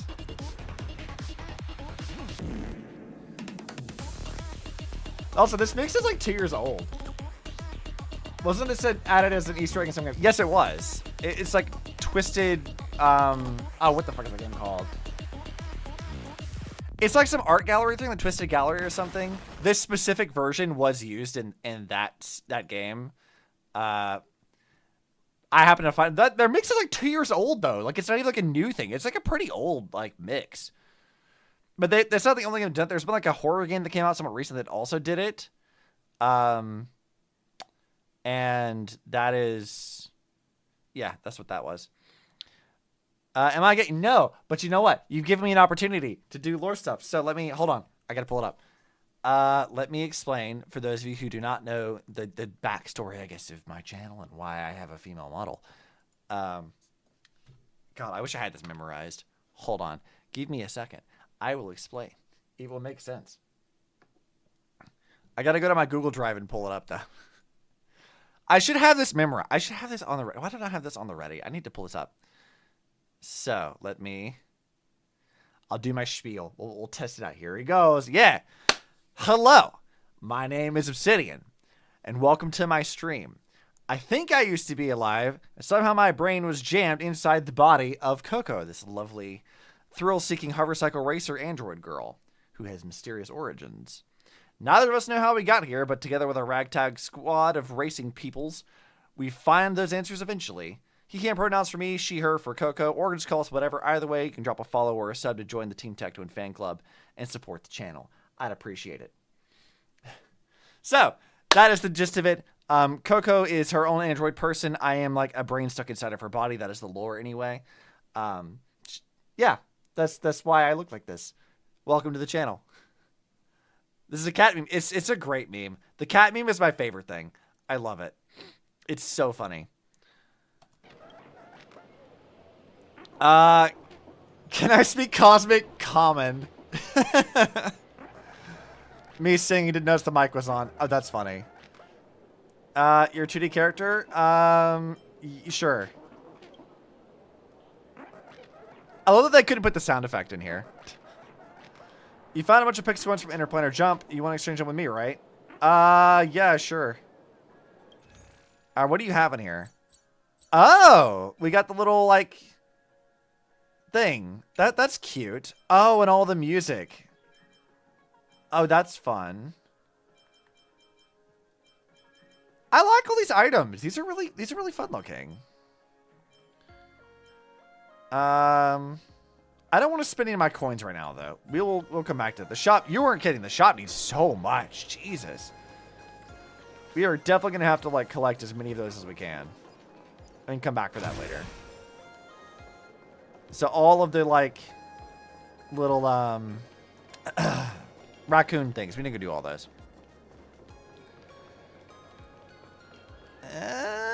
Okay. Onwards. Actually, speaking of doing polls, how many polls do I have right now? Used 30,000 credits already. Damn. How many polls do I have right now? I don't think I have enough to get her right now. I also need to build Sparkle, which is going to be a pain in the ass. I should have got Sparkle originally, but I just didn't have any, like... I didn't have any real, like, feelings towards her when she came out initially. But now I'm like, I kind of need her for a lot of other stuff, so... You know, it is what it is. Oh god, there's so many of these. Go away. Shoot, I don't like pings. Let's go check our stuff here. How many we got? I got a lot of stuff. I mean, I got 60 polls. We can do a 10 poll. Let's go. We got nothing. This is new. Oh, weird. I find like Aha's face in the background that's been kind of creepy. You get the mask of the mask pool. I'm sure I don't have anything. I literally just like started the patch today. Let's do another 10 poll. Let's see what we got. Oh shit. There we go. So yeah, to answer your question, we do have the new 5-star. Well, there we go. Fuck you. I'm so sorry, Krail. I'm so sorry. I'm so sorry. Immediately. What the fuck even? I guess I probably would need her, because I don't think I'm gonna have much in the way of like things to do here, right? Not a whole lot here. Let's do it again. No. No, I got Siren again. Wow, I'm getting a lot of Astas. I hate everything. I'm so sorry. I wasn't even really sure if I was going to pull for her either. Like, that just adds, like, salt to the wound. I'm so sorry. I know that stings. I still don't have enough for that. I need to get that one. Let's get these two. I need to have that done with. All right, we should have enough for one more 10 pull. Let's see. Will I get her light cone on this 10 pull? Nope. Okay, well, if we get more 10 pulls, we'll see what we can do. I don't know if I'm, like, close to the 50-50 on there or not. There we go. Now we got her. Fantastic. Can I level you at all, or am I going to, like, immediately run out of stuff for this? What do you sound like, actually? Do not be troubled by waxing or waning. Huh. Okay. You like to see my account? I mean, it's fine. We're not worried about adding people right now. Do not be troubled by waxing or waning. That is not what I thought her voice would sound like. Well, I guess I have, like, universal materials to add. That's good. Do not be troubled by waxing or waning. Yeah, I gathered. Don't be troubled by waxing or waning. Figured. Insufficient vouchers. Damn. I got no vouchers. Unfortunate. But hey, she's up to level 60 now, so she's up there with Sparkle. That's helpful. We'll see if we get her light cone later, and then I'll have to go build her at some point. Pull up your pull history. I bet it's cannot be as abysmal as mine usually is. I am never lucky. You guys have seen my pull streams. You know. You know my pulls are bad. StarRail is so fucking mean to me. Like, my Zenless luck is so much better. Like, I wish that my luck in StarRail was good, but it's generally terrible. Oh, you can just buy that directly? Okay. I do like this. I do like this. I have an emote with this. On Twitch, we have an emote with that one, which is fun. All right, I never did get Firefly's outfit. I forgot about that. I guess we can get one more of those. Have that in the ready.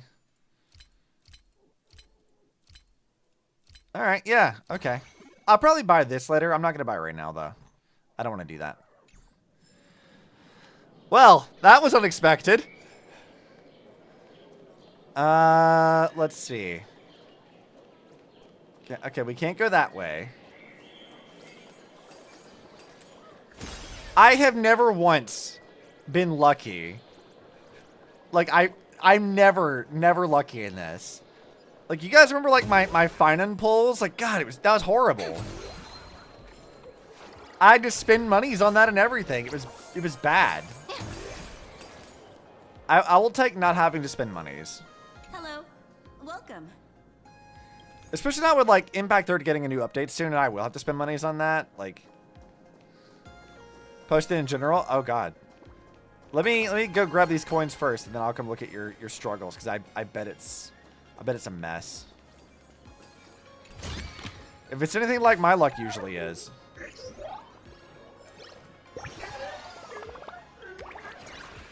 Okay, let me pull up your stuff. I'll pull it up on my phone so we can stop music in the background.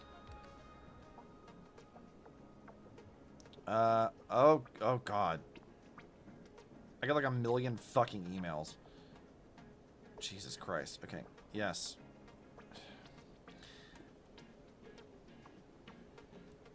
Okay, there we go. Let's pull up my general chat. Midtown. Oh, God. My poor dude. Oh, that sucks. Oh, that sucks so bad. I feel that. Oh, that hurts me. Oh, the 82 on Cyrene? God, ow. Dude, you have my sympathies. Jesus. You know why you get Jaguar on your to draw? I'm lucky because it's your birthday. Oh, well, happy birthday, first of all. But... yeah, good luck, because I never have good luck with my pulls. It's so abysmally bad. Like, it is a crime how bad my luck usually is. Hey, you guys are kind of blocking the thing. Well, I think we got everything else back here. I'm not seeing anything else. Did we find anything else around here? Now then, let's grab this one. Where might those lovely stellar jades be hiding? Oh, they're telling me no. I see the raccoon thing and it says no. So rude. It's probably because they want me to actually go do like other stuff, like the actual proper plot. Which I suppose should probably be our focus on stream.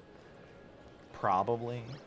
But I like to wander. It's a whole new planet. We have stuff to see and do. It's okay. I love the trees. I really like that. The weird like tonal things here. Oh, I like that a lot. That's really fun. Let's see. Nope, nothing over here. Let's see. What does our map look like? Did we find everything? Well, mostly. You're like 50 pulls into Black Swan 2, by the way. Finally have a usable DOT team.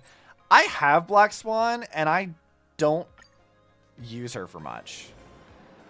It's one of those, like, I know that I should, but I haven't really gotten around to, like, building her. Because, like, I'll be honest with you guys, like, I'm sort of at a point with Star Rail where I'm really only playing when I'm on stream. I'm not really doing much outside of that. Like, I did a little bit, like, I did the Chimera event, which needed to happen, but, like, I generally am just not keen on, like, doing much with Star Rail off stream. Like, Zenless and Impact 3rd, yeah, I'll be playing those, like, all day. But, like, I'm not doing that with Star Rail as much.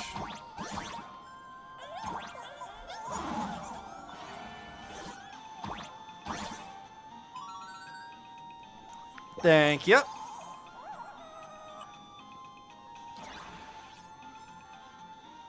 What do we got? Oh, God. Spiky things. Oh, Jesus. Well, this is an issue.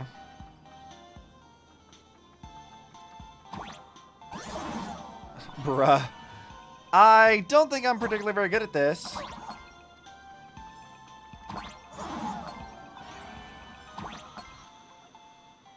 Okay, let me grab that one.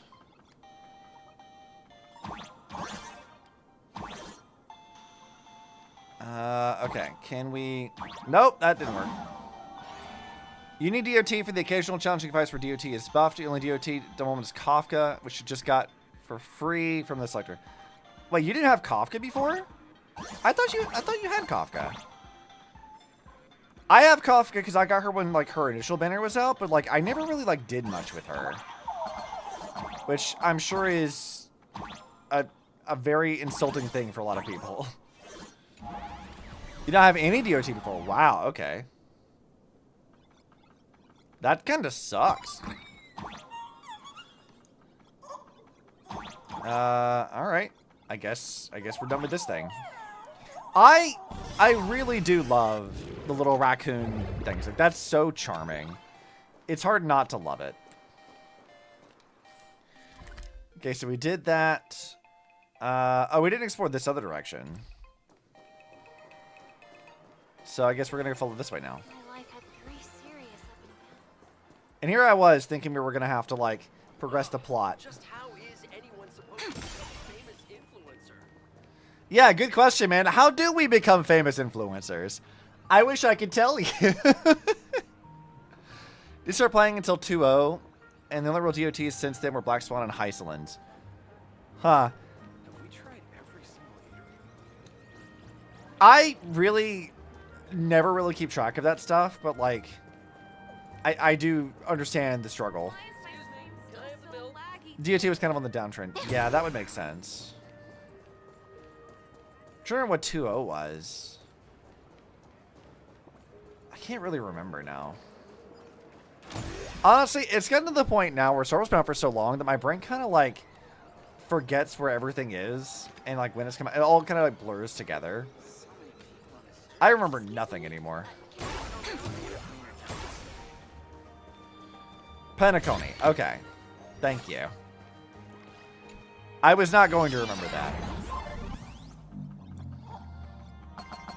Oh, this is like very casual and easy.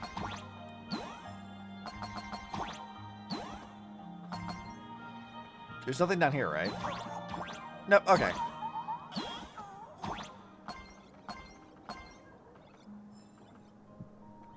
Alright. I'm going to assume the little spiky dudes kill us. So, I'm not going to do that.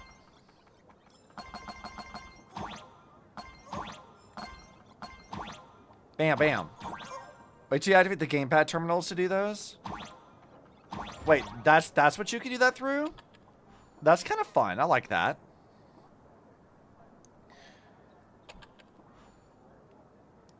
Alright, we got that one going. This is actually really easy. Let's turn this on.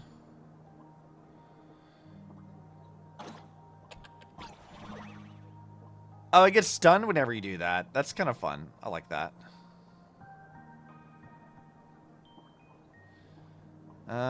Okay. We need to get it to do...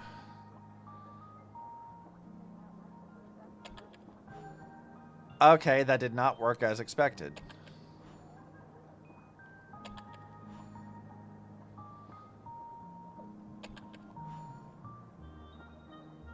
Can I get it to... Okay, I guess this I made it harder than it needed to be. Okay, I understand.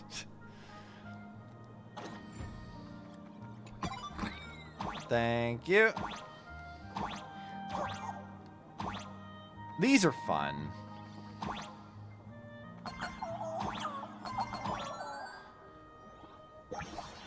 Hoyo really does have, like, a wide variety of little things that they learn how to do, don't they?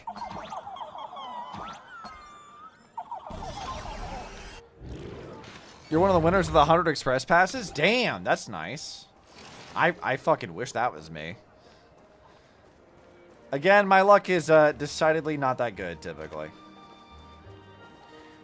Let's see, we went this way, right?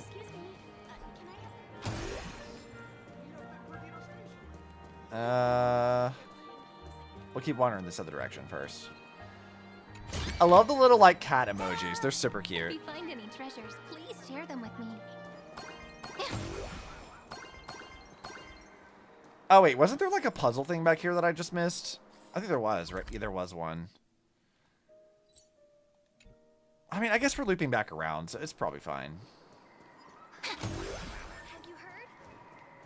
I don't think we did this one yet.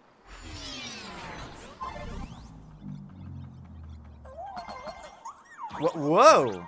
Okay, that's ice. Noted.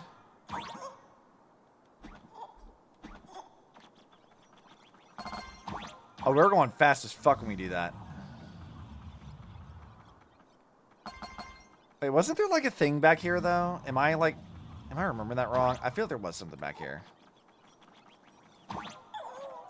Oh no, it's just a little cube guy. Okay, never mind. Can I get hit by that? If I tried to, like, jump when that was in the way, would I have been hit by that?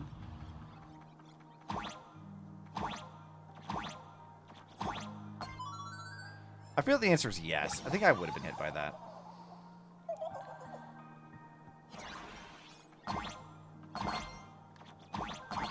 Okay, give me that. Thank you. There are secrets and hidden things to find in these, so keep a lookout. Okay. I definitely will. I'm sure I'm going to miss a lot of stuff, though.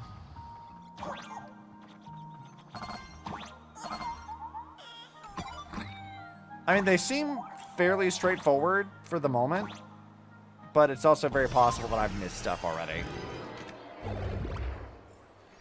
Like, it is entirely possible that I've already missed things. All right, yeah, that's where that was. Okay, let's go back over here. I need to do that other puzzle thing I missed, which was this way. Somewhere. Ah, there it is. At least these are pretty easy.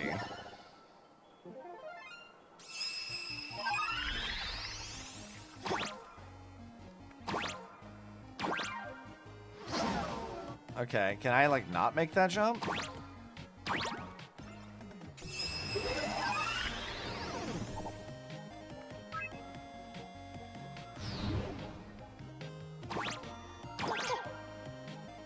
Oh, there it is. Okay. we're back.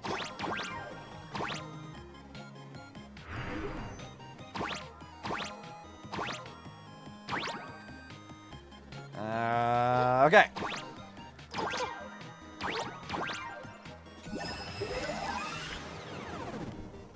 Thanks for that.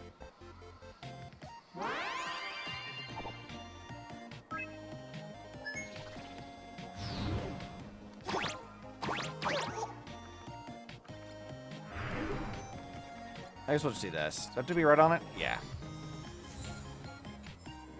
Those are not particularly hard, but I like them. Again, it's more fun than like the stuff we had in Amphorius. Okay. Oh, they do show me the ones I finished. That's helpful. All right, it looks like we've explored just about everything, so we can actually progress the plot now. Everything that they'll let me access currently. All right, let's go take a look at this.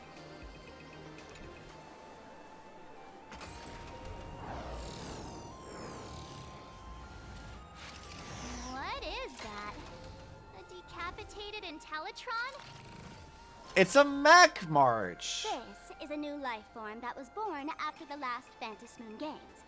An Imagine called a Mechatron, created by the IPC. Of course the IPC would do that. So this was drawn too? Technically speaking, it was drawn by IPC machines. Oh no, it's AI! Even though in plain Arcadia, the creation of Imagine has always been the artist's responsibility. For the IPC, well, they always want to improve everything with their industrial mindset. Ew. This counts as a life form? This thing is also an Imagine? Doesn't look that different from a mech to me. Yeah, I would agree. Young lady, I must correct your cognitive bias. We are absolutely not the same as mechs.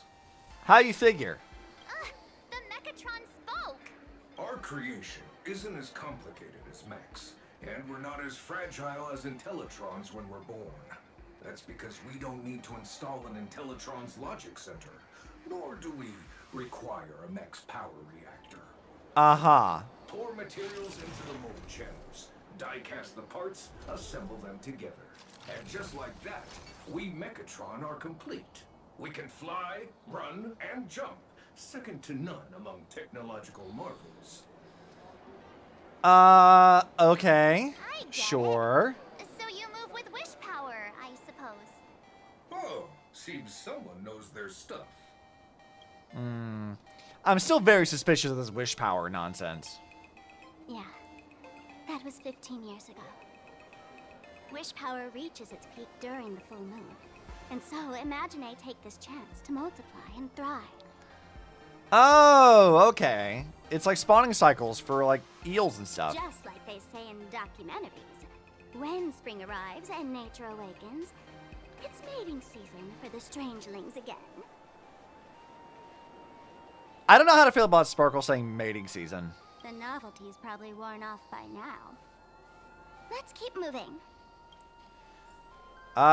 Sure. That's fine with me. Onwards we go. I've done my own exploration, so. A dessert shop? Dreamless Coffee is a chain store owned by Cat Imagine. The Hell yeah. desserts here are absolutely delicious. So we're in like a painting thing, right? So like, how does that work for food? Is it like Dungeon Meshi rules where like you can eat it, but like it doesn't actually like fill you up whenever you leave the painting kind of a thing? How's it compared to Himiko's coffee? Comparing it to Himiko's handcrafted liquid bombs would be a bit unfair to this place. Handcrafted liquid bombs. Oh, I love that. Well, it used to be trapped in a painting, but it's not anymore. I thought like, I mean, I understood that part to some extent, but I thought like going through was like going through the pipe thing was like sort of using the painted world as like its own thing, like a lot of Dark Souls rules, right? Like going like the painted world. I thought that's sort of like what we were doing, but I guess it's only for like specifically the raccoon sections. I guess I'm I guess I misunderstood that. You're on Planet Arcadia in school with Himiko and Yang in March. That I've seen clips of that. This seems very funny. I can't wait to get to that one. Let me have a taste. Are you two travelers from outer space? Welcome to Planet Arcadia. How's the situation in the cosmos these days? Pretty fucked up. Oh my! If it isn't the heroes of the Astral Express! What an honor to meet you both. Uh-huh. As Nameless, you must go on life and death adventures all the time, right? Kinda. Would you like to keep smiling happily forever? No matter what adversity comes your way. It sounds like you're in a cult. I think you're in a cult. Happy forever? Is that even possible? Are you a masked fool?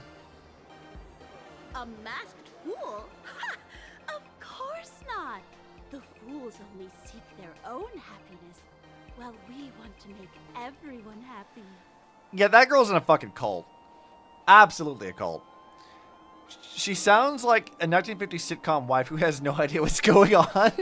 A little bit, yeah. Hi, Pending. The only person with a sense of humor is probably that big shot from... Hi. Hi, Jay. Welcome, welcome, welcome. I guess it was you, Molly, Mizu, Red. Yeah, a lot of you guys. Hello. How was Steins Gate? Yeah, you guys were doing Steins Gate. I forgot about that. Yeah, how was that? Hope you guys had a good time. Hi, Kichi. Hello. You did a successful sex change. Fantastic. She's giving that there's no war in Bossing Say smile. She does give that vibe, doesn't she? But yes, hello, Raiders. My name is Obsidian. Welcome to the stream. We only just started Planet Arcadia. I say as if we're 3 hours in, but I've been on very, very random tangents. We've been very derailed this stream. Like, extremely derailed. But welcome to the channel. Glad to have you guys. Thank you for the raid pending. I appreciate it. Really good you changed the past. If you're interested in learning more, I'll be around here. Feel free to come find me anytime. Girl, you are uncomfortable. I don't like this lady. You got a pregnant lady that may have smashed a computer because she didn't have enough meat. What is that? What does that mean? What does that mean? I don't understand. I don't know what that means. Steins Gate's wild. This is in regards to the sector. What the fuck? What is happening in the game you guys play?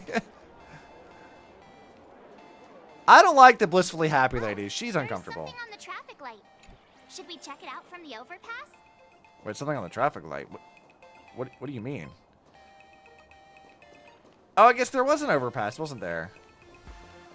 Optional. Talk to the blissfully happy lady. Don't make me talk to her again. Ah, do I have to talk to this? Research Society of Happy Smiles. As everyone knows, this place is blessed by the laughter, making it a peaceful paradise. However, even while living a peaceful life, our existence remains entangled in countless worries and suffering. The only thing suffering is me through this conversation. Did the time changes this now? Be really quick before I go to bed. Oh, hey, it's hi, Jay. Hi. Yes. So, a character named Luca asked in Steins Gate for us to change their gender. And so we followed some pop culture that said that if you eat more vegetables, you have a baby girl versus a baby boy. And so we told on a pager their mom to eat more vegetables. Is that how sex works? Man, I was taught wrong in school. And then Luca... Listen, Red, Obsidian, I don't know what you learned in science school, but this is the real truth. Apparently. My sex education was bad. My when we changed the past, Luca-kun became Luca-chan, potentially. We haven't technically confirmed it, but it's pretty obvious that that happened. Yeah. Huh. I think Rintaro's just being a little bit oblivious about the situation. Well, you know, he was having gay thoughts before, and it was really not about it, and now he's completely forgotten that we gave someone a sex change. Yeah. Huh. I'm still lost, but good for him. Yeah, so, or her now, I guess. Good for them. Yeah. We think it's possible. Now, it hasn't been confirmed yet, but there was once a computer, a really important computer, that was donated to the shrine that's required in order for us to encrypt or decrypt some CERN files, because, you know, CERN's the villain here, by the way, in this story. Okay, It's CERN with an S. Which is a real thing. I mean, I thought CERN was CERN. It is CERN. That's how you know that this is fake CERN, not real CERN. Not the real CERN. Yeah. Although apparently the real CERN did make a reference Joke about it. to Yeah, Steins they like joking about it all Did the they time. actually? That's great. Yes. I love that. But yeah, so in order to decrypt some of the files that were encrypted with this special computer, we need to find the special computer. And the shrine, which is where the mom and the sex change and all that's going on, is the one that had the special computer. But they don't have the special computer before. So right now we're thinking, in her rage of not being able to eat meat because she wants a healthy kid, and only eating vegetables, she somehow broke the pregnant mom broke the computer in anger and hunger. As you do. I have an alternate theory. Maybe like she got obsessive about diet and like she only wanted to eat like the most expensive of vegetables. So they sold the computer to get more money to feed her. Like, ooh, that's a good one. There's also the possibility that potentially when Luca went from Luca-kun to Luca-chan, that Luca-chan is a real computer geek and is obsessed about computers as well. Yeah. Yeah, you know, I too, when concerned about the future generation and also when I'm hungry, decide I'm going to break my fucking computer. That sounds right. Well, it wasn't a computer they were using, because it's a pretty old computer. It's like it's supposed to be based off of the IBM 5200 or something, like the real one. Like a computer from like the 1980s. It's supposed to be. Yeah, we're talking computer in 1980s. We're not talking like an actual see. computer that's being used. Yeah. It was dedicated to the shrine, which An IBM was 5100. confused on how that could happen. Oh yeah, no, I just assumed they said donated wrong. I didn't think that hard about it. No, it's a dedication. It's dedicated to the shrine. Yeah, you can do that sometimes if something like has like a history or old. Generally, like if I'm correct, in Japan, after something is like more than like 50 or 100 years old, sometimes people like to dedicate that thing to the shrine so that they don't get haunted by ghosts because they've been too long. So for whatever reason, Ferris decided this is what I'm gonna. I mean, I guess she's rich, so. Yeah, we found out that the maid that I've been voicing, you know, really high squeaky voice, Oh God. apparently likes to go into metaphysical conversations about time travel and also is extremely rich. Also, I find it funny that you mentioned like dedicating like old tech to shrines. I've been reading the series Mono. It's the it's written by the same people who did like Laid Back Camp and stuff. And in that, you follow. I have like a character like a mangaka who writes like comfy anime and stuff. One of her friends writes horror manga, and there's a section of this where she's like, "Yeah, when I was getting my manga adapted into an anime, it was causing like misfortune to everyone who worked on it. So I had to give them like things to ward off evil, including like to protect my PC from evil spirits." And so she like made her PC case like into a shrine to ward off evil spirits. Isn't for one of the games supposedly that's going to be coming out that it's supposed to be like the PT remake, because they can't call it PT though because it's a different game? Didn't they say that they had to like do a purification ritual on the computer because they were that worried that it was like possessed? That's the first time hearing of it, but that sounds like something that I could believe. That sounds right.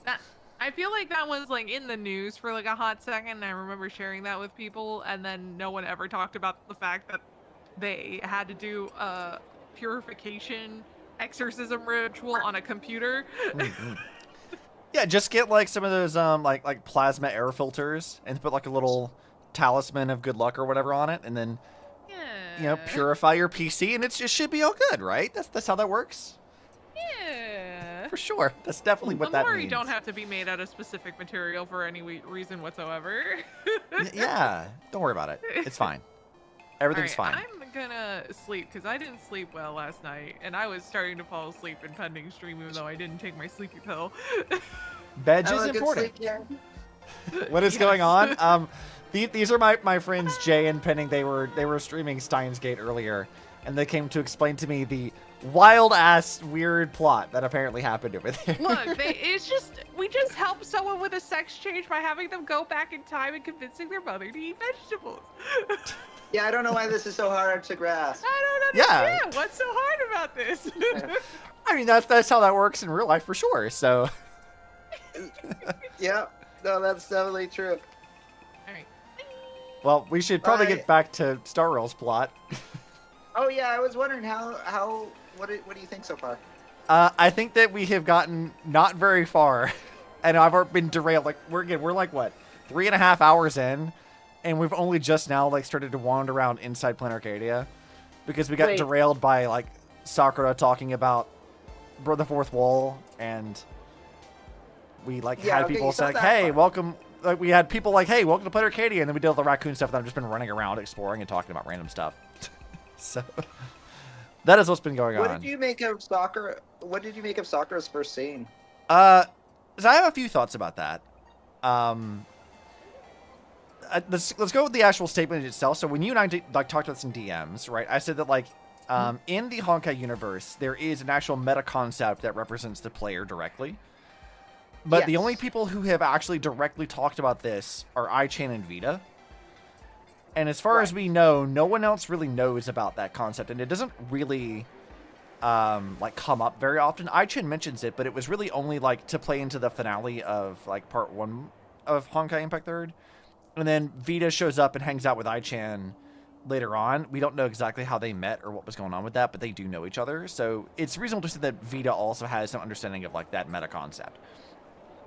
So while it is possible that like they're referencing that, I find that to be like pretty unlikely, because there's not really much of a reason for them to reference like the meta concept of the player.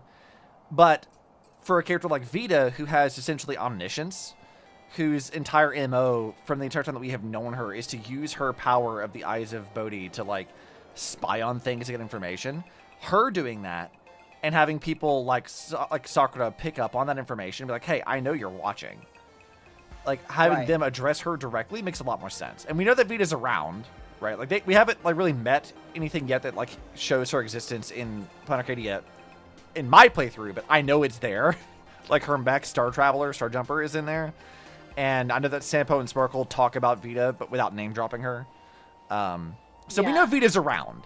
But, like... Yeah, and plus the trailer put her name in it. Too as an IPC Most Wanted, so Vita definitely exists. Vita exists. She's probably around, and there's a good chance that like she's just kind of watching these events unfold.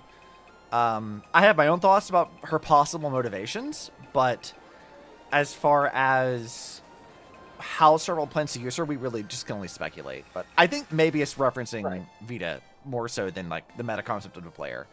The other thing is that this, Evancia, whatever her name is, or Sakura, she doesn't sound like Sakura. In Japanese, they have a different voice actor for her than who they usually use for Sakura variants. She sounds decidedly much younger and more energetic. And my headcanon that I really, really, really, really, really want to be true is that it's not a Sakura variant, that it's her younger sister, Rin. I want the plot to confirm that to me. It's funny because, like, I said to Ace, I wonder if it's actually meant to be the younger sister instead. Well, it wouldn't be like that far off, right? Rin has technically a Fox motif. We talked about this a little earlier, where like in Impact 3rd, you have previous era Rin who becomes a Hersher Corruption and dies. and then her essence gets sealed in the purple box that becomes a plot thread later when, you know, the current era comes around to it. And then you get the current era Rin, who was sacrificed to get rid of Honkai disasters, but then Sakura gets corrupted by the purple box with previous era Rin in it, and she like becomes the fox form, has the big fox thing called Helmaru. And then later on in the Sakura Samsara story, Helmaru gets back her usual form and she's Higukumaru, which we can sort of understand as a continuation of Rin's personality as a little fox girl.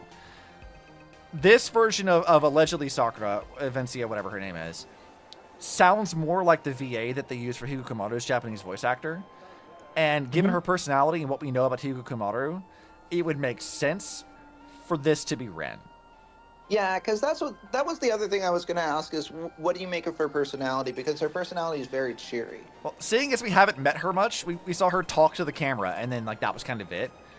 That's all I really have of her right now. But I've seen clips of her from like Twitter and TikTok and stuff, and that is my current understanding, is that she's a lot more like teenager personality coded, more so than like Big Sister. Because Sakura is always like Big Sister vibes.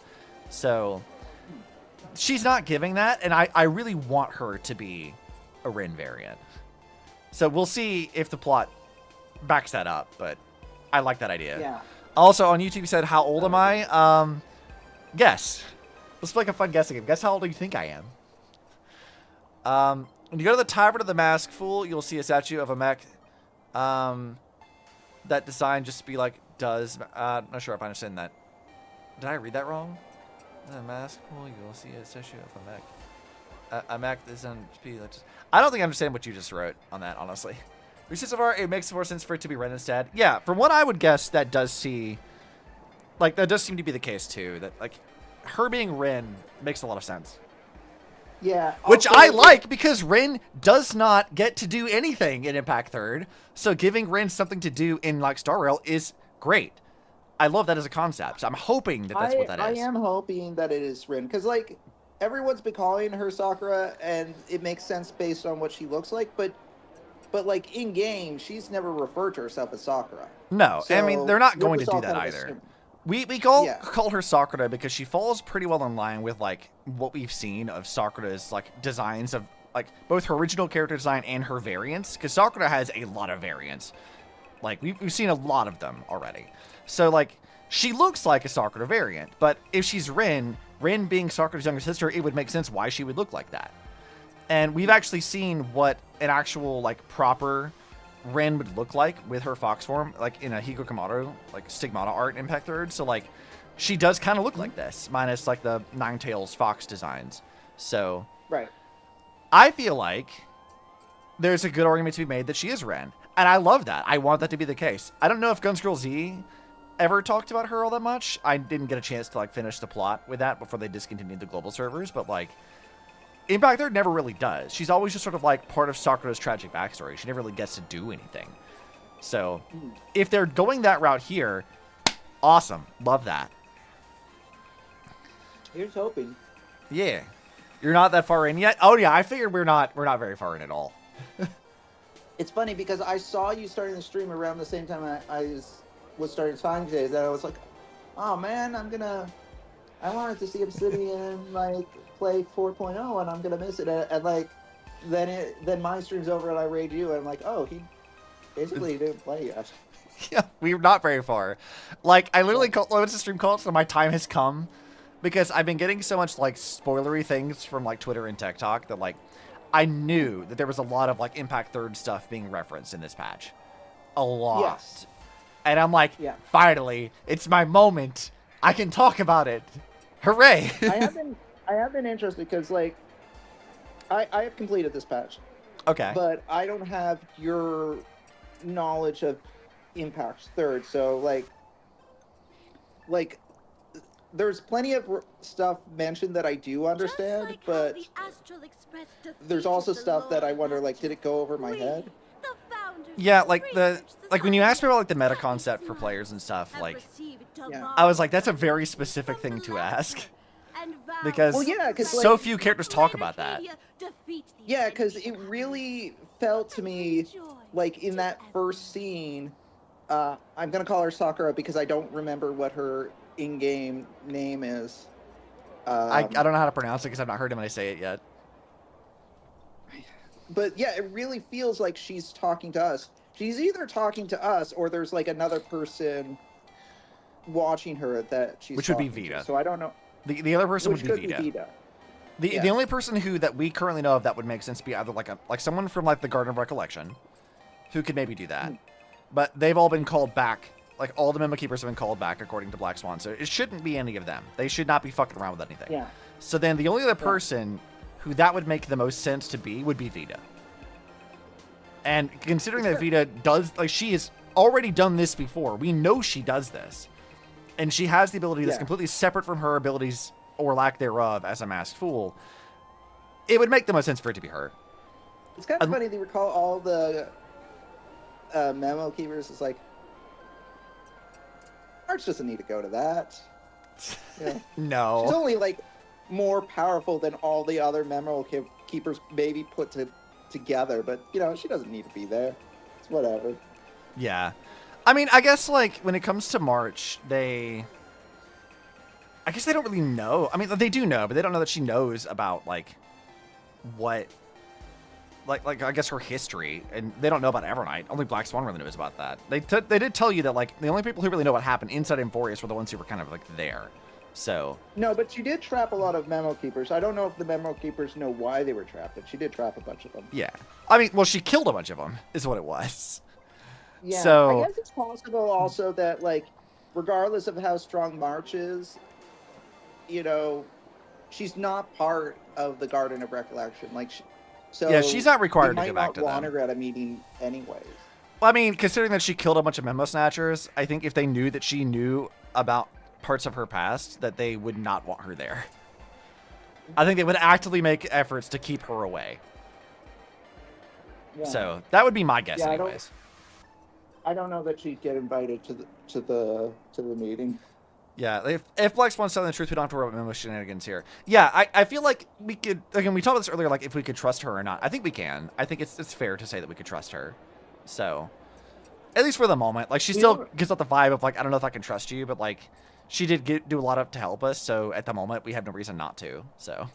We don't have to worry about... I'm just trying to remember. You already know what Imagine is. Yeah, they've explained that. Yeah. Right now, we're having Sparkle give us, like, a tour, and we've just kind of ignored her to go to exploring. She got very snarky with me about that, actually. Yeah. But yeah, other than that, like, I did draw another parallel, which I thought was very interesting. So, like, they tell you that the Imagine are sentient drawings that became sentient after, like, they were given a name. Which is very interesting in the context of discussions about Vita, because that's how Griseo's power works. Griseo being one of the Flame Chasers from the previous era, well, right? That's kind of what I was wondering about, because this seems like a world that is kind of Grisera coded. It very much is. Like, Griseo's entire thing is being able to do that, and what I wonder, because there's sort of like a gap in our knowledge right now, which is that, like, Welt ends up in Starrel through the events of a post-Honkai Odyssey. We don't know exactly what happens, except that Void Archives has some beacon that's going to draw the Sky People's attention. They went through some Stargate that yeeted him and Welt way the fuck out of the system, the whole thing with that. So we know that was what's going on. But there's a really weird gap in this that, like, we don't really know what the Sky People's deal is. And then when we went to part 1.5, when we went to, like, Vita and Saw's, like, planet on the outskirts of the system, they had things called Paradise Wardens, which were guarding the planet.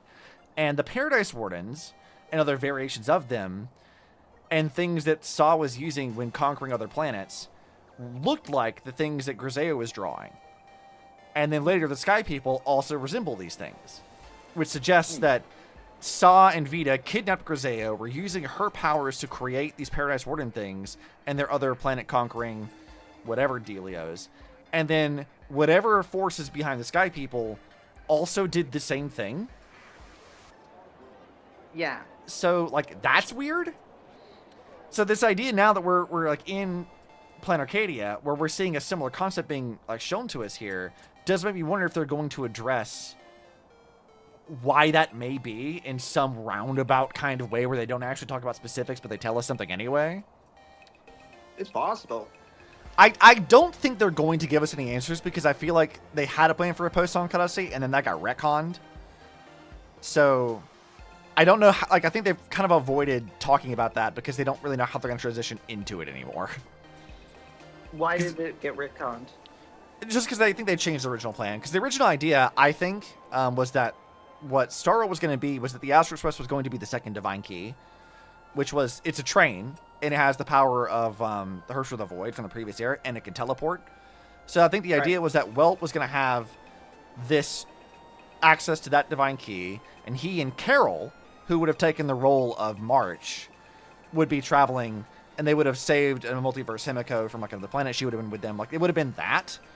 A more like direct follow-up to a post-song Odyssey. And I think that they have, well, they obviously didn't go with that plan at all, but like, I think that whatever they had planned to do with the end of a post-song Odyssey, that's changed a bit, and now they're not really sure what to do with it. So like, Impact There's not really talking about it. We're just kind of focusing on our part 2 stuff, and then Star Rail's like not letting Welt talk about anything because they don't yet know what they want to do with it. Is sort of where my head's at. Because Welt having plot would break everything. Yeah, a little bit. But I say that, but I guess he does get stuff to do in this patch, so I can't be too upset.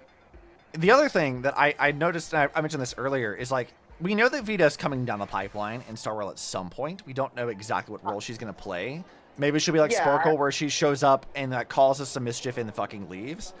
But I thought about this for a minute while I was talking to Charlie off stream, that like, in Impact 3rd, Welt definitely knows who Vita is, because in some way he doesn't, right? Like, she caused a lot of problems for everyone, and then right now in part 2, she's like deeply involved with the investigation of like the Mars quantum computer. We don't know why she's involved with this, but she is, and she's been hanging around with everyone. So she's met Kiana, she's met Durandal and Rita, like she's met everyone except Welt. Right. She hasn't talked to Welt directly. We've never seen the two of them actually interact. There's no way he doesn't know who she is, because all the people he knows, including Bronya, his like adoptive daughter, have had direct interactions with her. They all know who she is. And Welt is, even though he's working a Studio Reason as an animator, he is decidedly not like completely detached from everything that's going on. He knows what's happening. They keep him in the loop. Yeah, of course. So like he knows Vita's name at the very least. Well, as like, given that Bronya's his adopted daughter, of course, him and the Bronya and HSR have had many scenes together. I mean, he does have that one interaction where like Silverwolf shows up on the Express in her little like hologram form, and he's like giving her weird looks, and she comments about it. Yeah, that's true. So he does have like interactions about this. We know he's weird about variants anyway, because he's weird about Himiko. He's weird about Locha. He's weird about Silverwolf, because he doesn't quite grasp the concept of like variants might look like the people he knows, but they're not, to the point that Acheron literally calls him out on it. So I like that as a part of his character. I think they'll probably branch out into that more, hopefully, but we'll have to see. But yeah, the idea that like Welt knows Vita by name, but maybe not have ever met her in person is really funny. I don't think he's ever had a scene with Belobog Bronya, but he absolutely has seen her. Yeah, I think he knows what she looks like. We've never seen his interaction with it. Like with when they name drop Kaslana, and they never had him interact to that either. One of the reasons why I believe that him and Belobog Bronya would have met is because after the mess in Belobog, and we go back onto the train, Himiko gives us like a hand-wavy line saying Welt has gone to Belobog to steal the Stellaron. You two. But did he do that? Interested in joining us? I didn't know that. It would be such an honor for all our members. I'm pretty sure that happened. I'll double check. You might be right, but that's just like a really hand-wavy thing that I feel like should have been addressed. But we've not seen Welt interact with variants too often, except for Locha, when he was like, "Oh no, this bitch, no." So like, I don't know. We've not seen him interact. I feel like that would be a big hand-wavy thing. Let me see if I can actually find that, because I feel like that happened all the way back in 1.0, but let me double check. Yeah, see, Crow and I are both kind of shocked, because I'm like, I don't remember that, but like maybe that happened? I feel like I should have remembered that, but... Oh, gray hair March. Don't tell me you two are buying into her nonsense. Yeah, well, you play all, Yeah, I'm talking to a cultist right now. This lady... Yeah, no, you join the cult. Let's get out of I here quick. don't know that I want to join the cult pending. Join the cult. What if I tell her I'm super interested? Really? Please allow me to. She seemed very shocked. That's the actual genuine thing we got from her. Hey, we're only halfway through exploring this street. How can you let someone whisk you away already? Sorry. We just arrived here, and there are still so I had to make March step in. You can introduce us next time. Oh, that's so funny. I was like, I'm super interested. March was like, for fuck's sake, we have other shit to do. Oh, is that so? That's a shame. Oh, that's fantastic. But don't worry. Opportunities for happiness will always be waiting for you. God, this lady gives off so many bad I vibes. hope we can have another heart-to-heart someday, so that you both can be guided to a life filled with eternal happy smiles. Why do you pause in random places, lady? That's so weird. God, you're uncomfortable. I don't like that at all. Stranger danger. Yeah, exactly. She's so weird. What a weirdo. I don't like that. Also, hello, cute NPC. God, like, I know we've seen this outfit. I've commented on it every single time, but I do like this NPC outfit. That's good. That's a good one. I did actually. I feel like the NPCs are a bit better in 4.0 compared to 3.x. I think you're right. I think they are better. They're not as good as Zenless's, but like they are pretty good. Yeah, I wouldn't call them Zenless level, but I would say that there's more variation and maybe I don't know what it is. They just look a bit better. I think there's like maybe a little bit more attention to detail this time. Like it's still you can tell that the clothes are painted on and stuff as opposed to the playable characters which have actual modeled clothes and whatnot. But yeah, I know someone like the cop lady it's who has her improved. handcuffs like painted onto her dress texture, and I'm like, I see. Yeah. Ah, you must be tourists? Don't panic. Those are just little things we call wispy. Adam? A post-on cutscene, Adam? What are you doing here? It's not actually. Hold on. Where's the fucking picture for this? You guys can see this. Hold on. Where is this? I just love how like Adam is so fucking generic looking that I could just say this about anybody. Let me pull up a good PNG of him. Where is he at? See full size image. Thank you.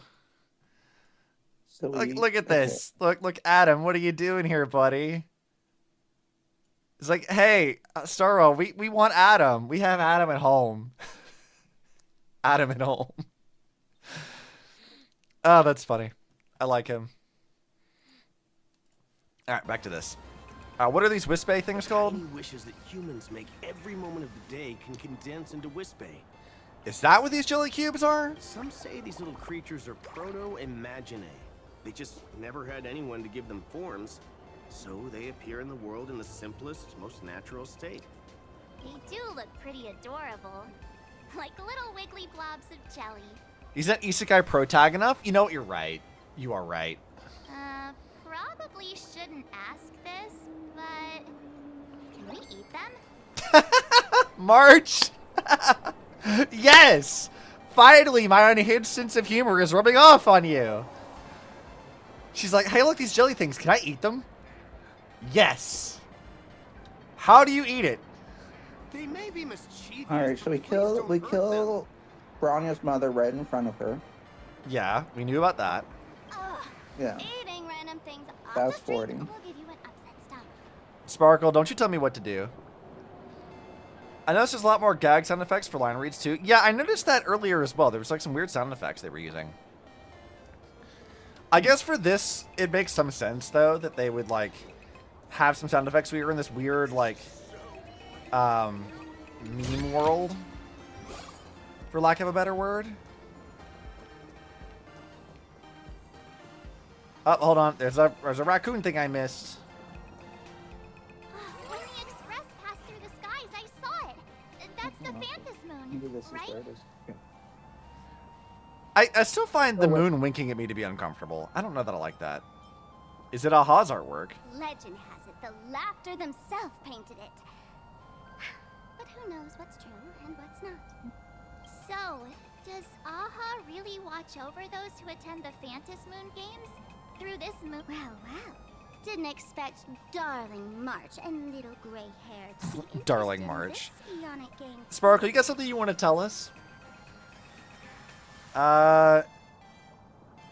We want to join. Sure, why not?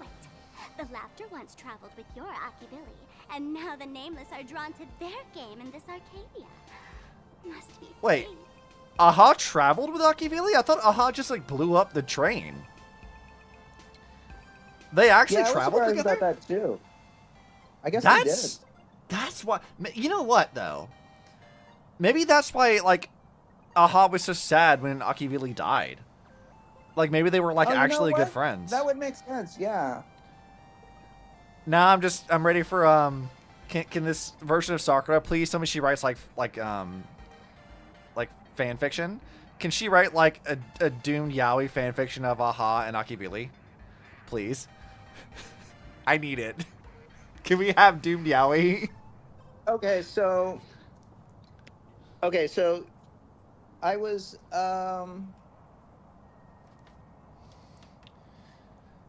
said Aha disguised himself as Nameless for a good length of time.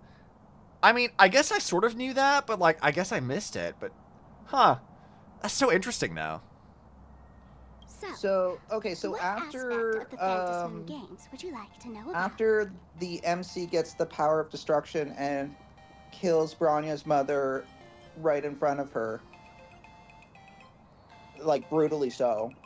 Yeah, as you do. And after, as we do. And after we kind of sort of make sure that Bronya's okay, but we kind of just leave that to Zele because why wouldn't we? Mm-hmm. We made a choice. Go fight against your fate. Yeah. Donhong, March, and MC have like a little conversation with each other. Okay. Where... Sorry, no, it was... We got the power of... preservation. We got the power it's not remembrance. That was very recent. Rimsey is very recent. Preservation. And then Dunhong comments like, originally we thought that you got the power of destruction because of the Stellaron, but now it seems to be more than that. We might need to speak to Mr. Yang to understand what's going on. But then he says we shouldn't. But then he says we got business at hand first. We shouldn't disrupt Himiko and Mr. Yang when they're dealing with the Stellaron. So it wasn't exclusively, but it was both of them. I mean, they said that they were dealing with the Stellaron. Doesn't necessarily mean that he went down to Belobog, though. That is true. Although, hang on one second, because there's another part. So then you have your part where you talk to like all the people in the underground. Okay. I just like fast forward a little bit. And then, hang on.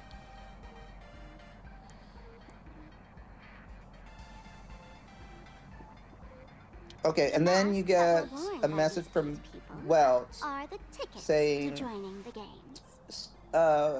message to the MC, March, and Donhung. The sealing of the Stellaron is complete, and the spatial distortion is dissipating. Good job. Okay, so like maybe he went down there. Which means that if he interacted with Bronny at all, we would not have seen it. I guess there's a world in which he was recording it, but he didn't actually go down there to... I mean, why would they need him down there to seal the Stellaron? What does sealing the Stellaron actually entail anyway? Like, what do you need to do to do that? Because, like, Welt has the like, Star of Eden, which creates black holes and stuff, and has a gravity manipulation, but, like, what does that really do against the Stellaron?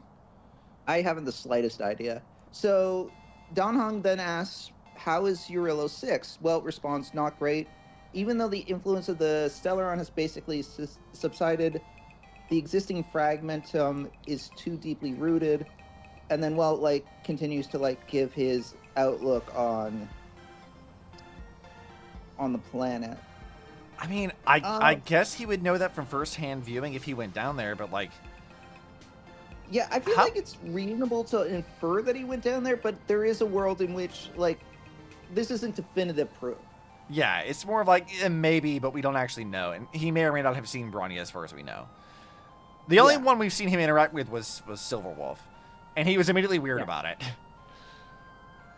Yeah. So, there is that. Under the full Phantos moon, choose one of the maps. He would definitely know about Brawny, at the very least. Like, I don't Oh, think yeah, that he there was any knows. reason, like, we wouldn't tell them. Well, see, this is sort of the thing I've said for a while, is that Welt should know a lot of things. He has a lot of information and stuff, but, like, how relevant a lot of this information even is and how willing he is to share any of it is another matter entirely. Like, before we knew, like, what March's whole nature was, there was some question about her maybe being, like, a Honkai-related, like, entity in some way. But my argument against that was, like, Welt would have definitely known about that. Like, as a former Hersher, he would have been able to pick up on her, like, Honkai nature immediately. But we've not seen him actually talk about Honkai really at all, with the exception of, like, saying that the Eons, he mistook them for the, quote, enemies of his home world, which could mean a lot of things, and realized that they weren't. And that's the closest we've ever had to him actually talking about that, other than, like, saying, like, oh, my home world was threatened by Honkai. Because he does have a little conversation about that, too. So, like... Really? Yeah. They don't actually talk about Honkai much. Yeah.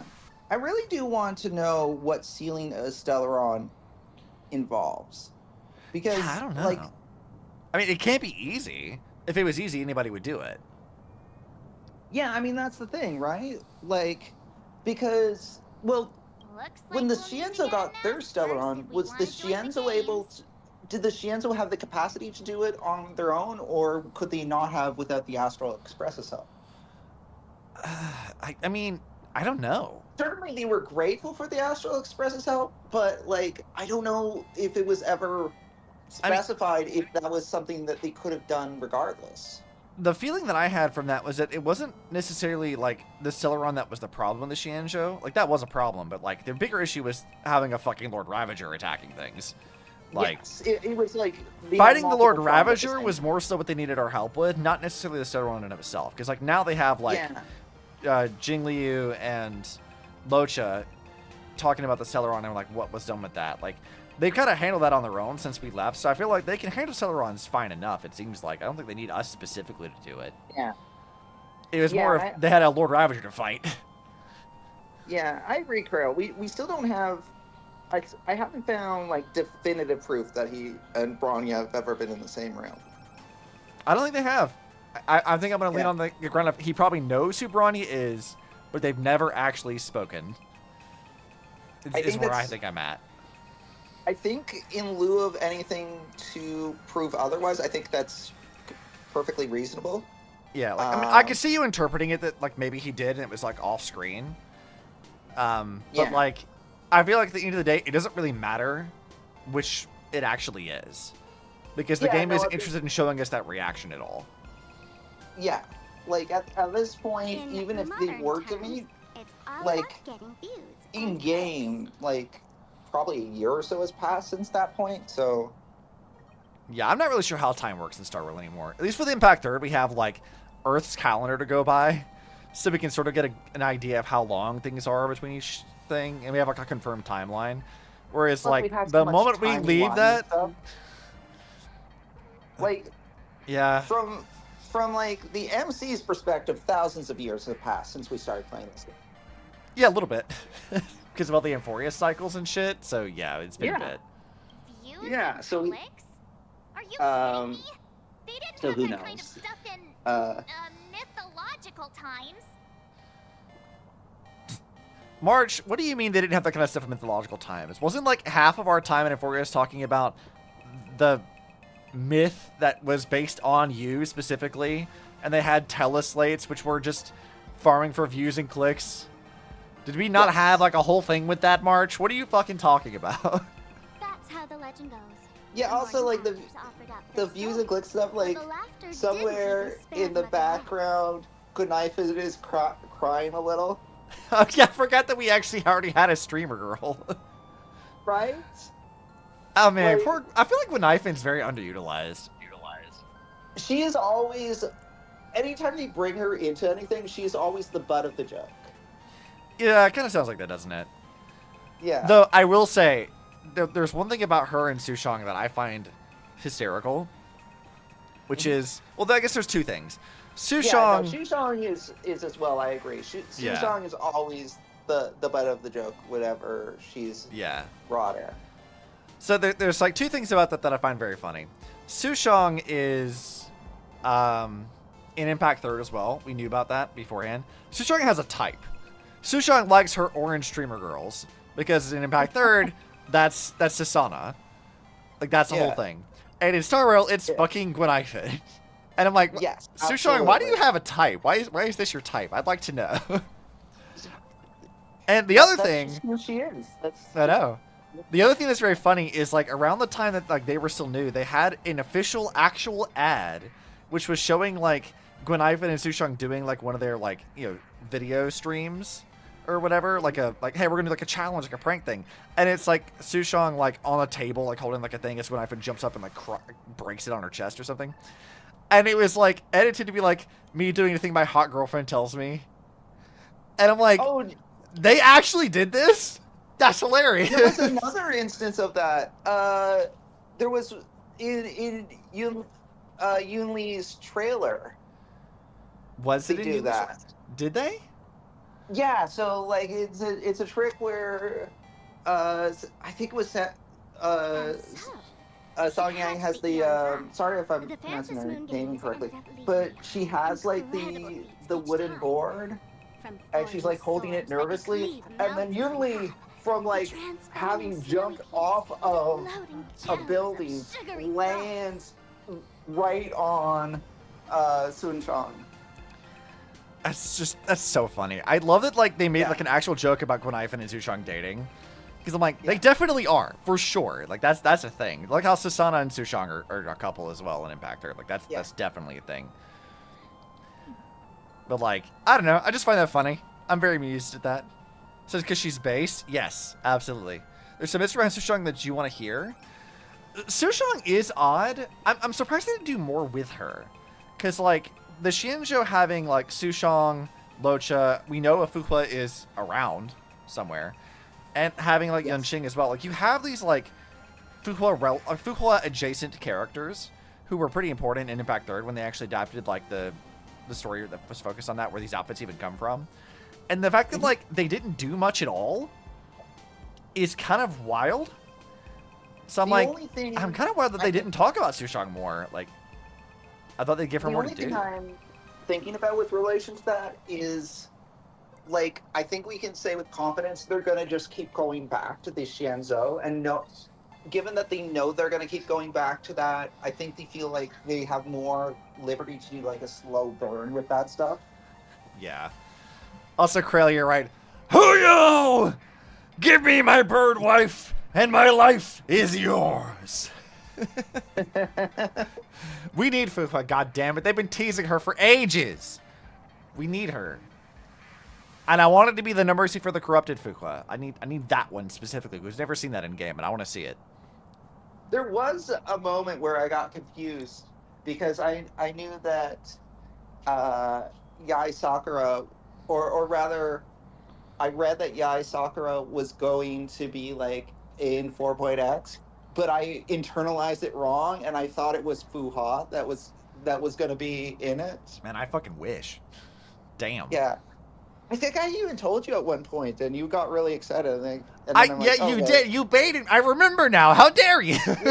Yeah, no, that's my bad. You baited me, I read that wrong. I'm sorry. I have bad reading comprehension. I remember. Now I'm thinking about it. Like you DM'd me, and I was like, "Wait, Fuhua confirmed? What do you mean Fuhua confirmed?" Like I was like excited but confused. I'm like, "What do you mean?" I thought I was up to date with the leaks. You've already referenced her in the thing, so you know that she exists in HI3. Or sorry, you know she exists in HSR, so it wasn't a huge leak. No, I'm like, what do you mean? Like I was so confused. I'm like, I thought I was up to date with the leaks, but like, no, what? But so confused. But yeah, no, I just read that wrong. It was Yae Sakura that I had read, and I just somehow completely will only reward the most thrilling Like, miracles. changed it in my head. Yeah, it completely baited me on that one. And I fell for it. I'm like, damn it, Pending. Yeah, sorry about that. I mean, maybe she'll still arrive. You never know. There's lots of 4.x left. We don't know everyone that's going to be there. True, true. Also, because I talked about this earlier and you weren't here for this, they keep talking about how a lot of these things on Planet Arcadia run off wish power, which is something that I thought was very interesting to note because that's sort of Vita's MO. Her actual, like, her peacock boss is called, like, the Wishing Spout, I think, or Sprout is one of those two words. Right. What they actually do with her is that, like, in the lore, she, like, under the guidance of Saw, would, like, create and, like, answer wishes for, like, bubble universes to create, like, an influx of energy that they could harness.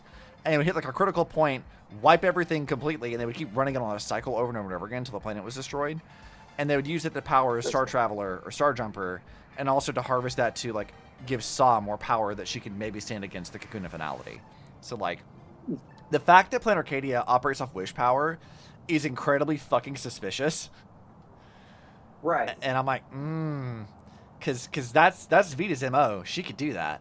We know she could do that. She like stole Saw's power at the end of 1.5. So like whatever Saw could do previously, Vita can currently do, and that's like basically the power of a god. So I have a question. Yeah. Because I vaguely recall you mentioning once that Welt didn't jump universes. Like Welt didn't jump dimensions on the imaginary tree. He just moved from Earth to like the larger galaxy. Do we know that for certain? Yes, almost certainly. Okay. Okay. So here, the imaginary tree is a really weird concept. I'm gonna actually turn the thing down so I can think.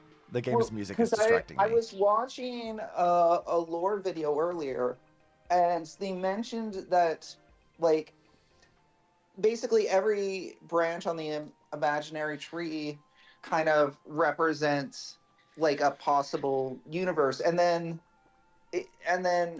like failed universes are like branches that fall and go into the sea of quanta. So let me put it into a way that like makes this a little bit simpler to understand, because it's Helyo really sucks at explaining this. Think of like the physical stuff you can interact with, the planet, the spaces between planets, stuff like that. The imaginary tree and the Sea of Quanta represent sort of like higher dimensional versions of these things. So you can think of like the imaginary tree as every possibility, every possible planet, every possible past sequence of events or things that could happen exist on the imaginary tree as things. You can think of like the end of those branches, like certain leaves could be the planets themselves in their current position. And it branches off from that. Yeah. I have further derailed things and lowered Obsidian's chances of getting to Yaoguan. Quite a bit, in fact. So, like, we can talk about this later if you want to continue with the story. Nope, we're doing it now. This is the derailed stream. Cool. We knew it was happening. All right. The imaginary tree represents sort of like the flow of time and possibilities of like everything that could happen does happen on the imaginary tree. In regular dimensional space, that's just every possible planet and every possible outcome of those planets. And when certain outcomes lead to destruction, like let's say we had a timeline in which Kiana failed to usurp finality and the Earth was completely destroyed, bubble universes can be created. Those are like leaves on the tree. They're like possible like snapshots in time. And because they die, they fall off the tree, inevitably, because they're not stable. They're sort of like pocket dimensions. And because they're not stable, they eventually degrade. Because they sort of like... Bubble universes are weird because they exist in like localized space, but in like higher dimensional... Because they're like in pocket dimensions. So like, you can have bubble universes that surround Earth and bubble universes that surround Mars. And you can't access the Martian ones from Earth because you're not in that same like spatial dimension. But you can access the ones around Earth and see what's going on, which is how we managed to resurrect characters like Prometheus, who are technically the will of Honkai right now in Impact 3rd, because the real Prometheus got turned into that, whereas the one we play in game is given physical form by Mistlin as she was pulled from a degrading bubble universe, which is really confusing. What I'm wondering is, is there a possibility in which the universe that we're experiencing in HSR is a failed or failing bubble dimension? Probably not. It's just very unlikely. Because again, bubble universes are again very localized. So if that were the case, we would see every planet we would go to would have to be its own separate bubble universe. That would have to fail. So there is a possibility that there are bubble universes that do represent that around these planets, but we're not seeing them in Star Rail. So the outcomes that Elio is seeing, for example, like those different possibilities that Elio can see, those could be bubble universes that could exist potentially, but we're weaving through time to avoid them, kind of a thing. Right. Okay. So they're very small. Like again, like what Krell's talking about is like bubble universes, like they sort of fall into one of two categories. You have like the generally larger ones or the smaller ones. Both are pretty unstable, but in different like directions. The smaller ones tend to be basically they'll degrade almost immediately unless they're sort of like tied to a like. If you were thinking in higher dimensions like the imaginary tree, you like graft them onto the imaginary tree to sap energy from a stable branch to keep it alive. The bigger ones have the problem of, because they're floating in the Sea of Quanta or in just space, that Honkai energy or imaginary energy can like flow into them and sort of overtake them and pop the bubble, as it were. So they need to have a balance of energy leaving the bubble universe as is coming in, usually through something called an ether anchor, which can sort of like stabilize it and keep it floating, at least for a time. That doesn't always work permanently, but it's a way to keep it alive. This is sort of like what I thought Genshin's world was for a while, because there's a lot of evidence that Genshin might have been like a bubble universe of a previously destroyed planet. The Tevat might have been already dead, but we're like, what we play at in Genshin is like a bubble universe of that. And we're just seeing and the that time might have loop. been the original plan for Genshin. Potentially, yeah. I think Genshin was, originally going to be more tied to the Honkai universe as a whole, and they've since deviated from that. But I think that, like, the idea that they were in, like, a looping bubble universe, I think even now, from my understanding, at least through Fontaine, has, like, a lot of, like, support. But Star Rail, because it goes from planet to planet to planet to planet, almost definitely not the case. There's like, almost no way that could happen. We're not really delving into bubble universes at all. It's too big for it to be a bubble universe. Basically, yeah. We also have, like, the Alien Space manga, which is for Impact 3rd, but it was originally marketed as sort of like a prequel comic to Star Rail story, in which case Void Archives and Welt talk about the fact that they are outside of the Sol system and somewhere in the galaxy. After the events of a post-Honkai state, they get yeeted through a Stargate, and it's a whole problem with that. That's actually sort of how they allegedly meet Himiko, but again, this may have been, like, retconned. There's still some other types of bubble universe theory in Genshin, like maybe it's a former bubble of the world that somehow got stabilized by unknown means. Well, see, my theory about Genshin was always that, like, the remains of the third Descender that they turned into the, like, Divine Thrones and the fucking, oh, what the fuck are those things called? The little power crystal things. The chess pieces. What the fuck are those called? Whatever those things are, I don't remember the name. My brain, I've played Genshin in ages. Okay, you'll have to forgive me. But my original thinking was that those things were the things that were stabilizing Tevat that we play in Genshin. That those things exist specifically to maintain its stability. Because Durandal's backstory had her go to Bubble Universe that worked exactly the same fucking way. There were multiple crystal things that existed in that universe that maintained the stability of its ether anchor, and that kept the world from being destroyed. So in my mind, all the Archon's roles, albeit artificially, maintain the stability of that bubble universe, if Genshin actually is a bubble universe. Which I think is still very likely. You literally fight a fucking Honkai beast as like it's a whale thing. But like that's a Honkai beast. Like that's definitely what that fucking is.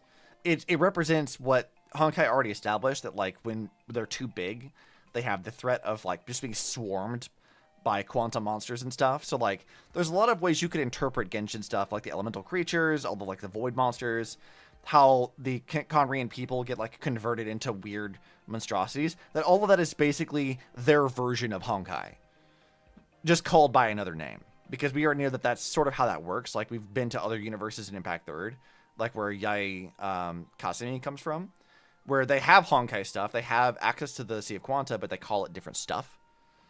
So Genshin does exist in the multiverse, but like whether or not it's going to be like tie into like the broader story they're trying to do is anybody's guess. But like still being a bubble universe is stabilized by the Archons to like Divine Thrones or whatever.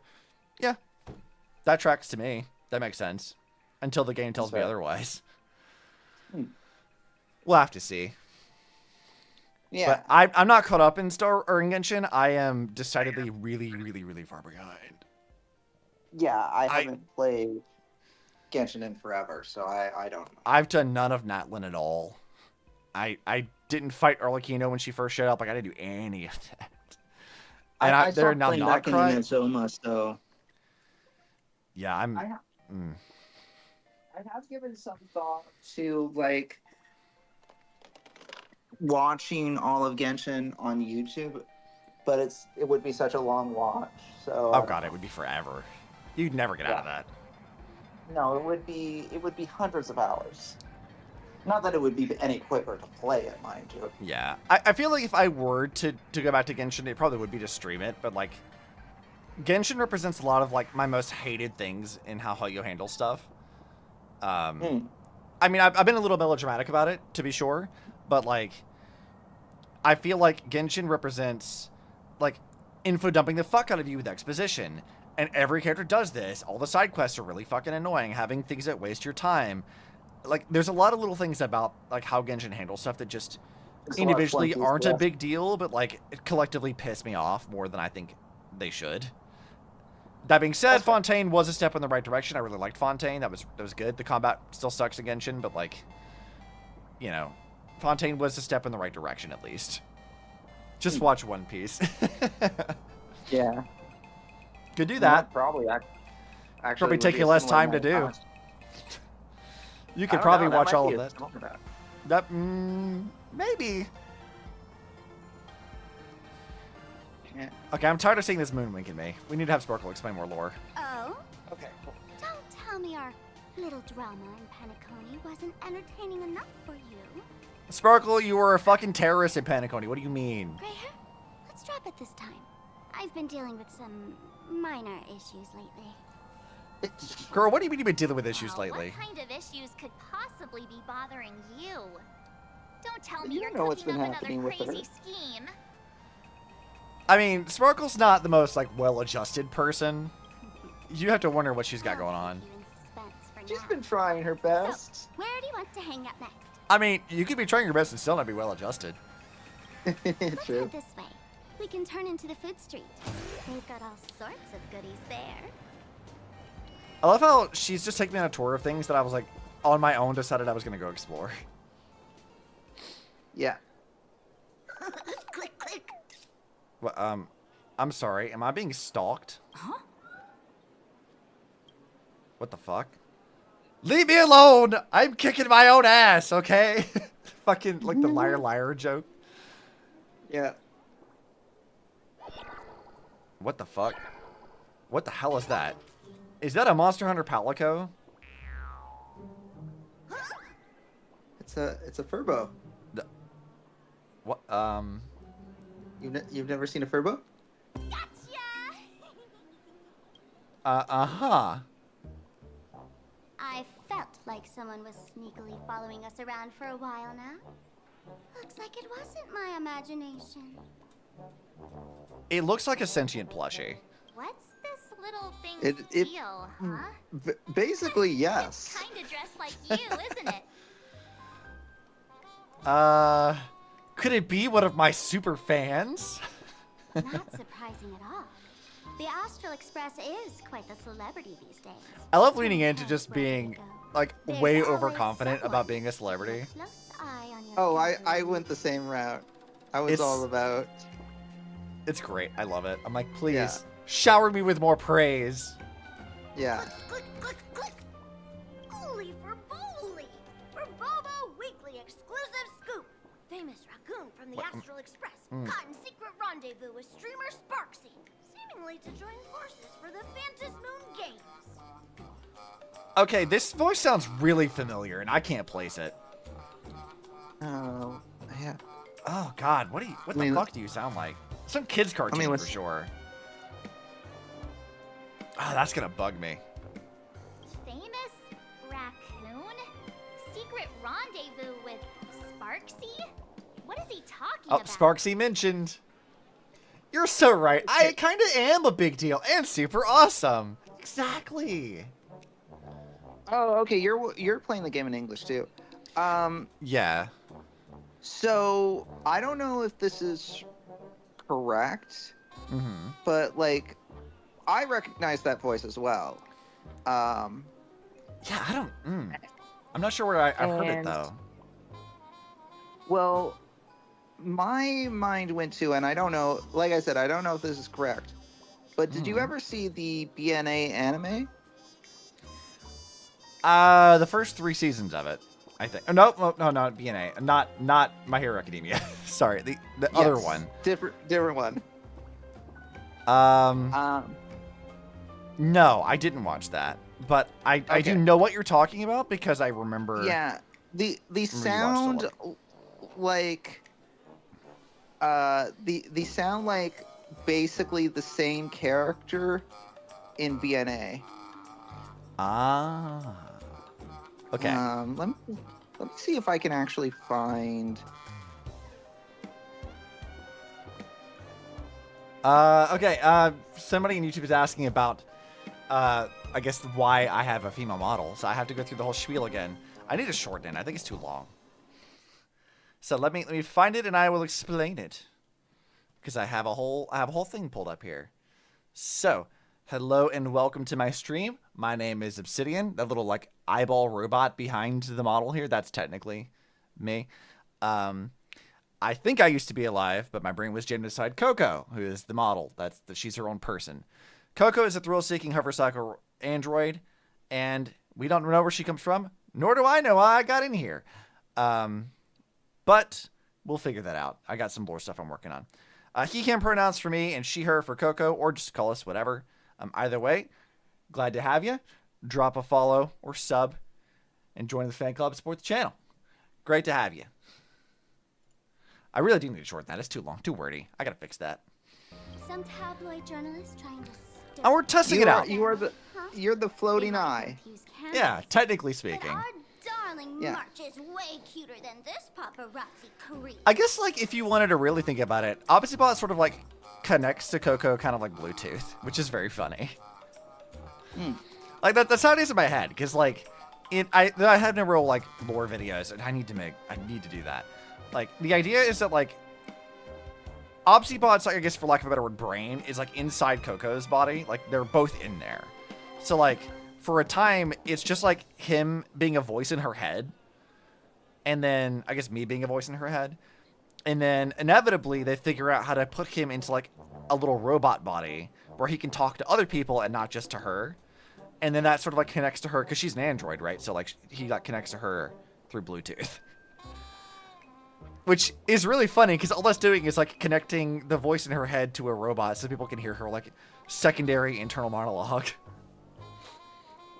Which is fun. I think it's complicated, but I will find ways to explain that more succinctly. I have not refined that yet. We're still tweaking it. Hey, I can speak for myself. Furbobo Weekly tabloid journalist. What? Click. Breaking news from Furbobo! Famous raccoon from the Astral Express openly claims Furbos can't be journalists. Suspected of human supremacist ideology. What? This is gonna be a human supremacist? Excuse me? That's so rude. Hey, don't write nonsense in your report. Why are you just standing there? Hurry up and catch that thing. That thing. I'm sure that'll go over well with the reporter raccoon thing. God, that sounds so familiar. That's gonna drive me nuts. I recognize that, but I can't. That's gonna drive me fucking nuts. Where have I heard that? It's like a very specific, like, I know it's like a kid's cartoon kind of thing, of like, it's obviously like some younger character being played by some older person. But, like, they're putting on, like, a kid voice. Like, that's... I know I've heard a voice like that in something else, and I cannot for the life of me figure out where. So, are we gonna kill the Furbo to silence it? Sparkle's like, let's kill that thing. We would never do something so violent. I don't know, March. You shouldn't rule it out. I think we could do it. I think we could kill that thing. Oh, you absolutely could. I think it's if you will or not. I don't think the I think we should. Is it possible? I think we should kill that thing. Oh, hold on. I gotta figure out how to do the bouncy thing. Oh god, this is trippy. I do like the little like raccoon things. Like these are so fun. I had mixed feelings about it. Oh, But I think part of my issue is that the controls for a tablet are a little uncomfortable. Like I think if I was playing with a keyboard, it would feel better. I mean, I'm on controller and it feels mostly fine. Yeah, maybe if I had a controller, I don't know. But it doesn't feel too bad. What the? Oh god! What the fuck? I got flashbanged. Jesus. Oh god! My retinas have not recovered from that. The Furbo journalist from Furbo Weekly, or Furbobo Weekly, lurks around all over the place, secretly tailing the president. If we want these guys to use their skills for good, we need to take the initiative. These mischievous Furbo journalists can shapeshift and mimic all sorts of objects, but their name cards will give them away. Keep an eye out for any flaws and expose their self-proclaimed flawless disguises. Keep an eye on marked domains on the map. The mimicking Furbos are hiding somewhere in this domain. Attacking the aberrant object exposed to mimicking Furbo journalists will reveal their true form. So they're like the trash cans. Okay, they're like the Penny trash cans. I got it.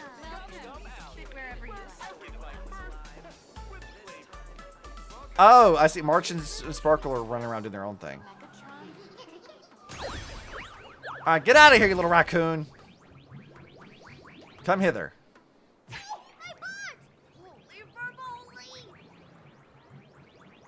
Ah, damn it! That voice is gonna bother me. That's actually obnoxious because like it's like right on the tip of my tongue. Yeah. No, I unfortunately for like little roles like that, they very rarely publish the information, so it's so hard to find. God, that is obnoxiously familiar. Shit. This is the second thing in like the last couple of days that's like somebody has mentioned to me or that I've come across that I'm like, oh fuck, I recognize this, but I can't remember like where it's from. So the other thing was like unrelated to Star Rail at all. My cousin called me the other day and she was like, hey, you were the only person who would know this potentially. And so she wanted me to remember a quote from a YouTube video or whatever that I showed her like 10 years ago where like the quote is, I like your shoes. Are they real? And like, I don't fucking remember where that comes from. And I'm like, shit, I know exactly what you're referencing, but I have no idea like what video that is. And it's gonna drive me nuts. And I spent the last 2 days trying to figure it out. And I'm like, I have no fucking clue. It's like, that's now in my brain. And now I've got this stupid voice of this raccoon plushie also in my brain. And I can't place it. How dare. Delete those sneaky photos. And don't you dare write any of your made-up stories. Or I'm gonna show you what's what. Escape now. For Bullitzer?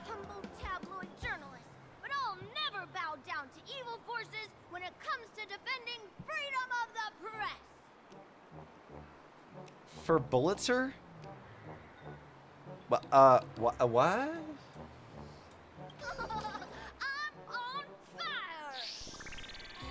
Whoa. Why did this guy suddenly get into a combat? Oh, are we gonna fight him? Can I kick his ass? Yeah! Let me fight him! Oh, let's go. Oh, I'm not even gonna put this on autobot. I'm gonna kick the shit out of you right now. The future is great. You can't run. Go, Cypher. Oh, this music kind of slaps. Life is not so fragile. As you wish. Oh, there's one song so I can leave early. that's in this that I really, really want to find. I'm gonna find it eventually. It's not Sparxie's like boss theme, is it? Because I knew that was coming. No, I that one was easy enough to find. I do like that one too. That one slaps. But the one that I really want is the one that it doesn't play exclusively for Pearl, but I've noticed it playing every time Pearl's on the screen. Okay. Beating up Tom Nook. Yeah. So I don't know what that song is called. I'm sure, given that they like release all the music for this game, I'm sure it's only a matter of time before like I find it. But that is a good song, whatever it is. Right. So yeah, I'm looking forward to like being able to kind of play that on loop.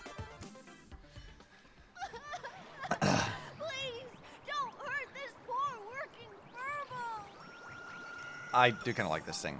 Also, seeing as I just had Cypher on my team, did you guys like see that they did like new posts? It was like Valentine's Day posts for all the Euphoria's characters. Yeah. So I was going through like TikTok, and apparently Cypher's voice actress actually read the hers out, like she did it. It's great. Oh really? I didn't know that. It's so fun. I'm glad that she did this because it's so fun. I'll have to pull it up here in a minute when we're not like. Yeah. Actually, no, I can pull it up right now. Hold on, give me a second. Everyone needs to see this because it's so fun. And Cypher is one of my favorite characters of all time. So like, we're gonna have to watch this. Everybody needs to see it. Stop making me do this stupid like verification thing, TikTok. Yes, I'm in my browser. Get the fuck over it. Jesus. Okay, now where is that vid? Yeah, I know I sent it to Charlie, but I can't pull up my DMs right now. Here it is. Okay, here you guys go. Enjoy Cypher's VA reading her like a Valentine's Day stuff because it's so good. This is so fun. Green Mystery sent me something. Through the mail. That takes forever. Just kidding. I can't eat chocolate, so Bardo gobbled it all up. But hey, seeing you so full of energy puts my mind at ease.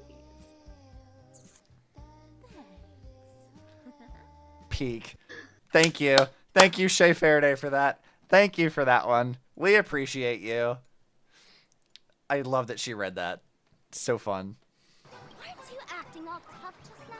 You've got some nerve, sneaking photos of Miss Sparkle and the Astral Express. I mistook you for someone else. I thought you were that famous streamer. As for the Express's great raccoon.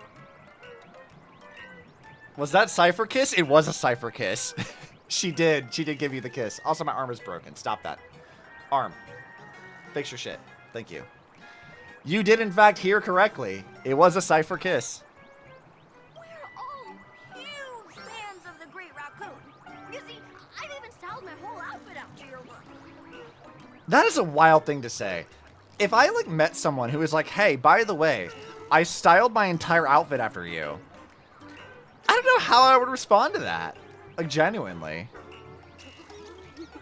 Now, let's talk about compensation.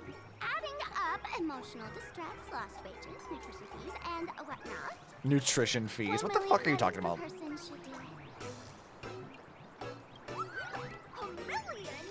President Nihilux has already been behind on behind on everyone's wages for months. For the money, they'll risk their necks being a tabloid journalist, taking photos of the bigwigs on the Astral Express. You respond with, you're so right. I am kind of a big deal. It's super awesome. I mean, yeah, you know what? You're right. That is how I should react. You're correct. Right now, I've got no money, and well, no life left to lose either. President Nihilux? Is this Nihilux you mentioned the president of your magazine publisher? I have no idea. President Nihilux specifically warned us that if we got into trouble outside, we absolutely mustn't mention her name. Her? Okay. Oh, Charlie added 50 crystals to my inventory. Thank you, Charlie. Thank you for the biddies. Thanks. And here you are spilling all the beans on her. So full of beans. The Great Raccoon of the Express. I suppose we could settle this with some compensation. So, okay. Okay. I have found a candidate of who it might be. Oh? It might be It might be Terra Sands. What else have they been in? More bits, Charlie, thanks. Oh, Nilux is the artist. Oh, dude, that fucking trailer was so unhinged, and I love it. She was Kairi. She has over 300 roles. She was Kairi in Digimon. Mokuba in Yu-Gi-Oh! Oh, God. She's played some characters in Pokemon. It sounds we're getting close. That does sound right. She's Terra in Infinite Nikki. Not played that.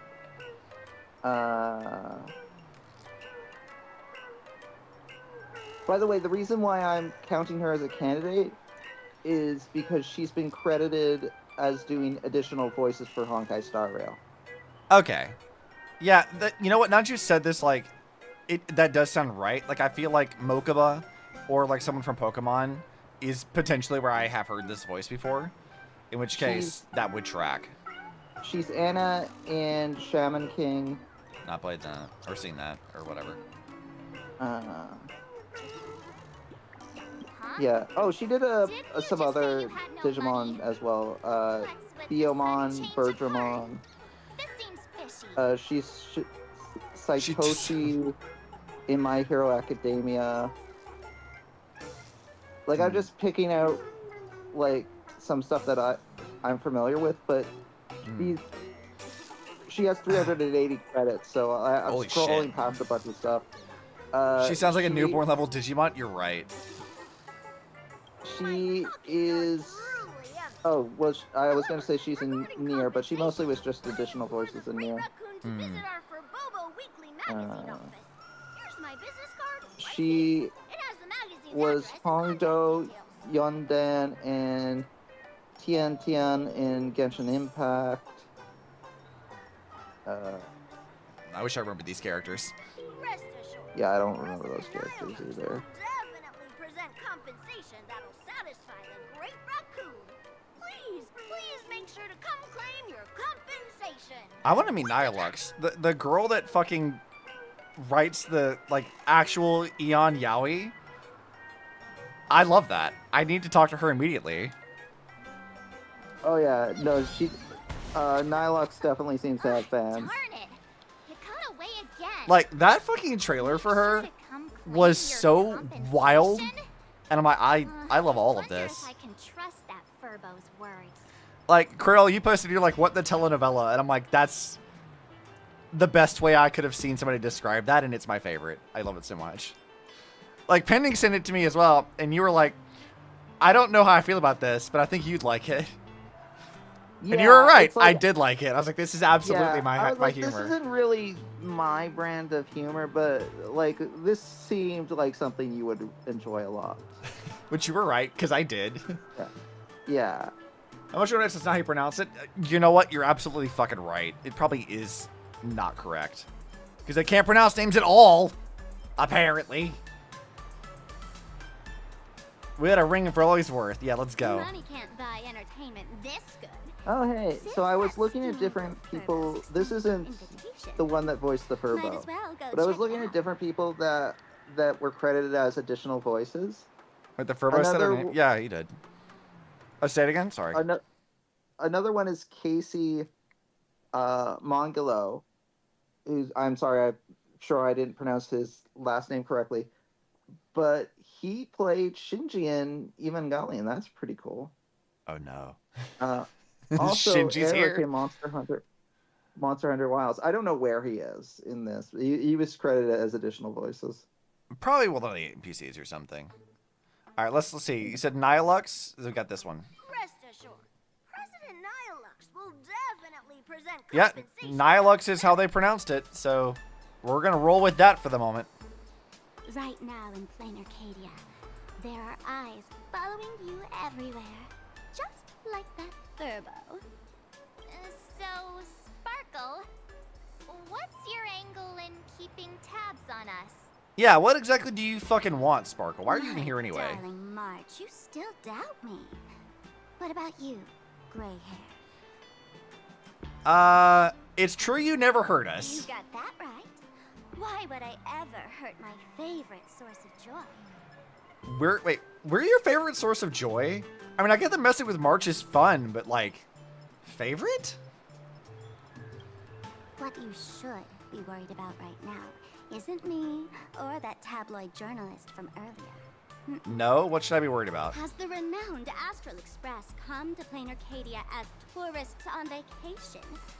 Or are you here for the Eon's game, eager to share their authority? For the local residents, you're already in the spotlight without doing anything. I mean, we already knew that, given the giant fucking crowd of people that swarmed us at the very start. If you decide to join this game, you'd better stay on your toes. There are quite a few people looking to join the Phantasmoon Games and become a supplicant. In their eyes, the Astral Express is the perfect prey. Among the folks I know, there's one who might become your enemy. Oh yeah? Who might that be? She's about to put on quite a show at the plaza up ahead. Wanna go check it out together? Sure. Is this Sparxie we're about to meet? These little Wispay are quite mischievous. As lively as our darling March. Hey, I'm being super well behaved here. I love how Sparkle's like, you're just as goofy as these fucking jelly things. And she's like, I'm doing my things. Power fragments. Pick them up That's when funny. you find them. All right. Yeah, let's I can't imagine I'm gonna find out, but Terrasan seems like as good of a guess as any at the moment. I can accept that. Elation is naturally the Yeah. most venerated deity here. However, people have their own different ways of practicing elation. I really like the trees and stuff around here. Like, this comic book aesthetic is really my vibe. The IPC has built a comprehensive network in Plain Arcadia, letting people soak up entertainment around the clock. Of course they have. Word from the tavern is that the IPC wants to control this year's Phantasmoon Games. Though, they've been itching to do that for 15 years already. Everyone keeps talking about 15 years. Does it really take 15 years for the moon to come back around?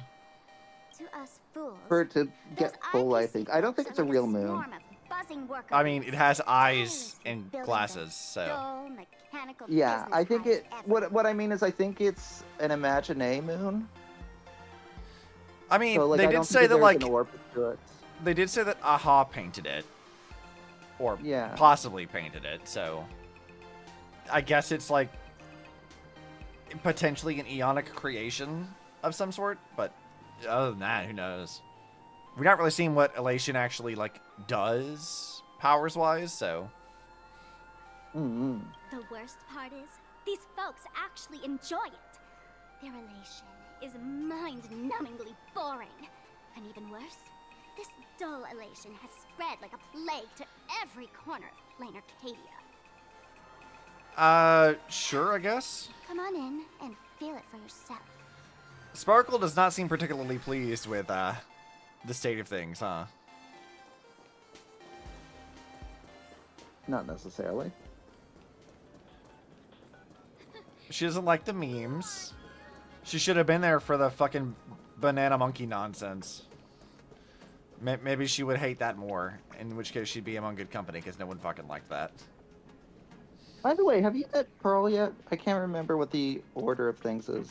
Yeah, she talked to us briefly. Plain Arcadia has enough entertainment to keep you busy until doomsday without repeating anything. But you know what's missing here? Real fun.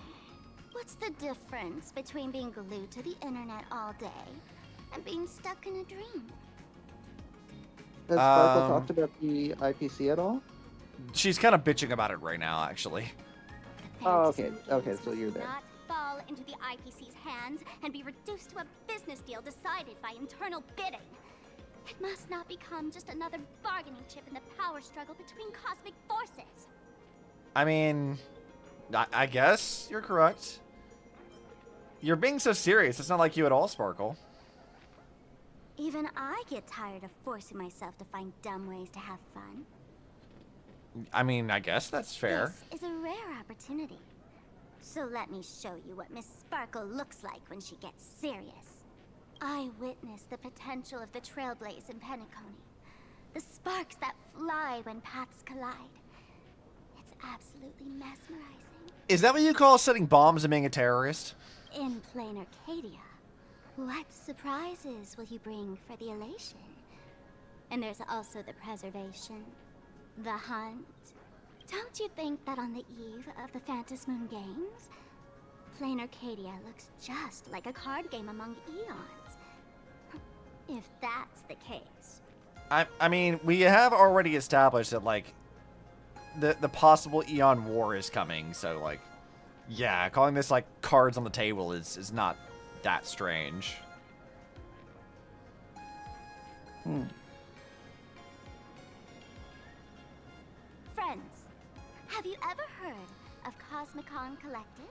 I have no idea what that is. Explain it to me. What's that? It's the hottest trading card game in the world right now. Tons of people are playing it. Oh God, are they gonna do like the Genshin like TCG thing? I don't want to do that. Don't make me do that. The cards Oh, feature oh yeah, legendary you're figures getting from to the card across game. the universe, Apparently. along with their power levels.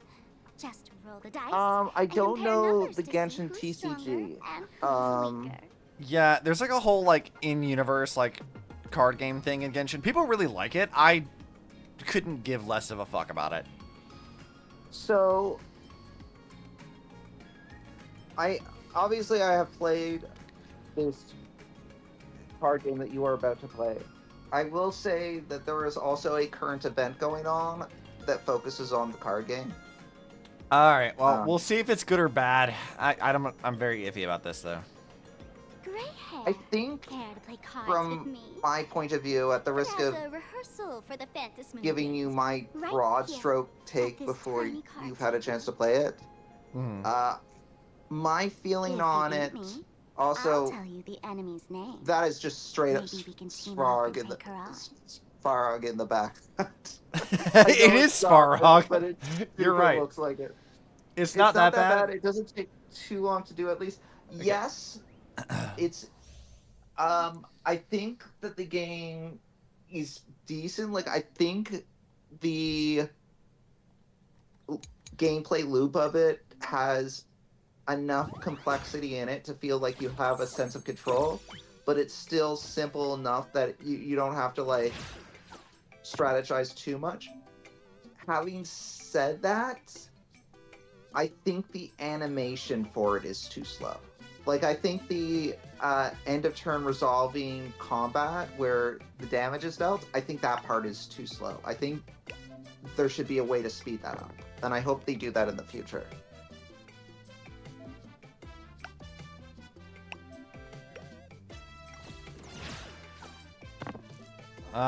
Okay. Oh, I see already what you mean of being too slow. I can see why this would take forever. Yeah, fortunately, it does not take that many turns. So, like, the actual amount of time that you're spending per card game is not too long. It's just that I feel like there was a way to make this a lot faster paced. Right.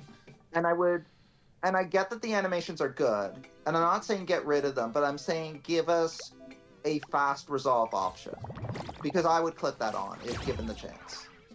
Yeah, I feel like if I could just press a button and be done with it, that's what I think I'd like to do with this. I don't have much of an interest in this. Seal Slammers, this is not. Because that actually was... This, like, I don't mind this as a game mode. Like, I'm perfectly happy to play the card game. I just want that one tweak. Right. I also know a surefire strat to win every time. You can get it later. Oh, interesting. I haven't played enough to know that strat. I'll take your word for it. Yeah. Alright, there you go. Die, Aventurine. Okay. Cool. Am I done with this? As expected of you, gray hair. If you want to be. Mm-hmm. Because this card is yours. you will get other If you want more opportunities cards, to play the go card chat with the game, card masters at the plaza. but I think that's the only time it was mandatory. Okay. The herder card with the heal dice where every face is a low roll but heals. Okay. Ah, okay. A streamer who's about to go live at the plaza. Yeah, I'm pretty sure that's the only time that it forces you to play the card game. But like, you will see people that have like a card game icon on top of their head, This streamer, and you just can like challenge them to play the has been card seeking game a chance to join if the he Phantasm wants. Moon Games. Yeah. It won't I be might just do that long. off like, stream. I don't think I'm gonna do that for streams. Yeah, that's entirely fair. And like I said, there is an event Trouble you've gotten yourself into. It's her. happening right now involving the card game, so you can Darling March, I just do that as can't well. escape My your God, that sixth cat sense, huh? in the background. That cat was. If you need my It had too much caffeine. It triggers Herder's effect where she gains hack after 2 turns, you're healing every turn, and she gets infinite special dice from it. Interesting. Well, if that's the thing we can do, then I'll do that off stream and crush all of it, because we're definitely not finishing this today. I thought we'd make more progress, but we've already been derailed. This is the patch should derail all patches, honestly, because I know there's so much shit to talk about, and we haven't even hit like the actual direct Vita references yet. You've been playing this for almost 5 hours now. You're not a quarter of the way through this. You know, we're already way the fuck delayed. Yeah. Yeah, no, there is so much story left in this patch. Yeah, we'll have to do this like again later in the week. You can't get to Yeah. it till later when you unlock more cards, though. Okay. Yeah, you beating people in the card game gives you a special currency which you can use to buy cards. You're still in the introduction? you Yeah, get I figured we other were pretty rewards early. additionally. Now that the Yeah. IPC guide Yeah, is you are still in the the introduction. tavern guide will be on her way. There is genuinely so much more. To welcome us. Like this, someone suggested to me that Quality this time together that is 4.0 always so would be a short. shorter story Before I than take my leave, the Amphorius patches. give you a friendly I did not. That is not my takeaway. This patch is as long as any of the any of the Amphorius patches. I kind of assumed that like this was going to be a bit. Just because, again, I've been seeing so much on like Twitter and TikTok of like little bits of lore dropped. I'm like, I need to get the context before I start formulating my actual opinions about it. But like, I knew going in that this was going to be very, very, very Impact 3rd heavy, like crumbs. And I'm like, cool. I'm gonna have a lot to talk about finally. I will say, like, this well. For as all long as this supplicants who patch join the is, Phantasm Moon Games, and whether they like look I up think I or mentioned down, before that the some of the moon that story humanity patches in gazes upon Amphorius the sky is always were the at a same, length where I Phantasm. felt kind of drained by the end of it. And a little bit of that is on me because I do tend to push to play the patch maybe at a faster pace than I might otherwise. In part just because I like to be surprised by things, and I know the longer I wait, the higher the probability of a spoiler. Well, here's my thing, and I guess I can pose this question to chat as well. So, traditionally, I have done streams like this and like the one with Zenless, like on like the day of or like shortly thereafter when the patch drops, like within a day or two of it dropping. I'm being pretty on top of the patches for story stuff. However, I got to thinking about it, and I'm like, you know, part of like why we do this, outside of the fact that I just want to stream it, is so that people who watch this channel can see me react to things and see how I like what my takeaway kind of is. And that's a little hard to do when I'm doing it the day the fucking patch drops, right? So I was thinking it might be better that if moving forward that I wait like, you know, a few days or like a week or so after the patch is new to give people time to kind of get through the plot and story stuff. And then I stream it so people can actually like come in and they can have like, I guess the dramatic tension of like knowing what's coming, but I don't. And like being able to like anticipate and see how I react to things, which I think would be more interesting for viewers. So chat, if you guys feel like that's the case, let me know. I was already kind of playtesting that with this stream, like delayed it a few days just to see.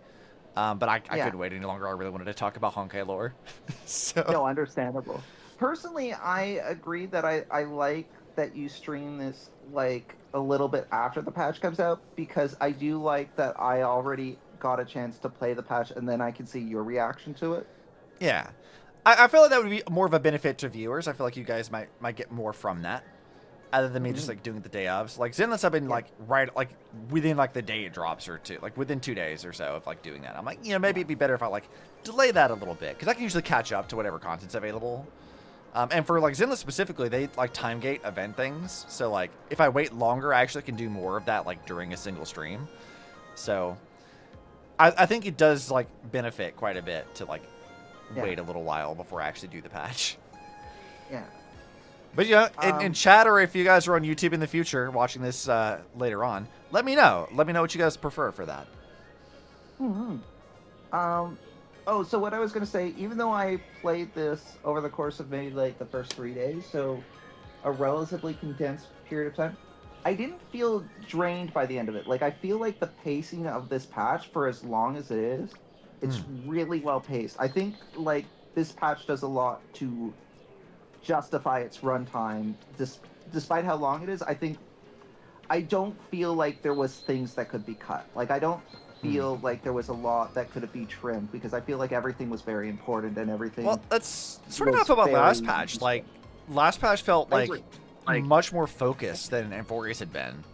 So I absolutely agree with that. Yeah, maybe they've like learned a bit and decided that they're going to be a little bit better about their storytelling. That's what I was hoping, because like when 3.8 came out, I was like, man, this is a really good story patch, but I was also pessimistic about going into Plan Arcadia because I'm like, it's just going to get back to where it was before. And I mean, it still might, but I think this patch was another like really strong patch kind of as well. I think this was like, as a start to Plan Arcadia, this was so good. I will say a thing, because I just now hit this point here. A thing I like right now is that they're letting Stella talk.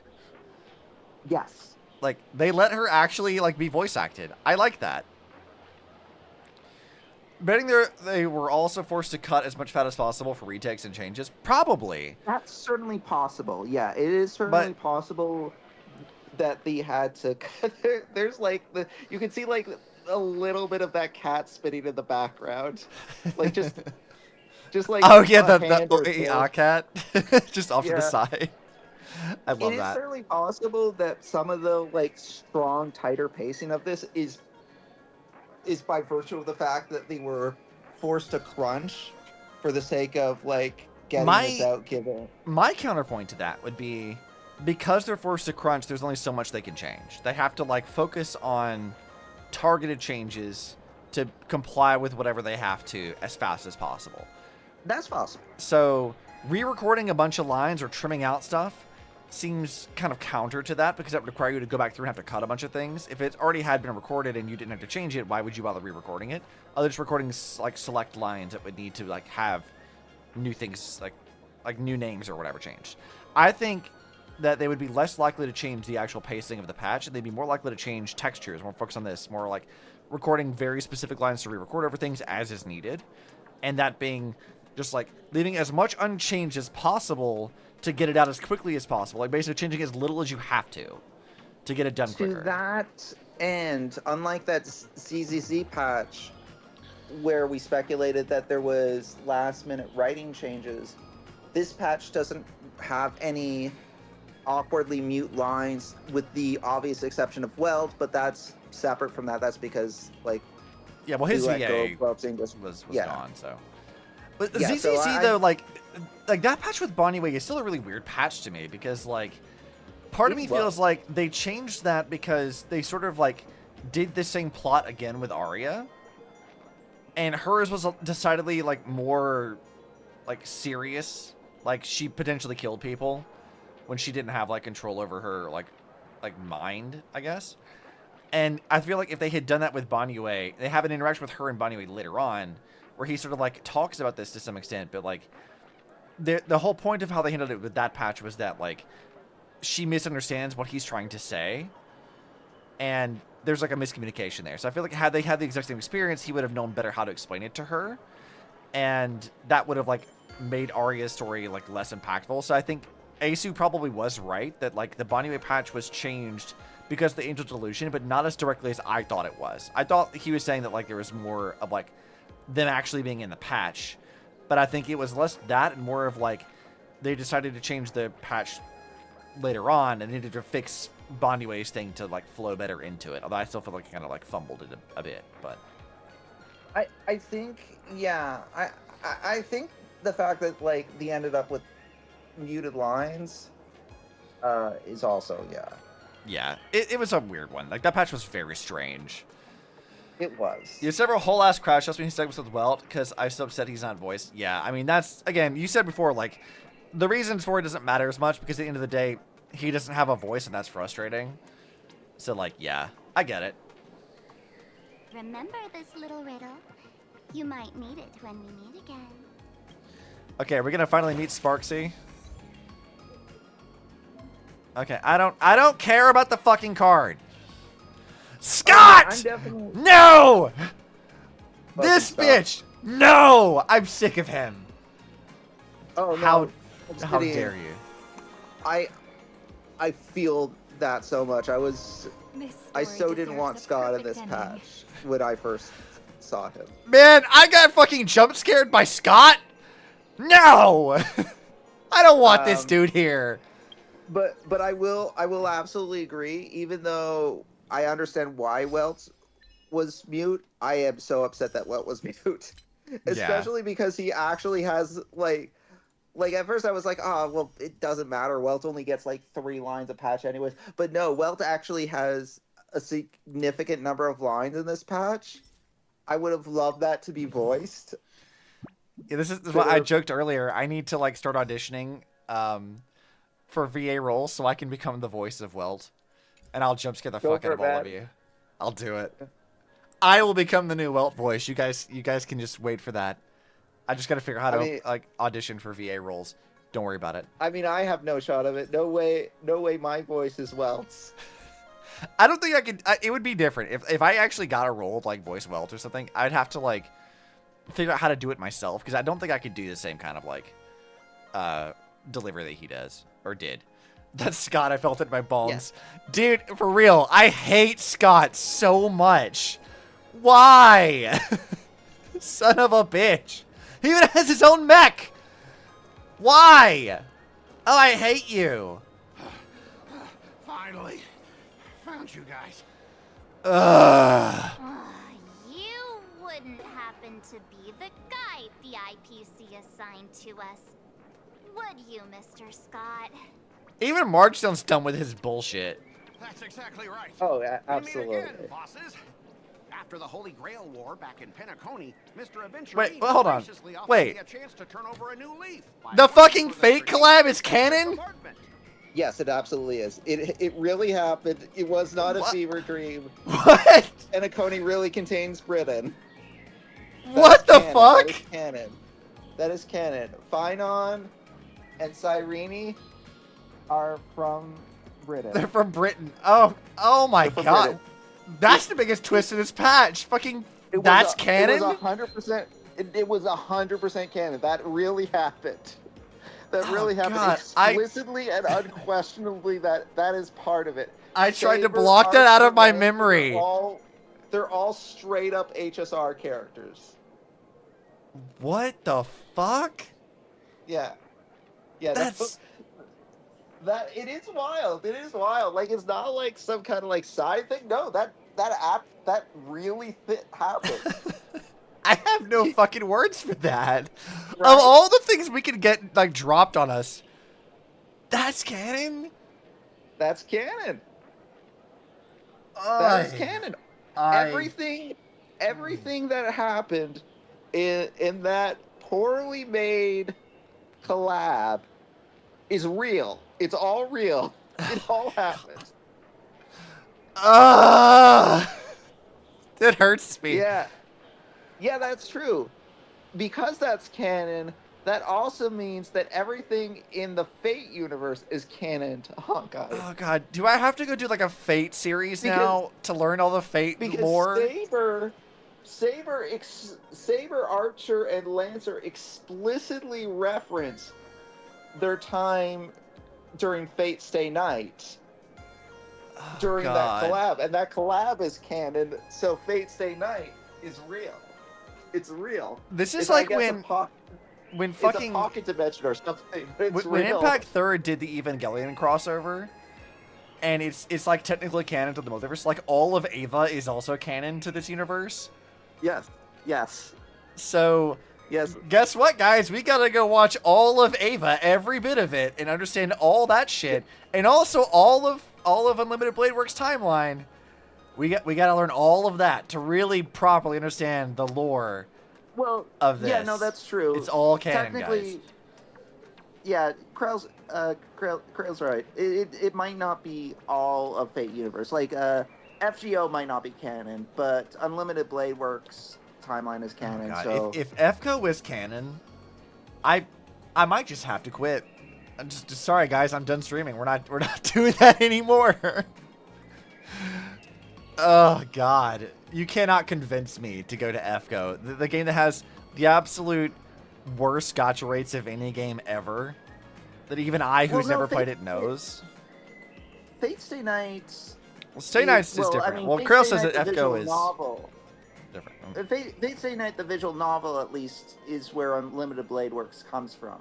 I guess if you're talking about Fate Stay Night as in the first route, like the Saber route, I guess that wouldn't be canon because it's the Unlimited Blade Works route specifically that's canon. Hold on a second. Scott just said that he was assigned to be their guide because Pearl wanted to find someone who got along with the Express crew to be their guide. In what fucking universe do we get along with Scott? Have you considered the possibility that as much as Pearl acts smart, she might be dumb? I mean, is it funny that we made him bark like a dog in the middle of the streets of the Xianzhou? Yes, it is. I think we also made him oink like a pig at some point in time later. But, like, why? Of all the characters... I hate Scott. No, so the visual novel has Unlimited Blade Works in it. So the visual novel has 3 routes in it. The second of the 3 routes in the visual novel is Unlimited Blade Works. It's basically the 3 routes in the visual novel is like the first route, which is the Saber route, the second route, which is Unlimited Blade Works, which is the Rin route, and then there's Heaven's Field, which is the Soccer route and the third route. So, Unlimited Blade Works is the route that is canon, but that is in the visual novel. Like, that's where Unlimited Blade Works originates from, is the visual novel. So, first of all, can we appreciate that Sparkle knocked out Scott's ass and then dumped him in a trash can where he fucking belongs? Because fuck him. And now, like, he's talking about making her pay, and then our 3 options are, what in the world was Aventurine thinking? So we can blame Aventurine for this, which means he's fucking with us. Or Intellitrons just don't get humans, meaning that Pearl didn't get it. Or I'm suddenly starting to miss Sparkle. I don't know which of these I like best. By the way, the fact that Sparkle dumped Scott in a trash can perfect was like that elevates Sparkle in my mind. I agree. I like Sparkle a lot more now. Thank you for that, Sparkle. I appreciate this. Yeah, thank you, Sparkle. Sparkle is way more lovable you did your than best to this one spare here. us from him. Yeah, even March is like Sparkle's more lovable than this one. Valid. You don't want to see my despicable face. No, I don't, Scott. Scott, totally understand your frustration. As long as you're safe and sound, that's all I care about. Uh-huh. So, dear bosses, would you like to grab a bite to eat, keep playing around here, or perhaps enjoy my latest animal impersonation act? Why are you volunteering to make animal noises at us, Scott? Is this some kind of kink for you? What is wrong with this guy? What is your deal, man? He is a broken man. Something is seriously wrong with him. And we even invaded his mind, and it's like, he has like the lone wolf mindset. Like, what is with him? God, it's like the worst kind of trauma, PTSD coming back the moment I see this stupid fuck-ass face. Mr. Scott's dedication to his work is so intense. It's almost painful to watch. You're correct, Marge. It is painful to watch. We're waiting for the enemy to show up. Enemy? Not on my watch. What do you mean? The enemy is right in front of you. Yeah, exactly. Step over my dead body. I hope they kill you, Scott, so they can step over your dead body. Maybe you should just stay quietly to the side. At your command, I, your humble servant, Lyndon Scott, shall fade into the background like a shadow, completely unnoticeable, until the end of time. We can only fucking hope. I don't want to play cards with you. I don't want you here. Please go away forever. The annoying guy is finally gone. Let's head into the plaza and see what fun stuff they've got. Oh, God. Of all the things to be jump scared by in this game, Scott was not what I was expecting. Ugh. Was it a bigger surprise than Lygus? Lygus also was like, no. It's just like, bro, we spent 50-something hours in Emphorius. Do we really need Lygus to come back? Like, come on. Alright, what's this dude doing? How can I help you? Oh, I think that's the guy. Oh, actually, never mind. This is a very normal dude for Planet Arcadia. He's like, we just see this random girl's face like, hello, I can help you. I'm very normal. Like, okay. He's just a guy that wants to play the game on his phone, man. This one's just passing through. Lady, you got the wrong person. If you want to play cards, I'm your guy. Am I about to play cards with discount gummy goo on the wall? You don't have to. You don't have to. Anytime you're in the mood for a game, or trade some cards. Am I? Is this crocodile risen me up? Why does he talk like that? I feel like he's normal citizen. Yeah, very normal. No, I don't. No, Sparkle, I'm not. Detective Croc. Okay, we will come back to that later. All right, what is this guy doing? Hey there, young lady. You getting the hang of traversing the world in canvas yet? Sure, why not? Need some practice? You can always try your luck with me. Okay, I'll do the raccoon stuff. This thing is really cute, though. I do like it.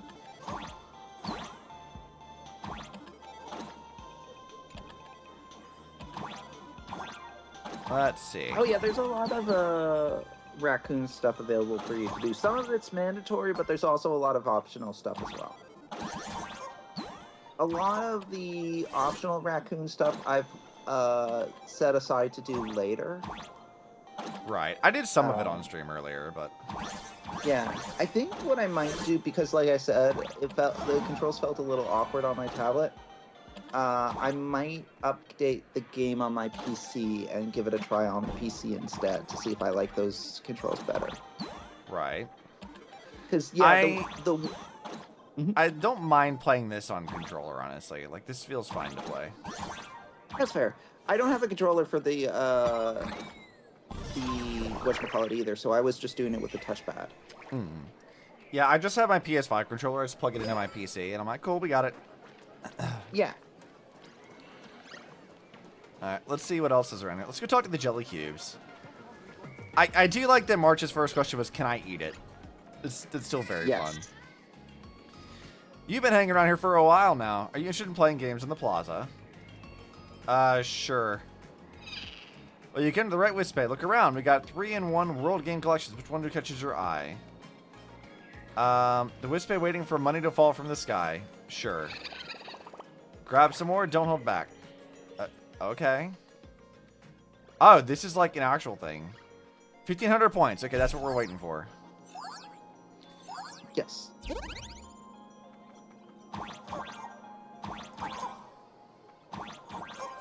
Oh yeah, there's a few of these different mini games. I haven't tried all of them yet, but that's another thing I want to get back to. This Planet Arcadia kind of feels a little like a ZZZ world. You know what? I could see that. Like, it feels like if they did like a Bang Boo thing with this, it would be very, very familiar. Yeah, like I feel like 4.0 probably has more minigame content than we've gotten in a while. I mean, I don't dislike it. I think it's a fun little thing in and of itself. Yeah, I don't mind it either. I do wish that, like, while we're doing, like, the platforming with the raccoon, that, like, we can get, like, a dash or something. A dash feels like that would be very useful. In, like, the minigame stuff that Impact 3rd does with, like, the home moves and stuff, we usually have something like that. So I sort of, like, instinctually expect to have something like that, and we just don't. Right. I mean, so I haven't gotten too far with the raccoon stuff. I will say that there are upgrades that the raccoon can get, but as for like what the upgrades are, like I don't have all the information because there's a lot of raccoon related content that I just simply have not done. Yeah, I will do the rest of that later. Yeah. Excuse me. What's everyone waiting around here for? We're waiting for Miss Sparxie's live stream, of course. Don't tell me you guys don't know who Miss Sparxie is. I mean, I've seen her in memes, but otherwise I don't know who Sparxie is. I know you. You're that... the one from the news. Right. The famous of the Cosmic Express. The Cosmic Express? Dude, do you really know who we are? Come on. It's the Nameless of the Astral Express. Forget about that. Let me introduce you to the great Miss Sparxie. I don't know, man. I don't have time to watch a lot of streamers. I'm really busy. She's so adorable. She's the most versatile streamer ever. Oh, which streamer? Mastering all sorts of talents. They're talking about Sparxie. And every single word she says echoes in my dreams. It's simply impossible to sum up such a perfect being in just a few sentences. This is a simp. Got it. We finally met someone who doesn't care about the Express. Yes. And for some reason, it actually makes me feel a bit more relaxed. Yeah, March, I don't think you're cut out to be a famous person, to be honest. I think you're having a hard time with it. You know, it's kind of funny that March is a little bit against the whole streaming thing, given that there was, like, you know how they do those streams for the upcoming patch? Yeah, yeah. One of those was March doing a live stream with like a live 2D model. Oh yeah, I forgot they did that. It was I think it was the same one that had Gwenifin in it. In fact, I think that was part of like their thing for promoting Gwenifin, which is a little wild because Gwenifin was a 4-star, so she wasn't like the main draw of that patch. Oh no, we found the guy who's parasocial with Sparxie. It's exactly because of people like you always going on about how Sparxicle loves everyone, that she has to hide herself away and barely ever appears in public. They're definitely having a little bit of fun with streamer fans. Yeah. Very normal, very well-adjusted behavior. If I married Sparxicle, I would protect her properly. Oh god, he's one of those people. It's like, marry me. It's like, that's a streamer. They don't know you. You're exactly the kind of person she's trying to protect herself from. Valid. The calm fan's the one that's actually talking sense. These people don't look like they're up for a normal conversation. Let's keep our distance. White Knight simps. Exactly. Dude, those people, like, you talk about, like, a way to, like, maybe feel skeeved out immediately. It's like, ew. Ew, I don't like that at all. It's like, I don't know. There's, like, a weird thing with, like, parasocial behavior where I'm like, that's a real-ass person. Like, why are you being weird? That's a real-ass person. It's not like a fictional character. Like, that's a real person behind the camera. Like that's really don't do that. Lady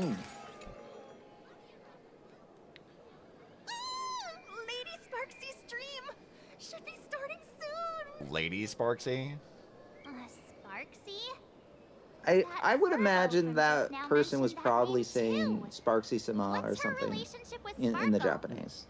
Yeah. I just, whenever they say lady, I'm just like, pretty sure. Like, they said, like they called, Evernight lady earlier, and I'm like, well-adjusted, prim and proper lady is not how I would describe Evernight. Yeah. Yeah, I would imagine that, like, when they do that kind of thing, it's like, the person has, in Japanese, has gone out of their way to be remarkably respectful or slash polite towards a certain, when referring to a certain character. Would you mind And like that's like the closest they can do to convey that kind of feel in English. I am so glad I get to introduce Lady Sparxie to those who don't know her. You know, talking to these people reminds me that, like, I don't tend to engage with, like, fandoms very often. Because I tend to find, like, overly obsessing over something. This is just a fucking irony for me, who, like, is overly obsessive about things sometimes. But, like, engaging with that is, like, a lot. And I'm like, you know what? I think I'll just be over here and enjoy things on my own. I think this is just a bit much for me. And talking to these people now, I'm like, this feels familiar. And why I don't engage with fandoms is like, you know what? I think I'll be over here in my little bubble, my little space, while I enjoy things on my own.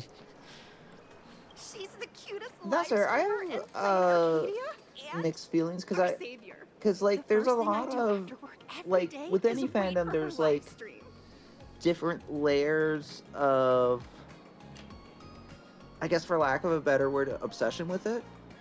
Right. Or maybe dedication is a better word.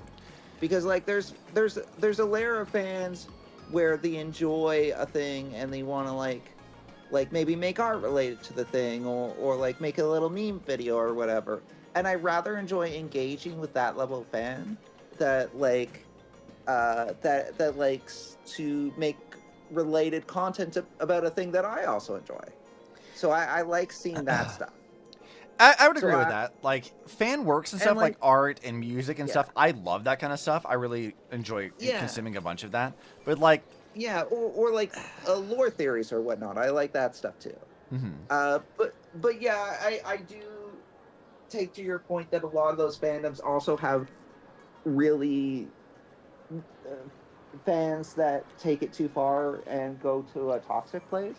Well, it's not even a matter of toxicity. It's like I really like Honkai, but some people really like Honkai. You know what I mean? Yeah. And I'm like, it's not that it's just so toxic. It's just like it's just a lot.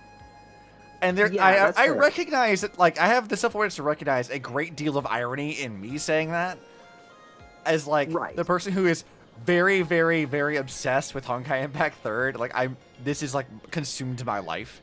I understand the irony in me saying that, but like, I also like. I keep a very, like, specific kind of distance between me and fandoms.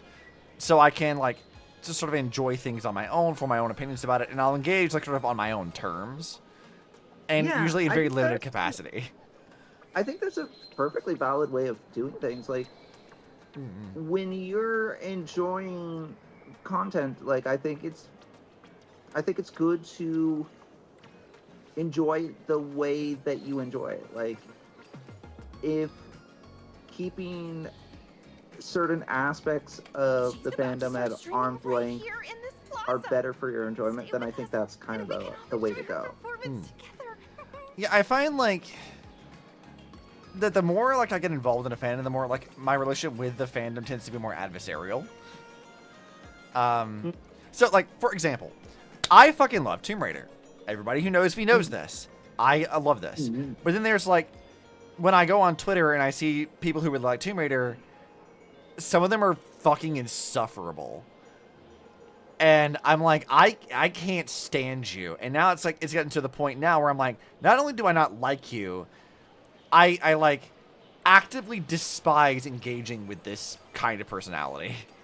Like the people who are like, oh, Square Enix tried to ruin the franchise. Everything that they do now is bad. The old stuff was so much better, and they've mischaracterized and misunderstood Laura because they didn't give her huge tits anymore. And I'm like, what the fuck is wrong with you?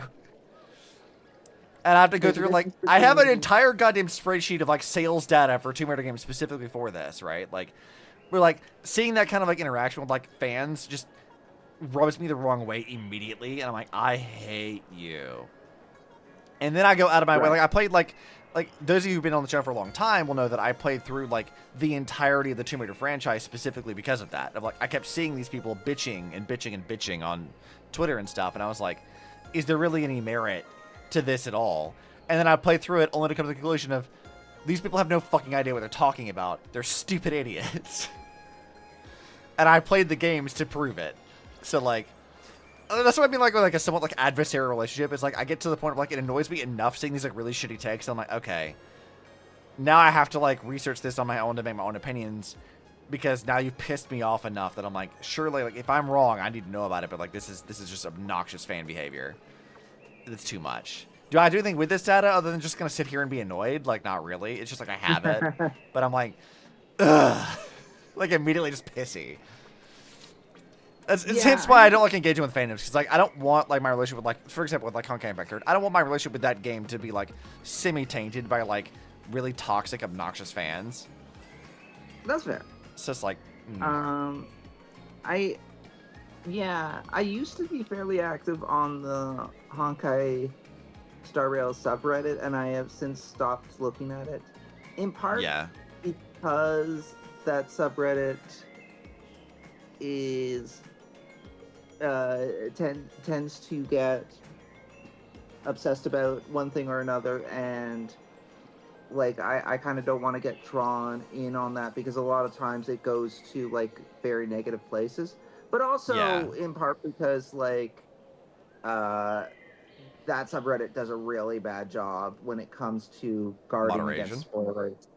Yeah, that too. Like, ironically, the leak subreddit has less spoilers on it, at least in terms of story, than the normal subreddit. That's hilarious. And the reason for it is because the leak subreddit does a much better job of making sure that spoilers are marked in a way that if you don't want them, you can easily avoid them. Whereas like on the Honkai Star Rail subreddit, people will do the thing where like they marked the topic as spoilers, but the headline, like the part that can't be spoiler tagged, is written in such a way that makes it obvious what's happening. Yeah. So Crow says the difference between being crazy about something and getting obsessed and making that someone else's problem. Yeah, I agree with that. Yeah. Like there's also like for me like my own personal principles about stuff. So like I have like a compulsive need for accuracy. Like even if like something makes me personally uncomfortable, if I'm going to talk about it, I want it to be like accurate, right? And that is decidedly not how the internet works. Like Twitter and them, like they don't care about that. They'll say, people will just say random shit, or they'll like not really consider nuance about stuff, because why would you expect nuance from people on Twitter kind of a thing, or like on Reddit? And that is absolutely like a me problem of like, I shouldn't be rage baited by this. I shouldn't be like engaging with that. And I try not to, but like occasionally I'm like, this is so annoying. Like, so I was just like browsing, I was just, because we were just talking about it, I went to the Honkai Star Rail subreddit. Right. And as I just glanced down it, I see something and it's marked as a spoiler, but again, the headline can't be spoiler tagged. So you can see, so the headline is just something that you would see if you were just browsing on the subreddit. And I can't even tell you what this headline is, because it would spoil a key part of 4.0. So like this is why I don't. What a mess. So this is why I don't go to this subreddit anymore, because I've been spoiled on things too many times from this subreddit. They've hurt you one too many times. You can't trust them anymore. Yeah, exactly. Says, So my favorite are the ones who post spoilers and have a big fucking unhidden screenshot of plot destroying a spoiler. Yeah, right? I've seen those.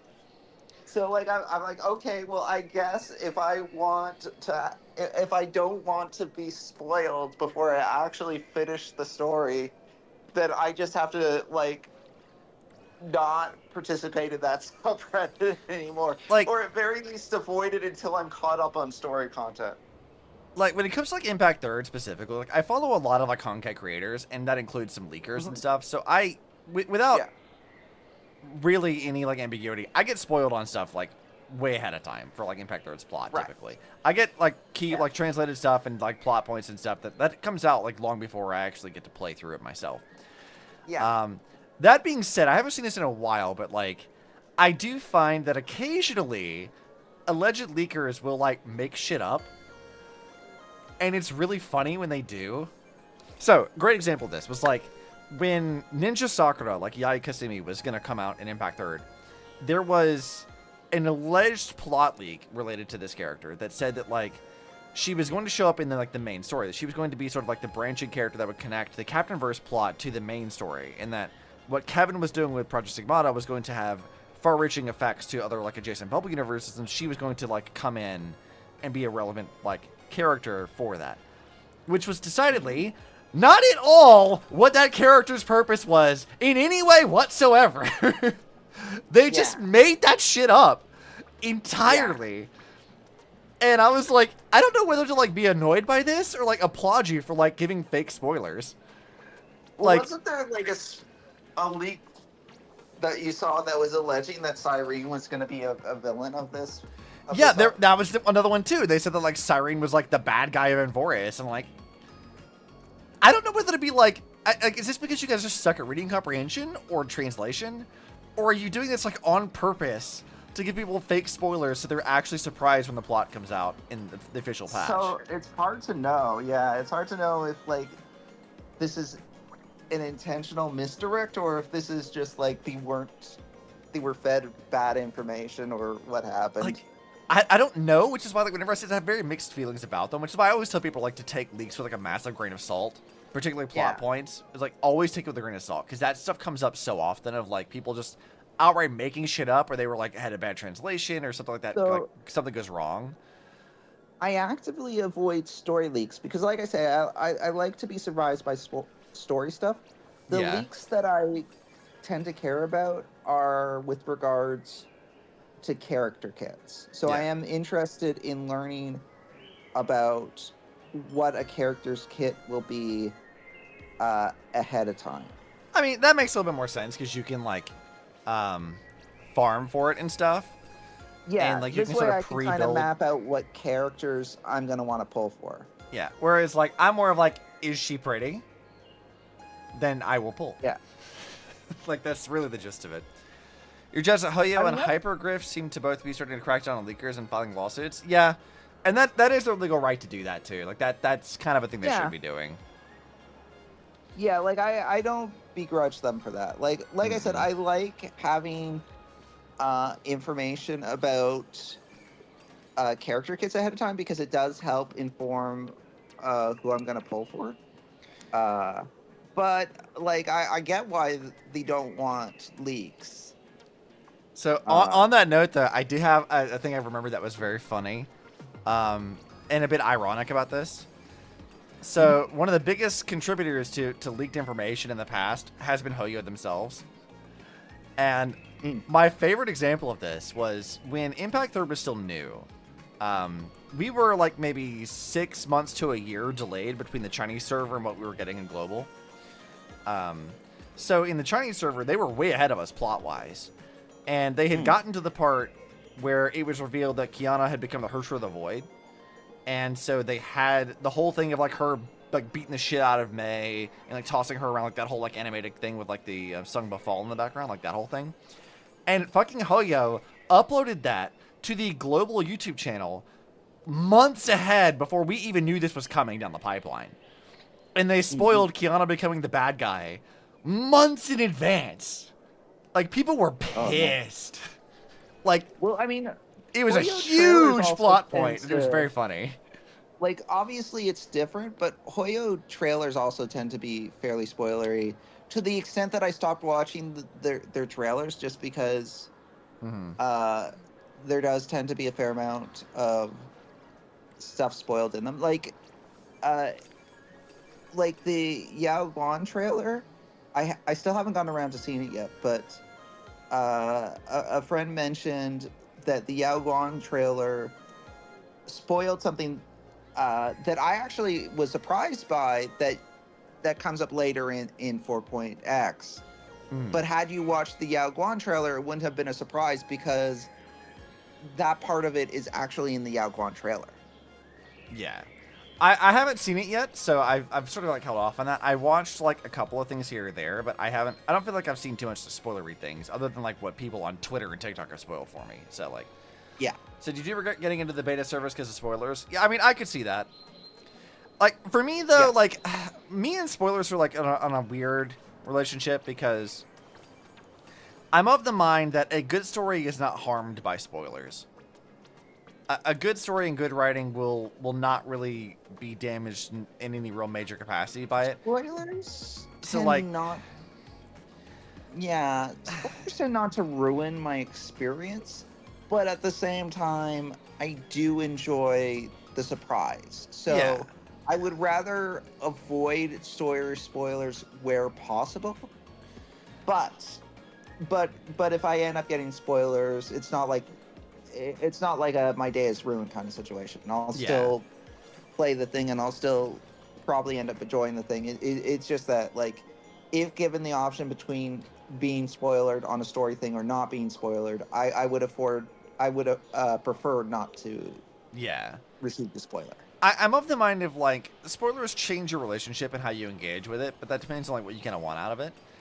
For me, lore is kind of the important thing, and like context is really, really important for that. So like even if I get spoiled on certain things, I might be able to formulate some like, you know, preemptive ideas about what could be happening. But like until I get the full context of like what that actually was and why, I can't really say definitively how I feel about it until it happens. So like even if I get spoiled on like a plot point, I can't formulate any real like lore concepts until I see it. Like the whole thing with Vita right now, right? Like I know how Vita's supposed to operate. I have my own ideas of like how she's supposed to be and what we've seen before, what her role in Planet Arcadia may or may not be. But like I don't know the context in which they reference her or not reference her yet because I haven't got that far. Same thing with this like Sakura maybe like Rin variant. I don't know if she's actually Sakura or Rin yet because we just haven't seen enough of her to really decide one way or the other. So, like, I've seen some stuff that maybe suggests that, but I'm like, as neat as that would be, I need to wait for context to see how the game actually tells me and communicates this information before I decide what I actually feel about it. So, like, spoilers don't really, like, change that at all. I would still need context regardless. So, my method of, like, deciding on how I feel about lore theories and speculation is still rooted, and I still have to play the fucking patch, so. Yeah. You want to avoid story spoilers at all costs. You still play it, but you hate knowing what's coming. I bet, like, knowing what's coming, like, aged in advance would probably be, like, that would probably kill me a bit. Because then I want to talk about it, but I can't talk about it with anyone. Unless it's Charlie, because she doesn't care, and I can info dump at her anyway. Let's see. Let's wait for Sparxie. All right, Sparxie, show up. I want to get your cutscene so then we can put a pin in it today.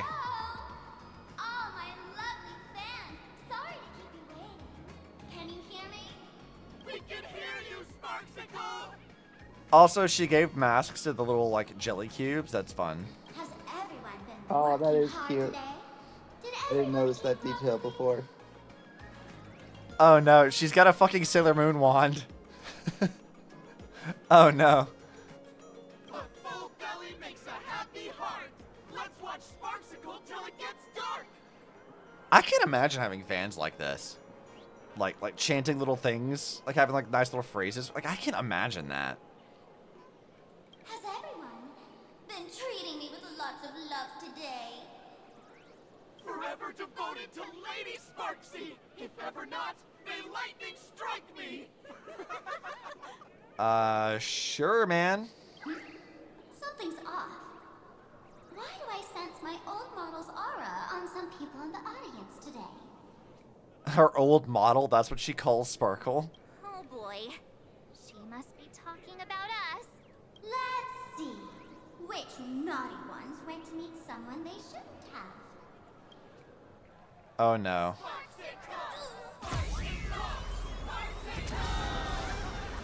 Oh, she's big.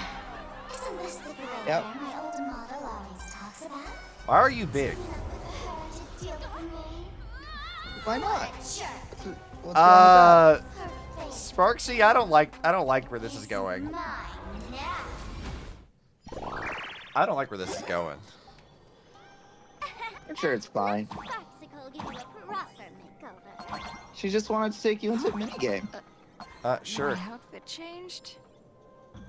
Why did she give us like the dog from the Lawfu? The enemy that Sparkle mentioned. What You remember the like is your robot dog relation thing from The Lafu. The little robot one. Yeah. Our outfit looks like that.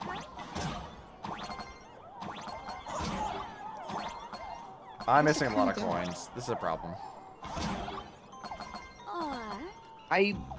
If I remember correctly, Sparxie's design was one of the things that they changed as a result of, like, the Rift. Yeah, I'm not really surprised. Yeah, I wonder how much so of it was actually different, though.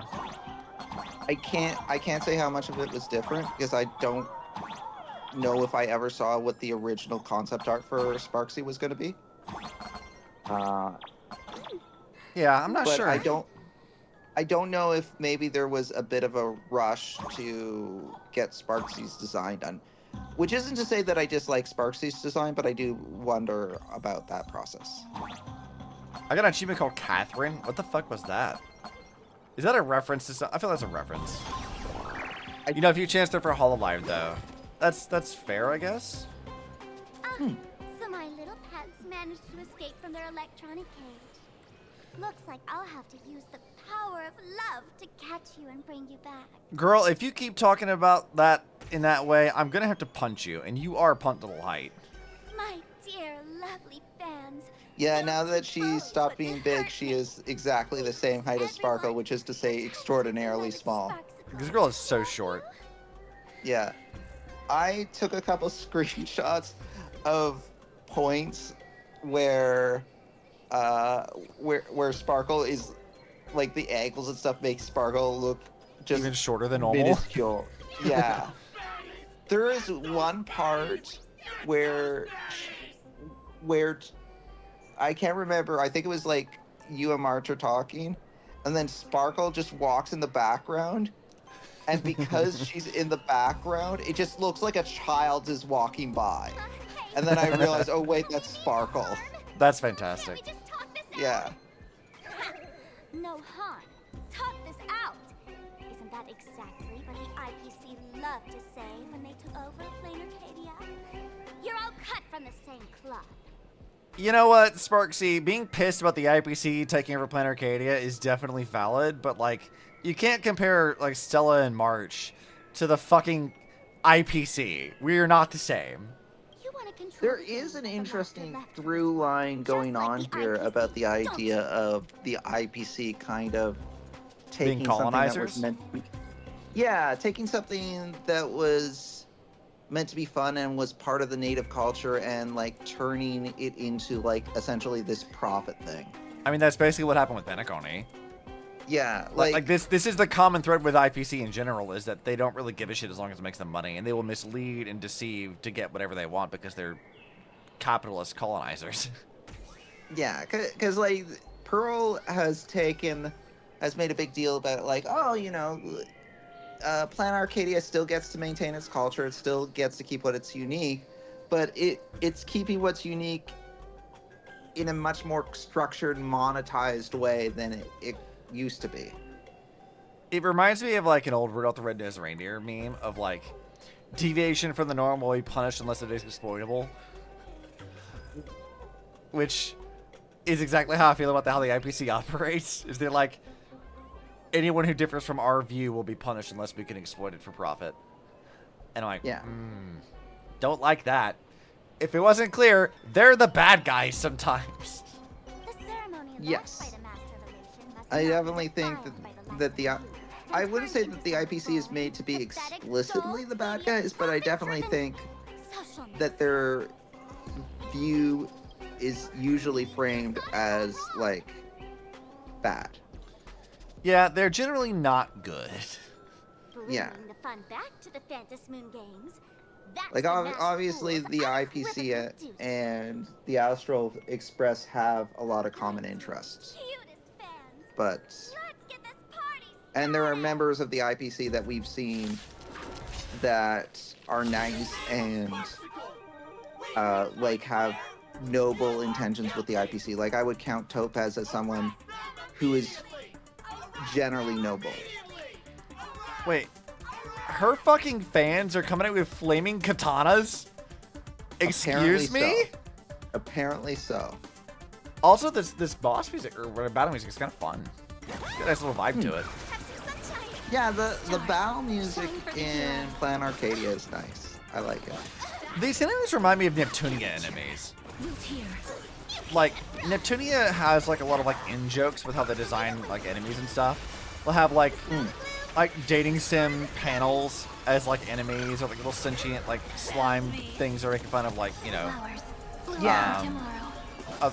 Anyway, but the point of being like they have like little references to all kinds of like video game and anime culture that they turn into like enemies for jokes. These enemies so far feel like that. Like it's very Neptunia coded. Darn it. Which is not a bad thing. I like Neptunia a lot. Stand down. Everyone, don't move a muscle. Imagine. Yeah, no, you're definitely a big Neptunia fan. Passengers of the Astral Express. Oh, hello. I'm an officer from the Department of Aberration Defense. Don't worry. Whom's the fuck is this lady? As long as I'm here. I like she's my type maybe. She's not a redhead or pink hair, but you know, close enough. You meddlesome fool. She Officials have no right to interfere with the supplicant's actions during the she's like another example of like Lantern Light. You're right, she is, isn't she? Oh, you're so right, Crail. Only those who she's another example of like a character that like is not, at least to this point, not a playable character, but it's clear like they put effort into her design. She's gonna be like Isolde, where we like get attached to her and then they kill her off. How dare you? Also, oh god, no, Reddit, or SoundCloud, shut the fuck up. I'm just trying to open the image, please. Oh god, just fucking why am I in the no? Sorry, hold on, I'm having a moment. Here, I was just gonna pull Lantern over here so we could look. Again, you're not wrong, Crail. You're very correct in this. Except she doesn't have the dead eyes of Lantern as much, but you're very correct. Fucking SoundCloud trying to hit me with music. Shut the fuck up, SoundCloud. Plain Arcadia is a society governed by law. Any act that violates the law, even if done in the name of the Phantasmoon games, will be severely punished by the Department of Aberration Defense. Yeah, I like this lady. You're good. You're a good design. Severely punished? You are just a lapdog of the IPC, yet you're still so full of pride. That's very funny. That's exactly what I'm saying. Plain Arcadia under the IPC's rule is boring as hell. Even the Phantasmoon games have turned into some kiddie playdate for all the goody two-shoes. I mean, sure, Sparkle. But also, what exactly did she do that was, like, illegal? Like, they showed up like, hey, this is illegal. But, like, what did she actually do? Nameless, you're free to go for now. I'm not 100% clear if it was actually like the assault that is the illegal thing, like, or inciting a riot, or if it's just that Imagine are not supposed to interfere with like the day-to-day lives of non-Imagine. Is she Imagine? I don't really know what Sparxie's deal is. Like, I guess they'll probably tell me later. But what the fuck are you? Inciting an assault? Yeah, you know, I guess that's fair. She did like rally her fans to go fight me. So next time we meet, yeah, I'll turn you into devoted fans. I'll make you mine. Yeah, I don't know. And I don't know. Escaped, huh? Which it is, but I think the person that you were talking to, at very least, was under the impression that it's Imagine. Whether or not that's true or not, yeah, I think that's what that. I guess we'll find out. We'll get to it. Excuse me, I'd like to have a word with you two. Yeah, dude, this lady's a whole fucking vibe, dude. Where's your fit? I love this. Thank goodness we made it in time. Otherwise, things could have turned out pretty badly. I mean, March and I don't get hurt that easily. Yo, Stella's actually talking. I love that she's Things talking. could have turned out pretty badly. Oh yeah, no, I it's meant not, you it's and Miss awesome March that knocking on both like fans. the MC has like genuinely a decent amount of voice lines. Yeah, to, like, she's kind never of- talked this much. I'm so excited about it. Yeah. Okay, I feel like as these patches have gone on, they've done more and more to make the MC like a real character. Which is good, because they really need to do that. That's like one thing I think Zenless does really, really well. And also Impact Third. Yes. Like, the characters are actual characters. Yes. ZZZ obviously I think does it the best because like straight from the get-go, Bell and Wise were characters onto themselves and not just like an avatar for the main character or for the player, I should say. This game initially presented like Stella Kalis as like just an avatar for the player, but with time they've become more than that. Like these characters have a story onto themselves now. Well, this is how Impact Third kind of was too. Like when they were talking about Part 2 before it came out, we learned that like Entropy was going to be what we thought was like a player insert character because you could swap her gender at any time, kind of a thing. Yeah. But then they were like, no, like she's an actual character who's relevant to the plot. And then we got to it, and like they weren't wrong. Like Entropy has her own very, very distinct personality, and that is very, very important.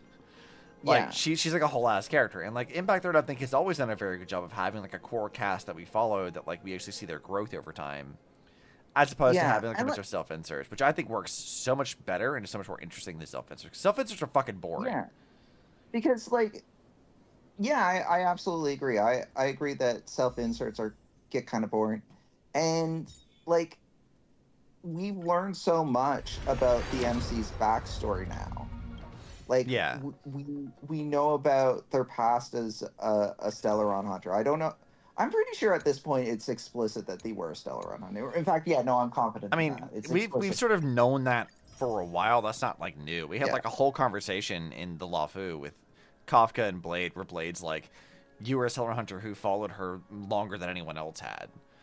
Like, he sort of just tells you that, like, yeah, you were a Stellaron Hunter. By the way. Yeah.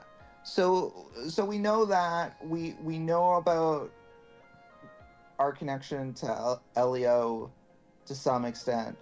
We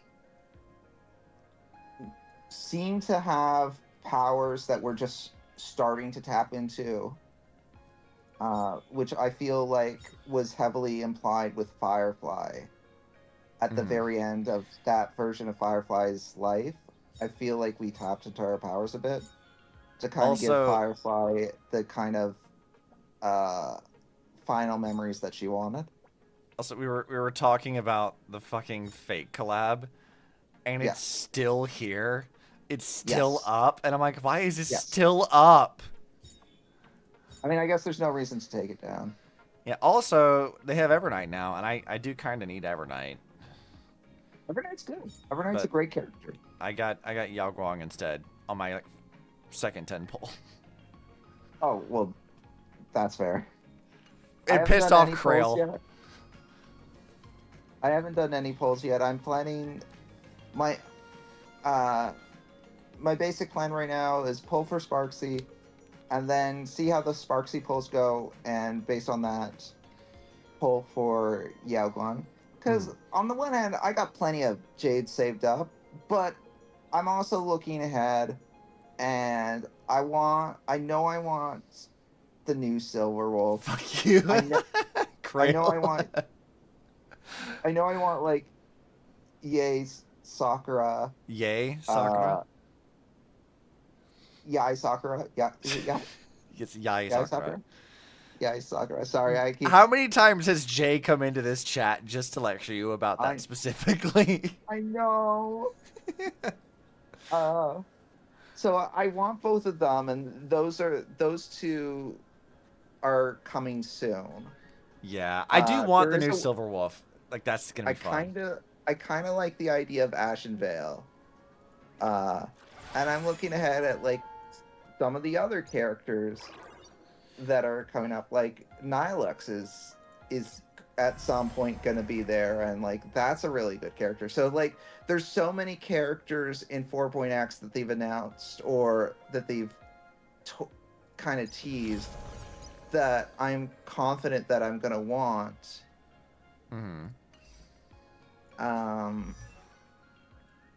So I'm like something's got to give. Like as much as I've saved up, and it is considerable, like with bad luck that could start going away rather quickly, especially if like I want light cones for some of these characters or whatever. So like part of me is thinking like maybe Yao Guan is like the one that I skip because like I care about her less. Yeah, I think I took Krail's advice in the sense of like seeing as how Elation is going to be pretty important, I probably should have some Elation characters on hand. Yes. So I mean, it's not a bad idea. And Yao Guan being an Elation support, I'm sure you're going to have use cases for her. Most certainly, yeah. We'll figure it out. I got to build her properly and figure some shit out, but like, yeah, I'll get around to it. Yes. I mostly, like, I don't know if I care much about Sparxie specifically, but, like, Silverwolf and Sakura, like, yeah, I'm definitely going to get those two for sure. Maybe later down the road if they do Himiko or Vita. For sure on that. Intertwining of fate. Yeah. If there's a Himiko, I will definitely pull on that. If there's a Vita, I will probably pull on that. I doubt that we'll see Vita anytime soon if she's actually going to show up. It would not surprise me if Vita is not part of 4.x. I would imagine if she is part of 4.x, it would be at the very end. It would be the equivalent of Cyrene. Yeah, I feel like if Vita does show up, like again, I feel the way that they would use her would be very... It could go any number of directions. I don't want them to do like they did with Cyrene and just backlog her in her explanation to a single patch, because like that would not work well, considering how like... How are you going to explain, like, yeah, she's a clone of a lady who turned herself into a weird energy-absorbing god that built a mech to fight the Cocoon of Finality on Earth and also built her own planet of little clones of herself. And then also her digital clone of her assistant fled the fucking universe through the Stargate. Like how do you explain, like it's weird. So how do you info dump all that shit? And also the fact that Vita is like a masked fool who knows Sparkle and also knows a bunch of meta shit that she shouldn't know, like... There's a lot of things to explain that I just don't think they could do in a single patch, and I don't want them to do that in a single patch. I want them to, like, tease Vita kind of early and, like, have her just be sort of like a background figure, and if she shows up, she needs to show up, like, maybe, like, as, like, maybe the middle to late part of the arc, and then becoming more of, like, a bigger bad towards the end of it. It's gonna be interesting, because, like... The year-long cycle, so strap in, yeah. With like Cyrene or Finon or whatnot, like those are characters that are related to HI3 characters, but they're not the HI3 characters. They're a different version of those characters. If we see Vita, that's just straight up the Vita that exists in HI3. So it's gonna be only the second direct crossover character, with the first being Wells. Yeah, which is why I'm concerned they might put her in like plot jail. Yeah, which would be concerning. Nice. Yeah, which she can join Luocha in there. Yeah, what the fuck is Luocha been up to? 3 years he's been in the Shienzo jail, Obsidian. He's in a Shienzo jail. Nice. Since patch like 1 point something, he's been in that Shienzo jail. Also, you guys can see my struggle. I bought the trendy art piece thing, and then it just stuck me in loading for a minute, which I thought was very ironic. Yeah. I bought the loading headpiece for only the game to sit there and make me wait for way longer than necessary to actually open the box to get it. Locha with Jingliu. Yeah, Jingliu, and they're both... We know that they talk to Jingyuan. But that's about as much as we know about it. I'm pretty sure it was... Oh, man, I want that too. Man, I want that too. With the little emote. Isn't it cute? It's so cute. I want and also, now that we're on Twitch, I can do my own version of this, because I actually have one. Let me just paste this bunch of this. But bam, there we go. My own emote with the same fucking thing. Let's go. Man, I should do that. I should get it. It's fine. I mean, it's only like $3. I didn't get the mem hat, and then I ended up regretting not getting the mem hat. The mem hat that has been worth it every fucking time. I love the mem hat. Yeah. No, I regret not getting the mem hat. The mem hat has made my life so much better because every cutscene it just saps any seriousness out of every scene that it's in. Well, especially because you play Stell, and I think the mem hat goes much better with Stell. Yeah. Because Stell has much more raccoon vibes than Kalis, I think. Yeah, I agree. Yeah, I would agree with that. Like there is something about Stell too. Like Stell just constantly looks tired.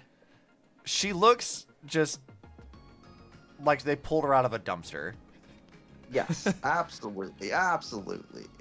Like Stella has the this is a sad cat I found in the trash. Like that's sort of the vibe she gives off, and I'm like, you know what? Yeah, that tracks. That's fair. The wreath is still the best looking one. The wreath does look pretty good. I do like it. Which one's the wreath? It's the one of the Amphorius ones. Let me go back over to Stella for a second. This one. The Deliverer's Wreath.